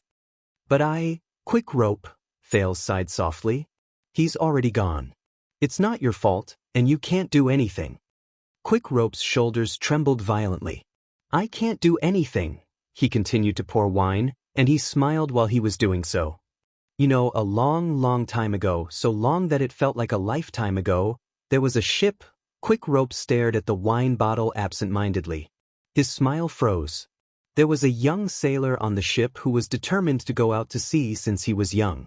He looked forward to sailing to the end of the world one day. On his first voyage, he went to the most legendary place in the Sea of Eradication, the Eye of the Sea of Eradication. Thales frowned. That damn place. It's a cursed place that even the Maiden of the Ocean Shepherd did not protect. The compass failed, the sails were torn, pirates followed, fog was everywhere, dark clouds covered the sky, the seabirds were nowhere to be seen. In the endless darkness and the endless drifting, even the eternal stars in the sky changed their appearance. Huge waves, whirlpools, and submerged reefs were endless. Under the terrifying sea, there was even. Quick Rope's voice became desolate and hoarse. The captain, the first mate, the second mate, the observer, the sails operator, the helmsman, the chief combatant, the boatswain, and the kind Uncle Bill. Almost everyone died. All of them. He shuddered and continued to pour wine. Thales resisted the desire to raise his head to look at him. He only extended his hand and lifted the spout of the wine bottle from the already overflowing cup. Quick Rope paused for a long time and let Thales take his wine bottle. As the only person left on that ship, the young sailor held onto the last wooden plank. He floated and sank in a daze. He listened to the never-ending sound of the waves and watched the alternation of day and night around him. He was thirsty, hungry, cold, and afraid. He did not know where he would float to and what his fate would be. Around him were the swollen and pale corpses of his companions, and the bone-chilling seawater. He was the same. He couldn't do anything. Thales could not stand it anymore. He pressed down on Quick Rope's wine cup. Quick Rope, Quick Rope's voice trembled, but he stubbornly took his wine cup. That young sailor survived, but he could no longer go to sea, because no matter when and where he was, as long as he closed his eyes, he could see the broken wooden planks and the corpses of his companions. When he pressed down on his ears, he could hear the raging waves and the roar of the storm. When he twitched his nose, he could smell the saltiness of the seawater and the smell of blood. Quick Rope trembled as he picked up the wine cup and drank the alcohol and tears in one gulp. From then on, he was afraid of ships, the sea, the lake, and even all the places in the world with water. So he came to the Great Desert. The place with the least amount of water in the world. Thud. Quick Rope slammed the cup on the bar counter. Damn it, he wiped his face in pain and turned his head so that Thales could not see it. When a person dies, nothing will be left behind, Waya. Not even a trace. Quick Rope's voice grew hoarser. You disappear from this world. You will no longer have thoughts, feelings, or consciousness. Nothing will be left behind. Nothing will be meaningful, and you won't know anything anymore. His shoulders trembled. Kant, Palka, Haken, Breeze. They won't know anything anymore. Thales listened quietly. Then, what's the meaning of our lives? Quick Rope said hoarsely, to suffer and wait for fate to smack us to death and then disappear without a trace, as if we had never come to this world? Thales bit his lip, but he did not know how to answer. Quick Rope stretched out his hand, but he grabbed empty air where the wine bottle should have been. At this moment, bang. A thick black leather book was smashed on the bar counter. Thales and Quick Rope looked up in confusion. The fierce-looking tavern owner, Tampa, stood in front of them. He held the wine bottle in one hand and pressed the black leather book with the other. He said coldly to Quick Rope, "Look at what kind of customer you found for me. I want those who are strong and powerful, but are often in unstable situations. They seem to have a lot of accidents, but in fact they can all return safely." Quick Rope was slightly stunned. His unfocused gaze did not focus for a long time. "That's how I can make money, understand? And the first customer you found is one that loses money. I really regret taking you in as my subordinate. I really thought that Dante's greatsword would be a good market, but in the end, all of them died so quickly." Thales furrowed his eyebrows slightly. He felt uncomfortable with Tampa's words. When he heard the familiar name, Quick Rope gritted his teeth and retorted indignantly. We have strong muscles like Kant and Haken, great guides like Mickey, sharpshooters and sentinels like Palka and Gentle Breeze, experienced Old Hammer, and the best female captain who's infatuated with girls." Quick Rope held his empty wine cup in agony. "And the smartest, Dean. We." His tone became gloomy. "We are supposed to be the kind of people who seem to have a lot of accidents, but will definitely return safely." His voice became softer, and there was a faint, indistinct sound in his voice. "Should be." The tavern owner stared at Quick Rope. A second later, he slapped a pen hard on the black book. Thud. Here, put his name in the book, that Kant. Tampa looked at Quick Rope fiercely. "This is the rule. I will not allow even one account to be unclear." At that moment, the noise around them seemed to have been cut off again. Thales looked at Tampa in surprise. He understood what the other man meant.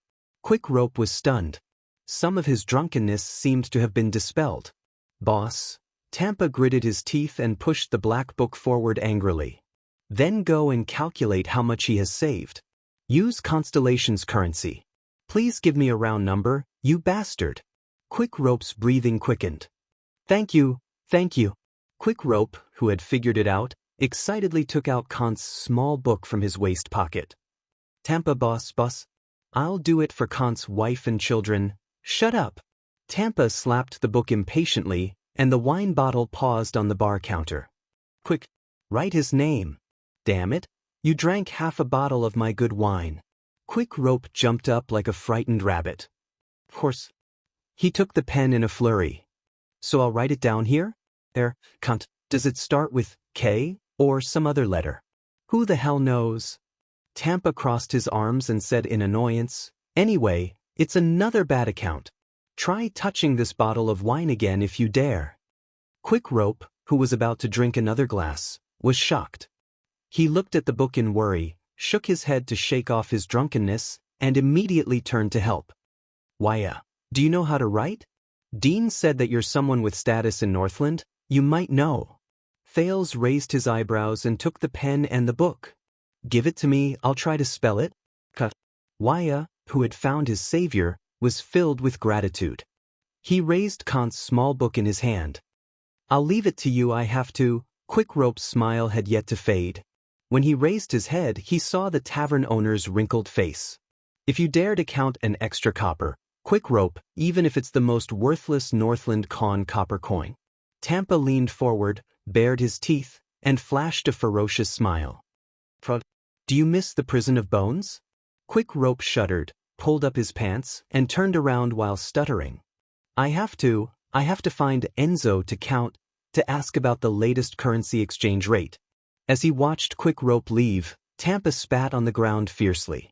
You only know how to cry at a bottle of wine. What a coward. Thales did not say anything. He only smiled, lowered his head, and began to write. Thales looked up in confusion. What?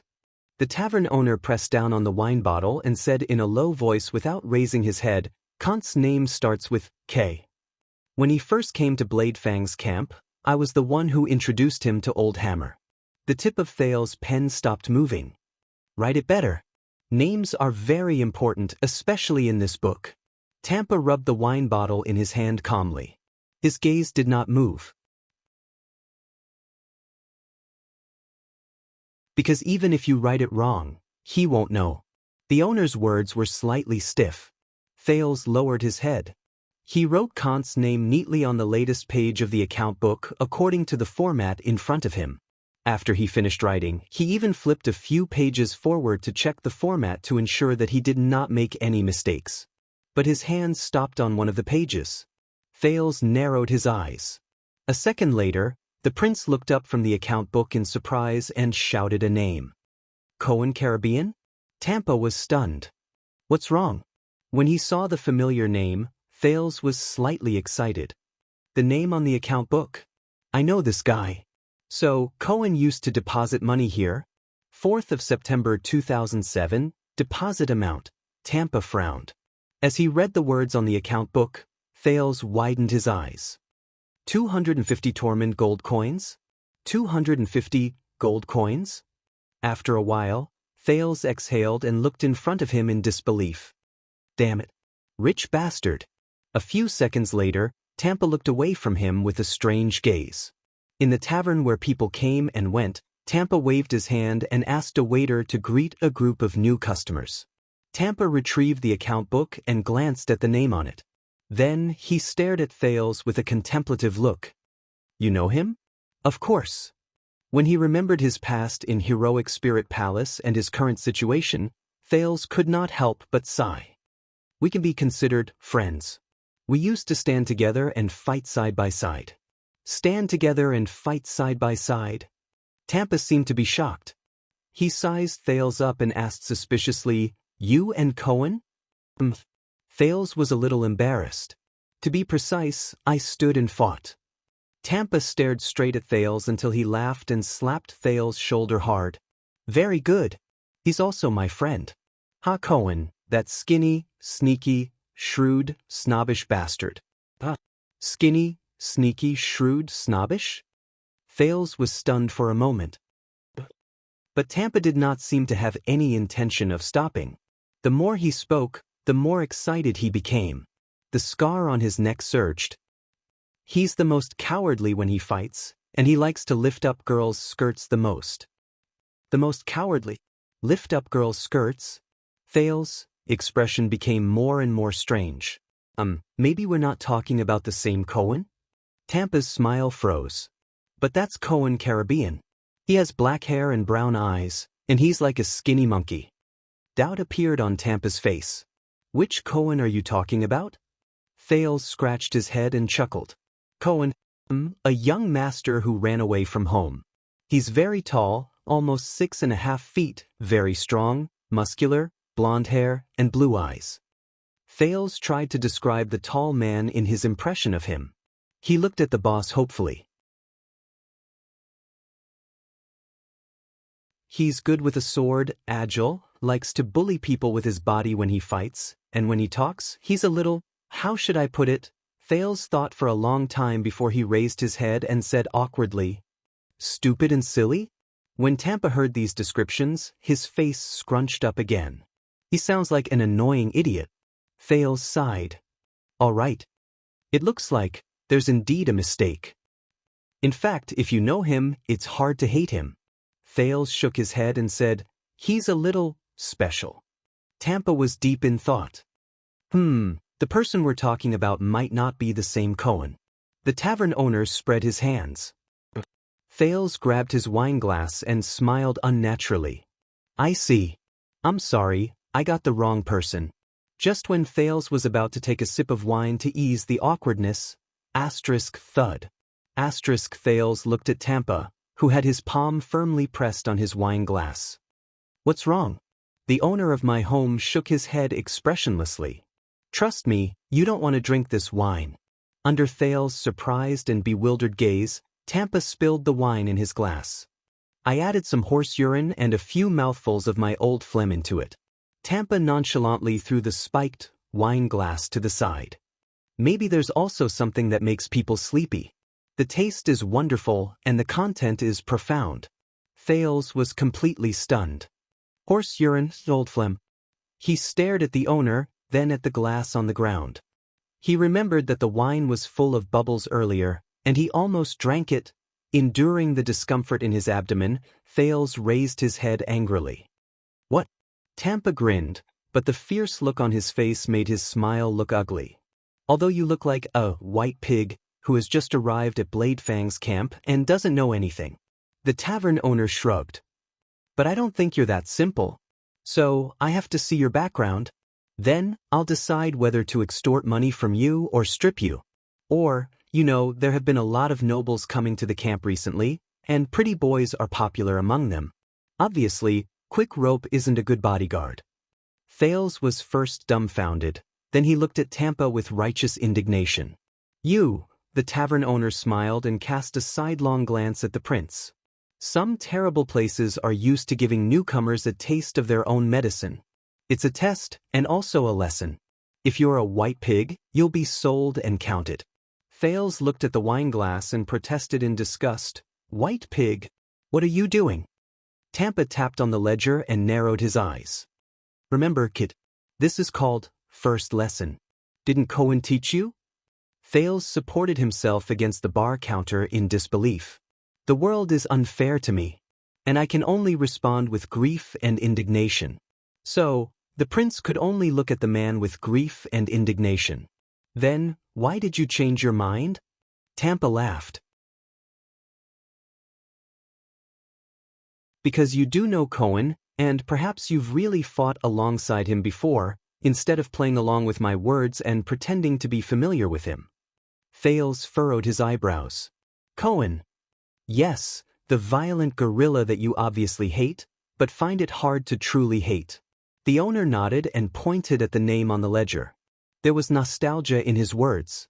Tampa chuckled. Cohen's stupid Caribbean. There was silence. Thales was still angry. He looked at the man with a displeased expression and said sarcastically, Oh, thank you. This is the first time I've heard his middle name. Tampa took out another bottle of wine and a new wine glass. He did not mind filling it up for him. You're welcome. The tavern owner hummed a tune and pushed out his new wine glass to serve the new customer. Authentic Western Desert old beer. The corners of his lips curled up, revealing a few teeth. He smiled slyly.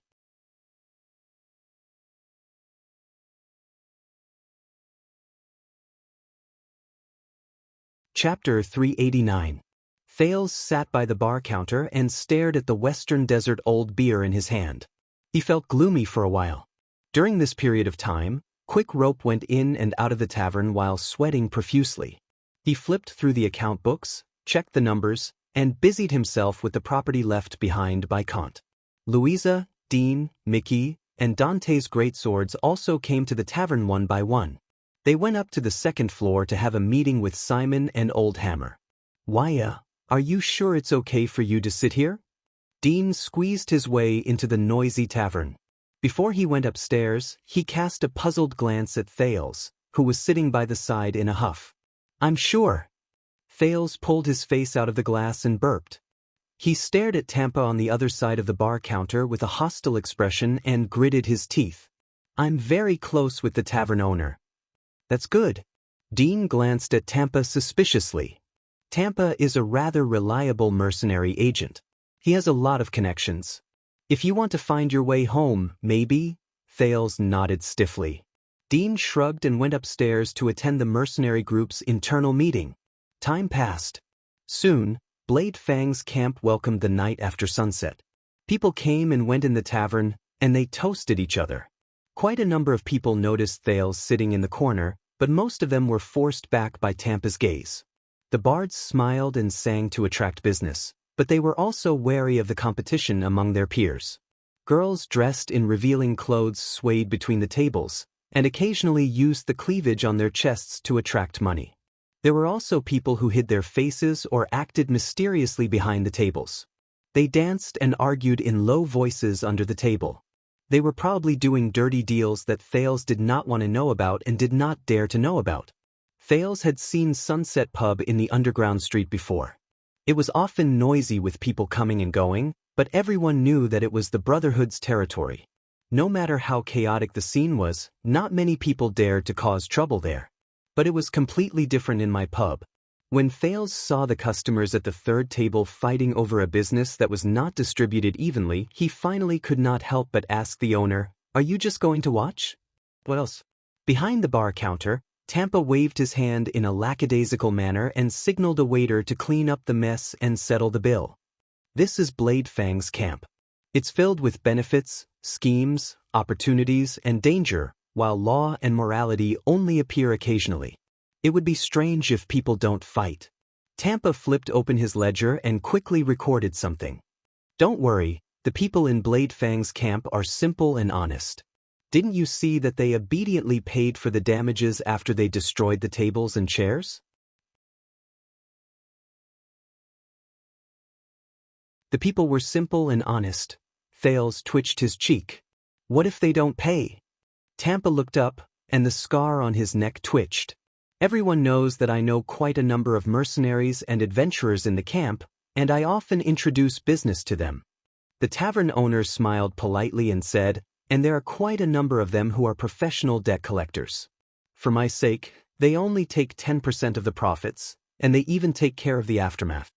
Thales nodded slightly with a look of understanding. So that's how it is. You really have many talented people here. To hell with the simple customs of the people. As he thought about his next move, Thales absent-mindedly asked the tavern owner, "So, Cohen deposited money here?" This used to be a tradition. At the end of the bloody year, the soldiers who went to war would deposit their reward money at the rear, and they would come back to get it if they came back alive. Tampa sat behind the bar counter with a satisfied look on his face. He watched his employees bustle about, and he looked as if it had nothing to do with him. Later, to motivate the soldiers, Baron Williams promised that the victims would receive a deposit that was several times more than the amount they received. After the battle of elimination ended, I retired, and I took over this habit, hoping to make a business out of it. But for now.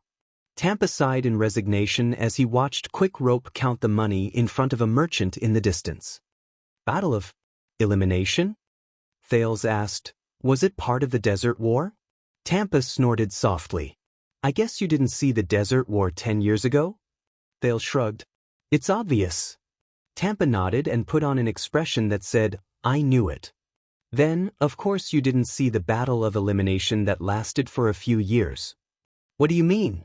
Tampa narrowed his eyes and looked indifferently at a pair of customers who were drinking in the distance. He watched them put their arms around each other's shoulders and were as close as brothers before they started verbally abusing each other and punching each other. He seemed to be used to it. The great victory of the Desert War has always been bragged about in a boastful manner. The broken and tattered Constellation rallied its soldiers and bravery to bravely launch an expedition into the desert. They faced the Barren Bone tribe and the Orc tribe who moved east en masse during the Bloody Year. He snorted coldly. But, for us, the most difficult thing is not how to defeat the mixed breeds and barren species. If you can repel them once, you can repel them countless times, but how to protect your spoils of war after you repel them? How to carry the military flag and the bragging that they left behind after the glorious victory when the main force returns to their villages with their children? How to clean up the enemies hidden deep in the sand dunes and caves bit by bit? How to use the few troops you have to defend the path, how to grit your teeth and fight back when the mixed breeds come back again and again, and how to face them head-on. How to make the tribes in the desert, especially the stubborn orcs, get used to your existence and revere your strength, just like how a rogue hyena gets used to the new territory of a lion king. This requires a process. Tampa's gaze slowly drifted into the distance. During this process, there will be no pitched battles that will be recorded in the annals of history, no decisive battles where you will face death calmly, and no earth-shattering bloody battles. But the devastation and sacrifices will not be inferior in the slightest. Victory is forged with blood, he said faintly. In order to consolidate the victory, you have to pay with more blood. This is the Purge campaign. Tampa pointed at the wall hanging behind the bar counter. There was an old but still sharp axe hanging there. Were you part of it too? The prince asked solemnly. Was it the Desert War or the Purge campaign? Tampa nodded. At that time, Blade Fang's camp was not like what you see now. The wounds of the Bloody Year had not healed, and the main forces of the Desert War had withdrawn. We did not have recruits who rushed over from all over the place as if they were free of charge. We did not have the private soldiers of the nobles who were dazzling with gold and silver. We did not have the logistics support from the merchants who followed the army and the royal family. We did not have an earth-shattering group of cavaliers, and we did not have the confidence and boldness to charge into the desert with just one command. We only had ourselves, the constellations of the western desert. The army was formed by farmers, the commandos formed by mercenaries, and the suicide squads formed by scum. Even the main forces of the Duke of Western Desert, the Skull Guards from the ruins, were so poor that they could not be compared. We, the Raven Guards, had more saddles than people who knew how to ride horses. Only the first row of the Black Lion Infantry Brigade was a battlefield veteran who had received complete training. The Baron's Stardust unit even had to replenish its manpower from the criminals in the Prison of Bones. After the Bloody Year, there were many nobles who were exiled due to their crimes. But we could only grit our teeth and go forward. With the scarce medicine and a small amount of supplies, we went deep into the barren sand dunes and searched every corner between Blade Fang's camp and the depths of the desert. We fought to the death against the mixed breeds and barren breeds who came back in groups of 2s and 3s, regardless of the sacrifices we had to make, until they felt the pain and understood the price of returning to their homeland.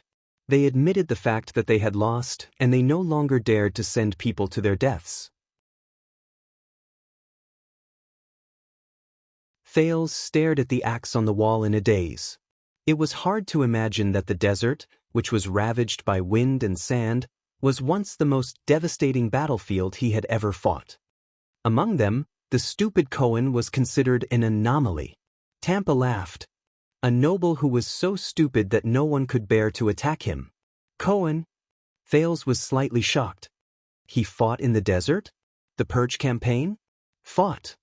Tampa snorted through his nose, and he seemed to find it rather funny. He was a fighter made of steel. Tampa's eyes were filled with nostalgia. A tough man who was born for the battlefield. In 3 years, he made a bunch of orcs run amok, and they almost died. But Thales asked in surprise. Cohen's identity. He was the heir of the noble Caribbean family. There was an entire Walla Hill waiting for him to inherit, wasn't there? How would I know about the nobles who came and went? Tampa laughed. How would I know what was wrong with him? Why would he give up his good life and come to suffer? The image of the stupid man appeared in Thales' mind, and he sank into deep thought. You know, there was one time when we were ambushed. Tampa seemed to be rather sentimental. That gray mixed breed from the Dead Iron tribe swung its chain hammer like a storm. Wherever it went, There were only severed limbs and pieces of flesh left behind. When it brought the mixed breeds down from all over the mountains and plains, Thales thought of the orc Kandarl and the almost unstoppable ambush at night. He instantly felt his heart palpitate. We were killed and scattered. We lost contact with the light cavaliers. We panicked and fled for our lives. Tampa sighed. The stupid man and the others were forced into the inner area of the desert, and we didn't hear from them for half a month. We all thought that they wouldn't come back. The team even collected their belongings. According to Frank, the Baron even had a headache about how to write the obituary for Cohen's noble father. The tavern was still noisy, but Thales only listened attentively to Tampa's narration. The boss let out a long sigh. Then one day, a dozing sentry outside the camp suddenly noticed that in the distance, on the horizon between the setting sun and the desert, a figure appeared. Thales' eyes focused. He came alone, walked alone, swayed, and was covered in wounds. Thales sucked in a slight breath. Cohen? Tampa nodded slowly. All of us in Bladefang's camp, including Baron William's guards, stood there in a daze. We watched as the noble young master walked over in a daze. He limped, and in his hand he held the ugly head of that damned gray mixed breed, the infamous killer, meat grinder, Xianxia Undead Iron. Just like that, he walked into the camp in a daze and trembling. He couldn't even recognize the most beautiful woman, Felicia, when she stood in front of him. He just walked forward without stopping. His expression was dazed, and he mumbled to himself until he collapsed. The Baron personally took Xianxia Dead Iron's ugly head from Cohen's hands and tied it to the flagpole. Time seemed to have stopped at that moment. Thales and Tampa fell silent. Then, the boss grabbed a bottle of wine and took a big gulp from it. From that day onwards, no one in the camp called him young master anymore, and no one secretly spat into his water bottle. Tampa put down the wine bottle, took a deep breath, and sighed. From that day onwards, he became a big idiot. The good warrior of Bladefang's camp, a real man, big blockhead Cohen. Thales did not speak for a long time. He did not expect that the big man, who had a heartless smile on his face and seemed to have a lack of brains, had such a thrilling and passionate past. It's a good story. The prince nodded. It's worth a song for the bards to sing. Tampa snorted softly. Thales did not know if he was in a good mood or if his brain was damaged, but he actually took the initiative to bring a plate of food, put it between him and Thales, and started eating. How is he now? Now! In Thales' mind, he remembered Cohen, who swore in Bright Moon Temple 6 years ago that he would support him to fight his way back to Heroic Spirit Palace. As far as I know, he didn't go home. He's still a police officer in the capital, but I haven't seen him for a long time. The capital, Tampa muttered to himself. I know he's a noble, and nobles are very complicated and have a lot of things to do. He shook his head. I guess that big blockhead also has his own responsibilities and worries. Thales did not say anything. In the end, the boss sighed slightly. I hope he's still a real man, and still as stupid as ever. Thales nodded and finished the slightly bitter beer in his cup. He will be. The prince flashed a powerful smile. And he will be stupid for the rest of his life. Tampa stared at him for a long time, and in the end, he laughed as well. Yes, I hope so. Thales coughed. So, after the war, Cohen went to the capital, and you came to open this tavern? No, I just took over. Do you see the slogan on the signboard at the door? My home has been open for 200 to 300 years. Tampa waved his hand. When you're tired of fighting, you know, an ordinary life is more attractive. Thales snorted sarcastically. Ordinary lives?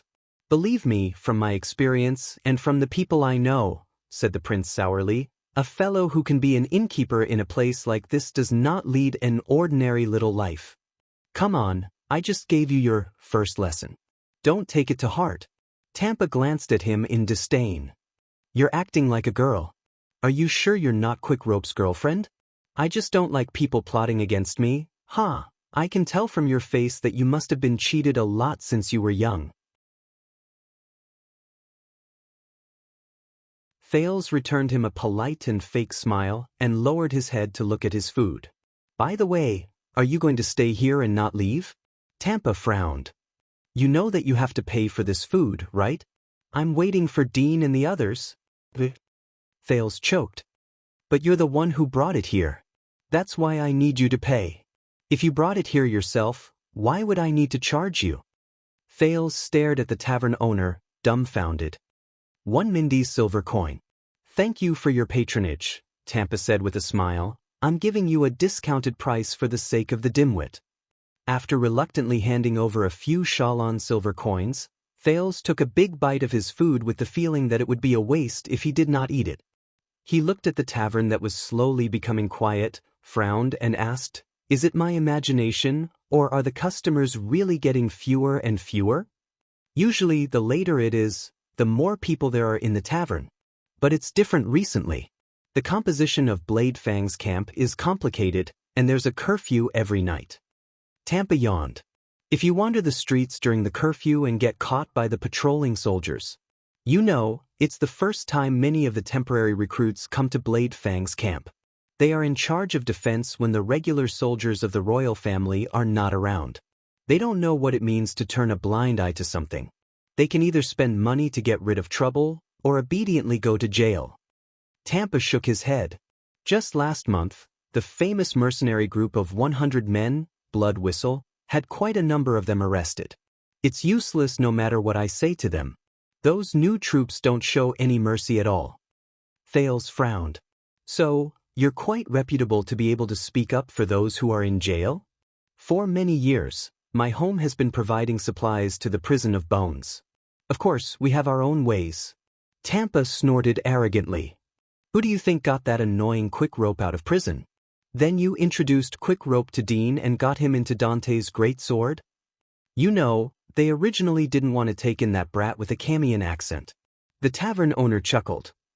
But Quick Rope seems to have a friend who knows old Dante's family, so, whether it's Quick Rope or Kant, Thales asked, intentionally or not, Dean was also introduced to them by you?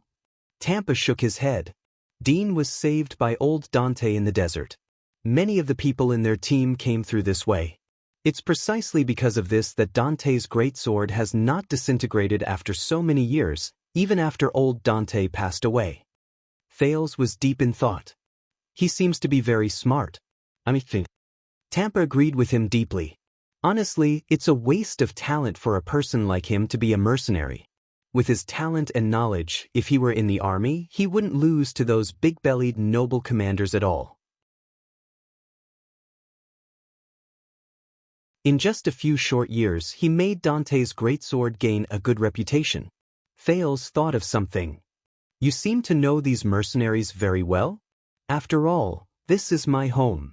Tampa was rather pleased with himself. Mercenaries will come here to look for business, or rather, business will come here to look for mercenaries. Thales looked around and looked at the fierce customers. He was deep in thought.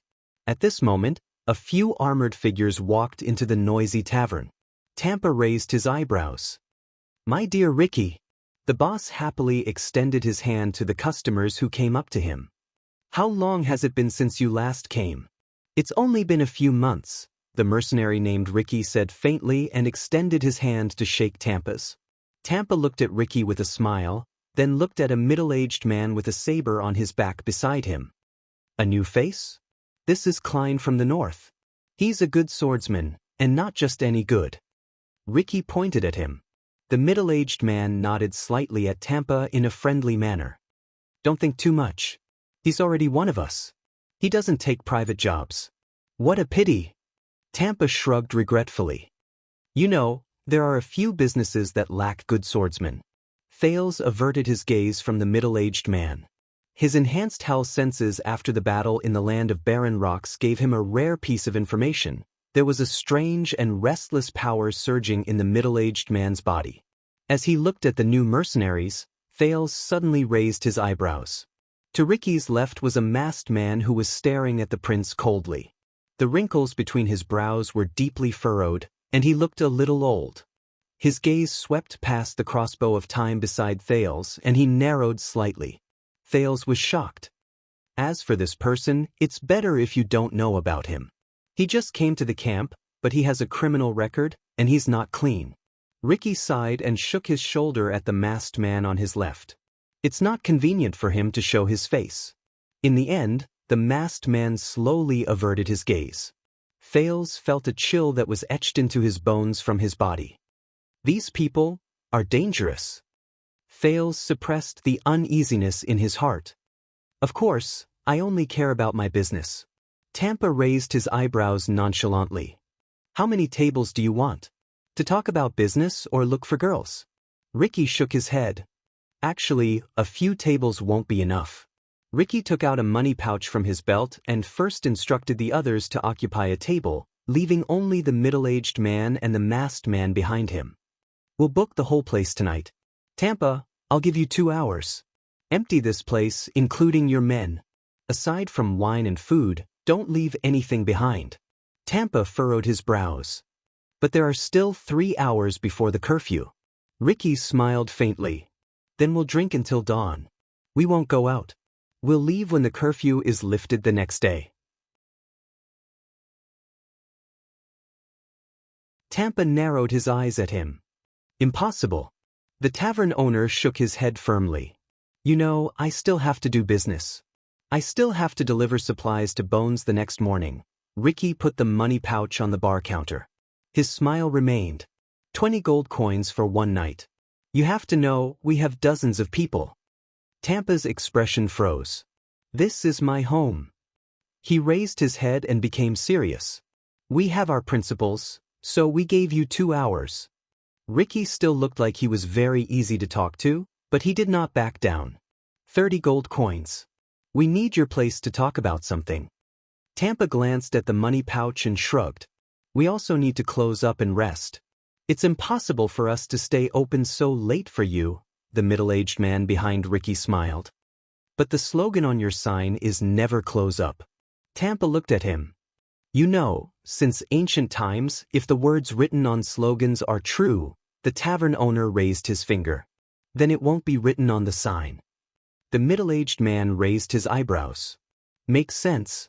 As if he could not bear to watch them dawdle, the masked man took a clean step forward, took out another money pouch, and threw it on the bar counter. 50 gold coins, no more. Asterisk slap. Asterisk Tampa snapped his fingers fiercely. Deal. He put away the money pouch. Beside him, Fales sighed and rolled his eyes. I knew it. Ricky shook his head and walked towards one of the wooden tables with his companion in resignation. What's wrong? Did you get some big business? Tampa, who had just negotiated a good price for the entire place, looked at Ricky's back with a grin. Are you going to party for a night? On the contrary. Ricky did not even turn his head around. After tonight, we will leave Blade Fang's camp. You saw it yourself. The Constellation army is being sent to the desert like it's free. There's no business here. Tampa shrank behind the bar counter and shook his head regretfully. Is that so? That's really bad news for both you and me. Fales looked at their backs and asked in puzzlement, They are Blood Whistle? Before he could finish his question, Tampa said slowly, like Dante's greatsword, they are also mercenaries. Just like Dante's greatsword, they are also mercenaries, but you'd better not provoke them. It's a group of 100 people, and there are 200 to 300 people from top to bottom. There are more than 100 fully armed warriors on the battlefield alone. They are not peasant soldiers, each of them is like Dante's greatsword, professional killers. They only take on jobs related to war or the business licensed by the royal family's merchants. Even the Baron thinks highly of them. Blood Whistle, a group of 100 men. Thales was shocked. He looked at the people from Blood Whistle, and he somewhat understood where that astonishing murderous aura and sense of threat came from. From Dante's greatsword to Blood Whistle, they all gathered here. Thales was deep in thought. So, the area around the desert is indeed a mercenary's paradise? Paradise? Tampa paused for a moment. It used to be. The boss sighed and said, about 20 to 30 years ago, when I was still a young fool, and I didn't even get shot in the knee. That was the golden age of mercenaries. Constellation's army behaved themselves, the tribes in the desert had their own principles, and there was an endless stream of merchants, adventurers looking for treasures, smart bounty hunters, and priests who worked hard to spread their religion. Everyone was looking for opportunities here. And now? Tampa shook his head. Even someone as smart as Dante's greatsword suffered heavy losses, and even someone as strong as Blood Whistle has to find another way out. Times are changing, Thales said quietly, so is the world. Yes, 20 to 30 years ago, Constellation's army could not venture into the depths of the desert. There was yearning and nostalgia in Tampa's eyes. This was the privilege of adventurers and mercenaries. They set out with great passion, and when they came back alive, they would tell stories about their legends, or wait for bards to compose poems and sing them to the world. I still remember that at that time, there was a very powerful mercenary group around the desert. They traveled from Blade Fang's camp to the three kingdoms of the Mystery Sea, from Rewalban to Steel City, from Dragon-Kissed Land to Thornland. Whether it was the desert, the forest, the lake, or the river, their footprints were all over these mercenaries' paradises. I also once wanted to join them. Is that so? Thales was absent-minded. He saw Dante's greatsword coming down from the upper floor. That mercenary, what's their name? Tampa was immersed in his own world and sighed. Speaking of names, they only had 9 people in the beginning, so they gave the group a stupid name.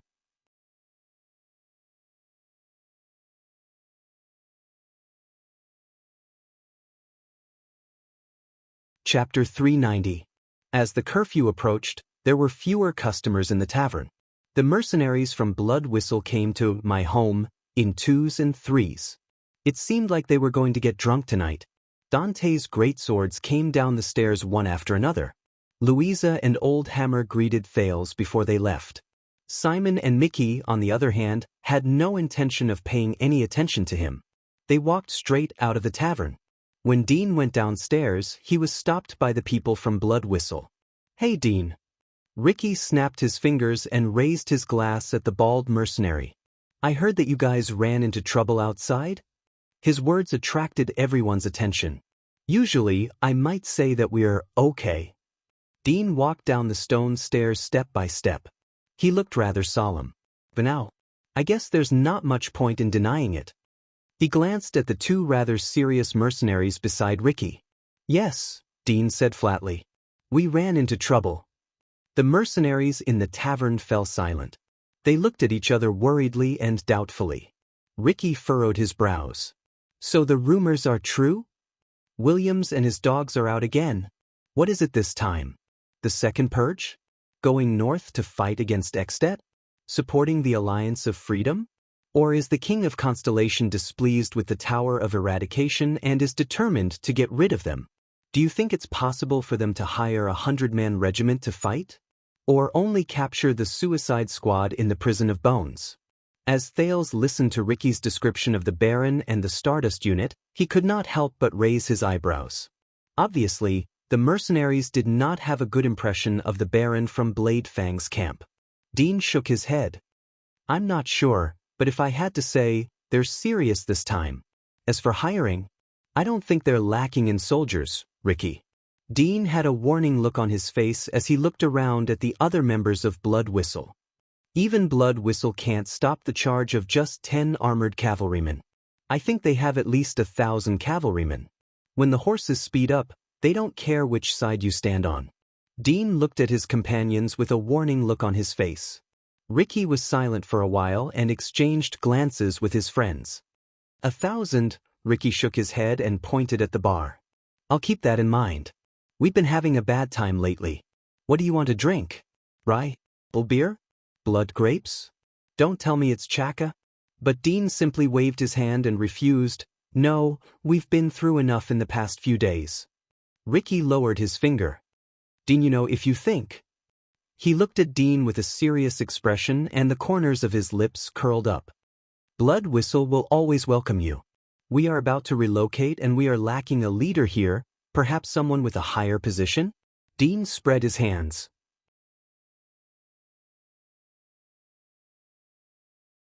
It was obvious that this was not the first time he had encountered such a conversation. "Thank you, but I already have a captain." Ricky burst out laughing. "Taking orders from a woman, Dean." The mercenary from Blood Whistle laughed and gulped down a mouthful of wine. "One day, you will die in her hands." The mercenaries next to them jeered. Maybe he died on top of her?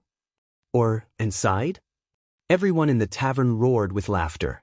Dean only shook his head nonchalantly. He waved goodbye to Ricky and went up to Thales. Thales put down his wine glass, raised his head and asked, "Is it over?"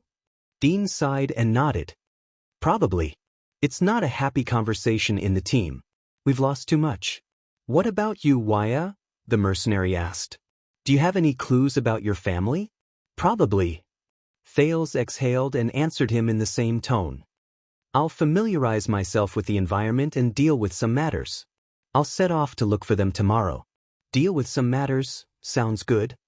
Dean raised his eyebrows. "What about tonight?" "I don't know yet. Maybe I'll ask Tampa for a bed," Thales said and glared at Tampa fiercely. "As long as I have enough money." Tampa flashed his teeth happily. Dean also smiled. "You heard it too. Blood Whistle has booked the entire tavern." The bald mercenary looked at the people in my home. "Come with me. We've rented a small house nearby. It used to be the team's temporary station, but it can at least let you live for one night." As he stared at Dean's expression, Thales had a thought. He slowly clenched his fists, then relaxed them. Thales flashed a smile. "Sounds good. Anyway, I have nowhere else to go." Dean raised his hand and gestured that they could leave. Thales walked down the bar counter and picked up his luggage. "Hey, Dean." Thales shook his head at Tampa, then turned his head around and said seriously, "Thank you. For everything from the desert to here." Dean stared at him for a few seconds. "You're welcome. I'm also planning for myself." Dean sized him up and said in a joking tone, "You're a noble. Maybe you're quite rich, aren't you?" Thales smiled in response. "But before that," Dean frowned and looked at the other side of the tavern. "Why did he drink so much?" Thales followed his line of sight. Quick Rope staggered over and fell on a table, causing the guest to look at him in an unfriendly manner. "We've run into too many people in the desert." Thales sighed softly. "Yeah." Dean's frown grew deeper. For a newbie who's only following a group for the second time. Just as the customers were about to roll up their sleeves and give Quick Rope a night he would never forget, Dean turned and walked towards him. "Come on, give me a hand. We can't leave him here." Thales shrugged and followed Dean. A few hours later, Thales lay straight in the small house belonging to Dante's greatsword. He felt the hard bed pressing against him and stared at the moonlight outside the window with a dumbfounded expression. The mercenaries' encampment was indeed not that great. There were 4 beds in a small room. The walls were made of clay, the roof was thatched, and there were sand, dust, and spider webs everywhere. The fence door looked like it was going to fall apart when it was pushed and pulled. Even the simple toilet outside the house reminded Thales of the time he spent in the abandoned houses. But at least it was better than sleeping in the wild. 10 meters away, Quick Rope's heavy breathing traveled into his ears. It was mixed with drunken talk and sleep talk from time to time. Dean slept in the room next door. Old Hammer went to look for his old buddies whom he had not seen for a long time. He reckoned that he would drink until dawn. Mickey never liked to stay in a crowd. The Baron Bone people, who were few in number in the camp and were regarded as enemies, had their own places to go. As for Louisa, according to Dean, she went back to her mother and stepfather's house. Thales took a deep breath. He could not believe it. He escaped from Dragon Cloud City, passed through the Great Desert, even though it was only a small part of its periphery. He went through the Black Track, the Star Killer, the Raven of Death, hunger, loneliness, heat, cold, orcs, and mercenaries, and finally arrived in Constellation's territory. He was back. Thales looked at the bleak moonlight above the border of the desert and sensed the rare peace in Blade Fang's camp during the curfew. Quick Rope turned over and fell to the bottom of the bed. But he was still mumbling something and did not wake up. Thales let out a long breath and sat up. With Hell's senses, Dean's breathing in his dreams could be heard clearly in the room next door. In the dark, he watched Quick Rope's silhouette form a complicated K on the floor. He smiled and shook his head. These people. Mercenaries. What kind of life is that? Thales thought in a daze. The prince took 2 slow breaths. In the next second, he grabbed his luggage and the crossbow of time by the wall and stood up quietly. He carefully stepped over Quick Rope's body and pushed the door open without making a sound. He walked through the small, simple and dilapidated hall and pushed open another door. Before him was a strong, bald man with his arms crossed was lying on his side on the bed. His chest rose and fell evenly, and his breathing was soft. He slept soundly, unlike Quick Rope next door. Thales closed the door and walked to the man's bed. The prince stared at him for a long time without making a sound. It was so long that the moonlight began to move. Dean's breathing was still deep. Finally, Thales' expression slowly turned cold. He looked at Dean's broad back and slowly extended his hand. He reached for his waist. He pulled out JC's dagger. The blade shone with a faint, cold light. Thales could not help but frown a little. 6 years. This sharp dagger given to him by Jayla had been with him for 6 years.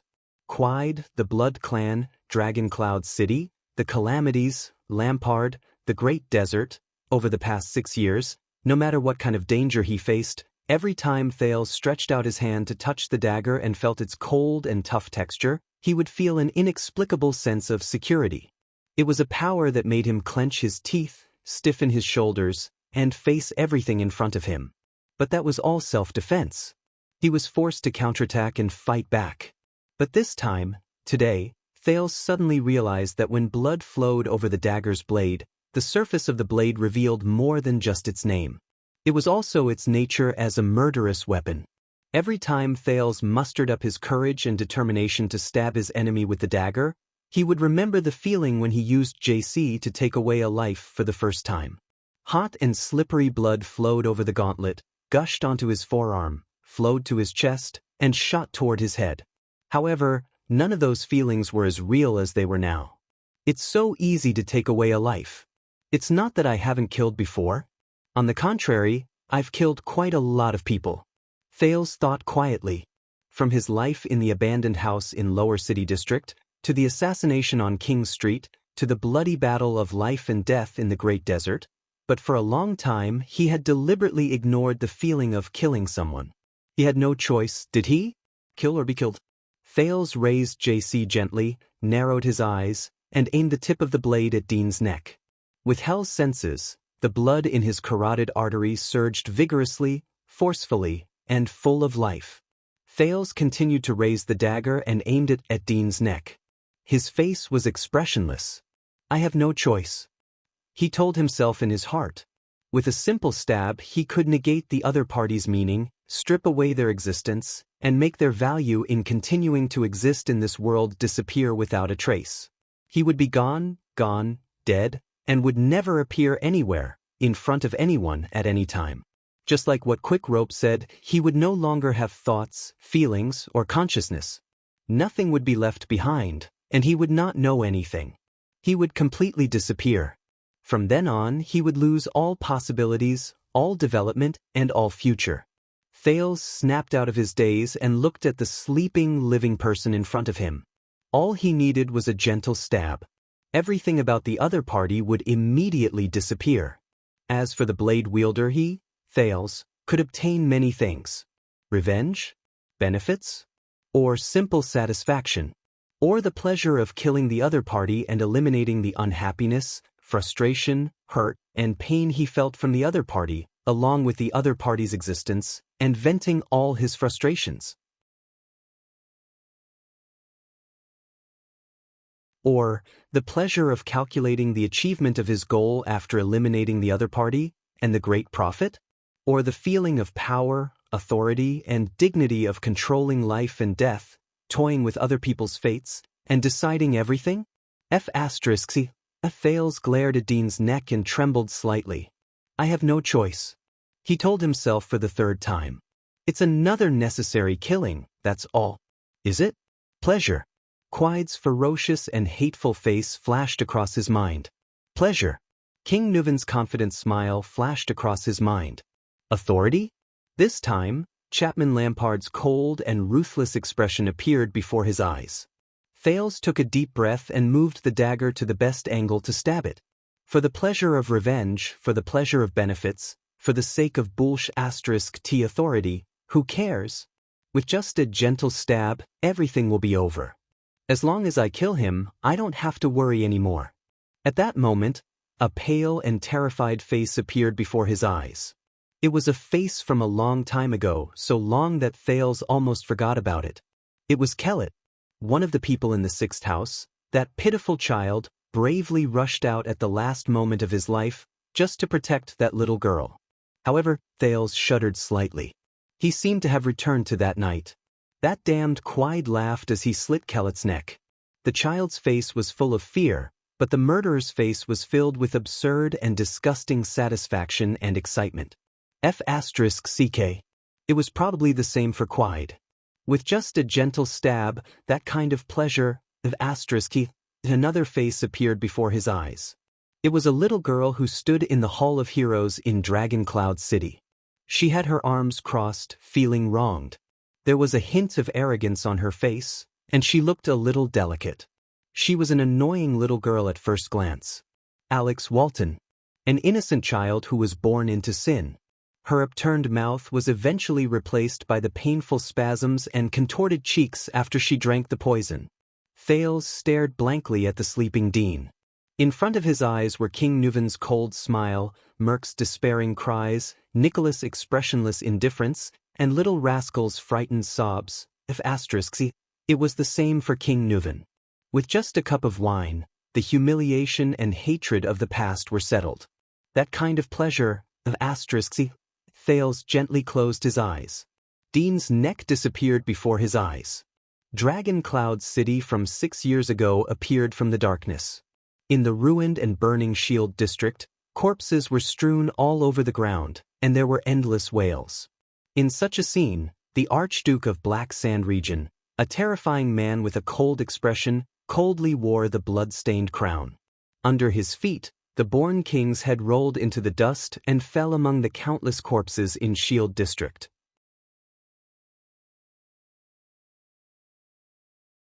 They were civilians, nobles, craftsmen, farmers, and white blade guards. Don't be cold, Chirin, don't be cold. Humans are animals. They will slowly get used to many things, such as indifference, and certain things that we know are inappropriate. Once you relax and get used to it, you will no longer feel the difference between yourself and the outside world, and you will no longer be able to find your original self. Hang in there, Chirin, don't compromise. Don't let this world hold you captive. Oh my lady, why did you suddenly become so, Wu Chirin? Is it really good to criticize yourself? Besides, isn't this the forte of your profession? Starting from an angle that you have never seen before, shocking your established knowledge, refreshing your worldview, breaking the wrong and superficial understanding that you originally believed in without thinking, and even treated as supreme dogma. You will discover that certain things are actually so ridiculous, and that the way you viewed them before was also so unreasonable. You will reveal a brand new world to yourself, discover the principle that you and the world do not know about daily use, and sublimate yourself from there? After hearing your vivid description, I suddenly feel like I'm so great. Hey, there's no other way. After being with me for a long time, even if you're as stupid as SpongeBob, you'll still slowly sublimate yourself, right? So, can we go now? Don't touch my head anymore. Your cat is in your own house, you can touch it for free, and you don't even have to stand on your toes. We've already donated money, so there's no need for us to stand in front of this donation box for 5 minutes, right? My Comic-Con, let's go, let's go. Thales opened his eyes abruptly. In the silence, Thales panted softly. He was drenched in sweat, and his expression was one of struggle. JC was only a palm away from Dean's carotid artery. He gripped the hilt of the dagger tightly in his hand, and the tip of the blade trembled continuously. F***ck. A long time seemed to have passed. He sucked in a deep breath and slowly exhaled. No, the prince put down the dagger tiredly. Thales touched his damp forehead and bit his lower lip with great difficulty and pain. In the end, he put away the dagger and took one last look at the sleeping Dean. The prince was like an ascetic believer who had gone through a great ordeal. He slowly turned around and faced the door with a bitter expression. However, when Thales took the first step to leave, why? The sudden voice made Thales' hair stand on end. Why did you give up? Thales closed his eyes and heaved a heavy sigh. He turned around. Under the moonlight, he could vaguely see that Dean had sat up and was leaning against the wall. He was staring at him coldly. Stabbing your enemy in the back and getting rid of him before he sees you is always the best choice, the bald mercenary said faintly. He bent one leg and placed it on the edge of the bed. He placed his right elbow on his knee, and the axe was right beside his hand. Or perhaps, do you have to capture me alive? Thales stared at the mercenary with great difficulty. You're awake, he said bitterly. What else can I do?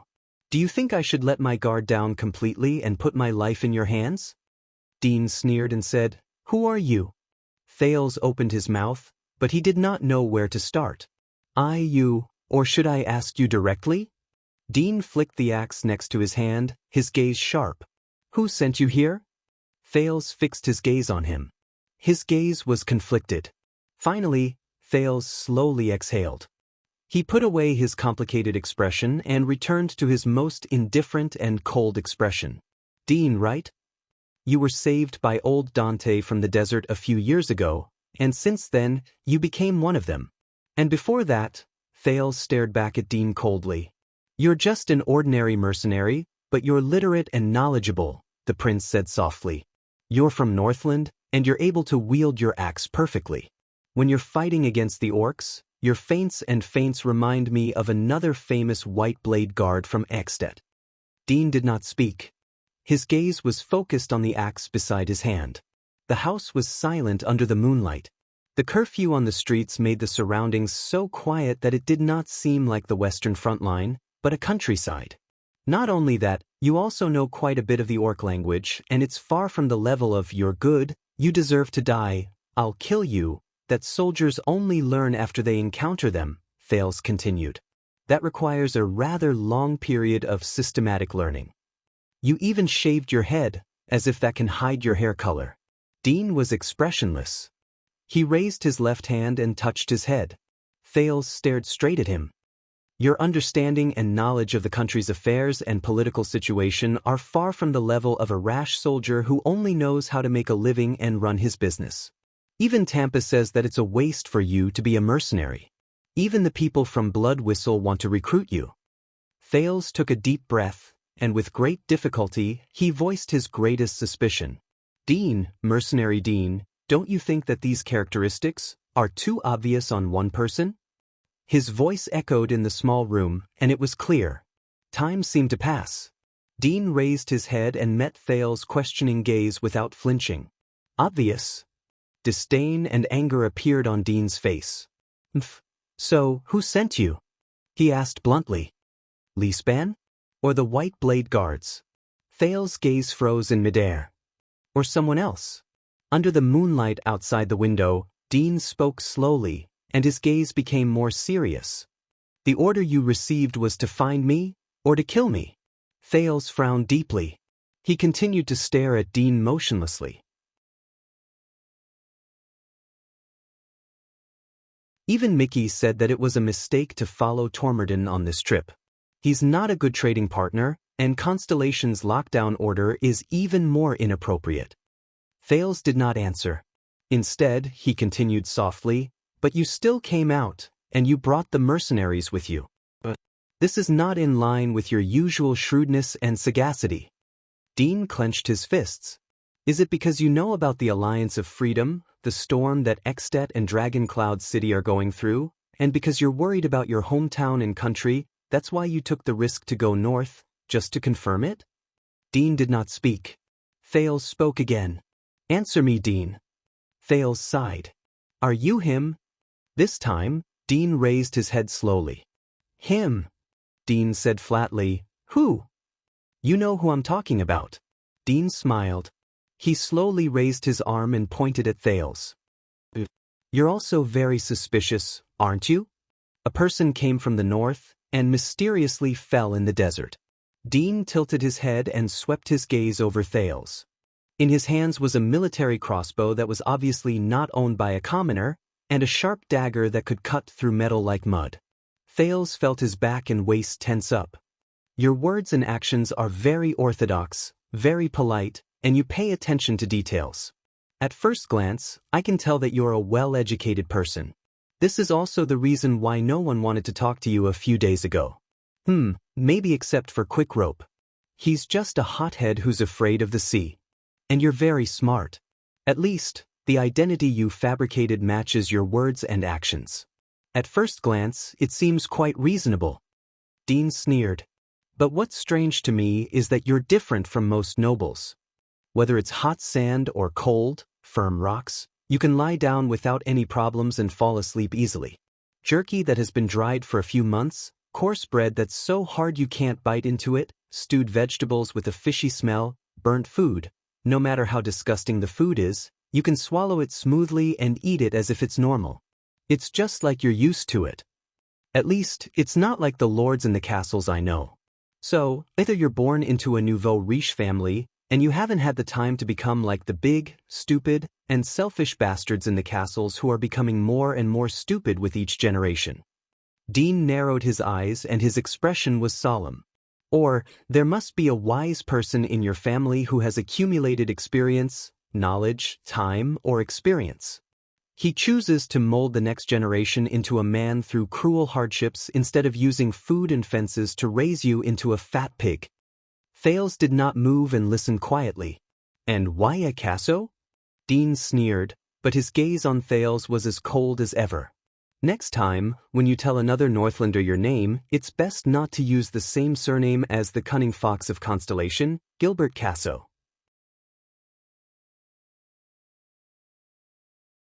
Thales moved slightly. That year at Broken Dragon Fortress, that Constellatiate man came alone.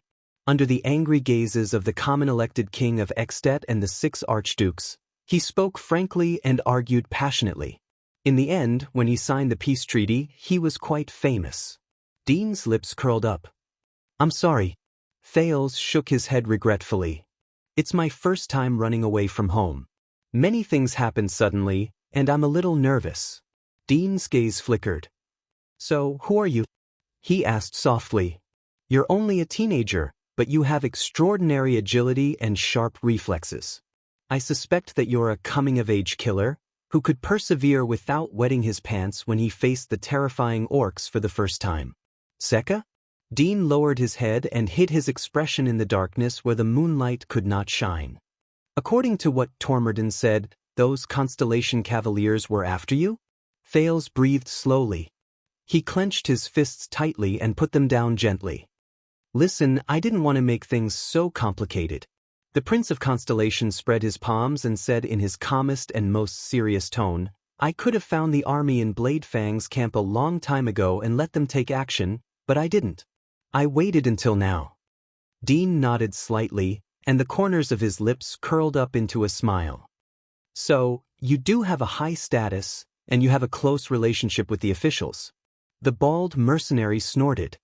But you hid your name until now, just for me? Thales ignored the other party's words.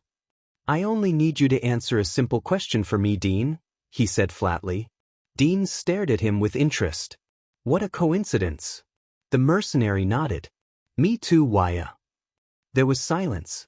In the suffocating silence, the two of them stared at each other in the dark and airtight house. Then Thales spoke again. So, Dean. The Prince of Constellation cleared his throat and finally asked his last question in a serious and cautious manner. Are you Mariah Walton? The capricious prince who escaped from Dragon Cloud's city 6 years ago? Dean did not answer, nor did he move. He did not even spare a glance at Thales. He only stared at Thales coldly.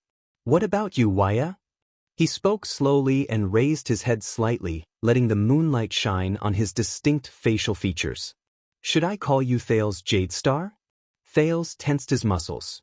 You're tuning in to the Wang Lin's Journey YouTube channel. Don't forget to subscribe and join us on this journey to catch the most captivating stories.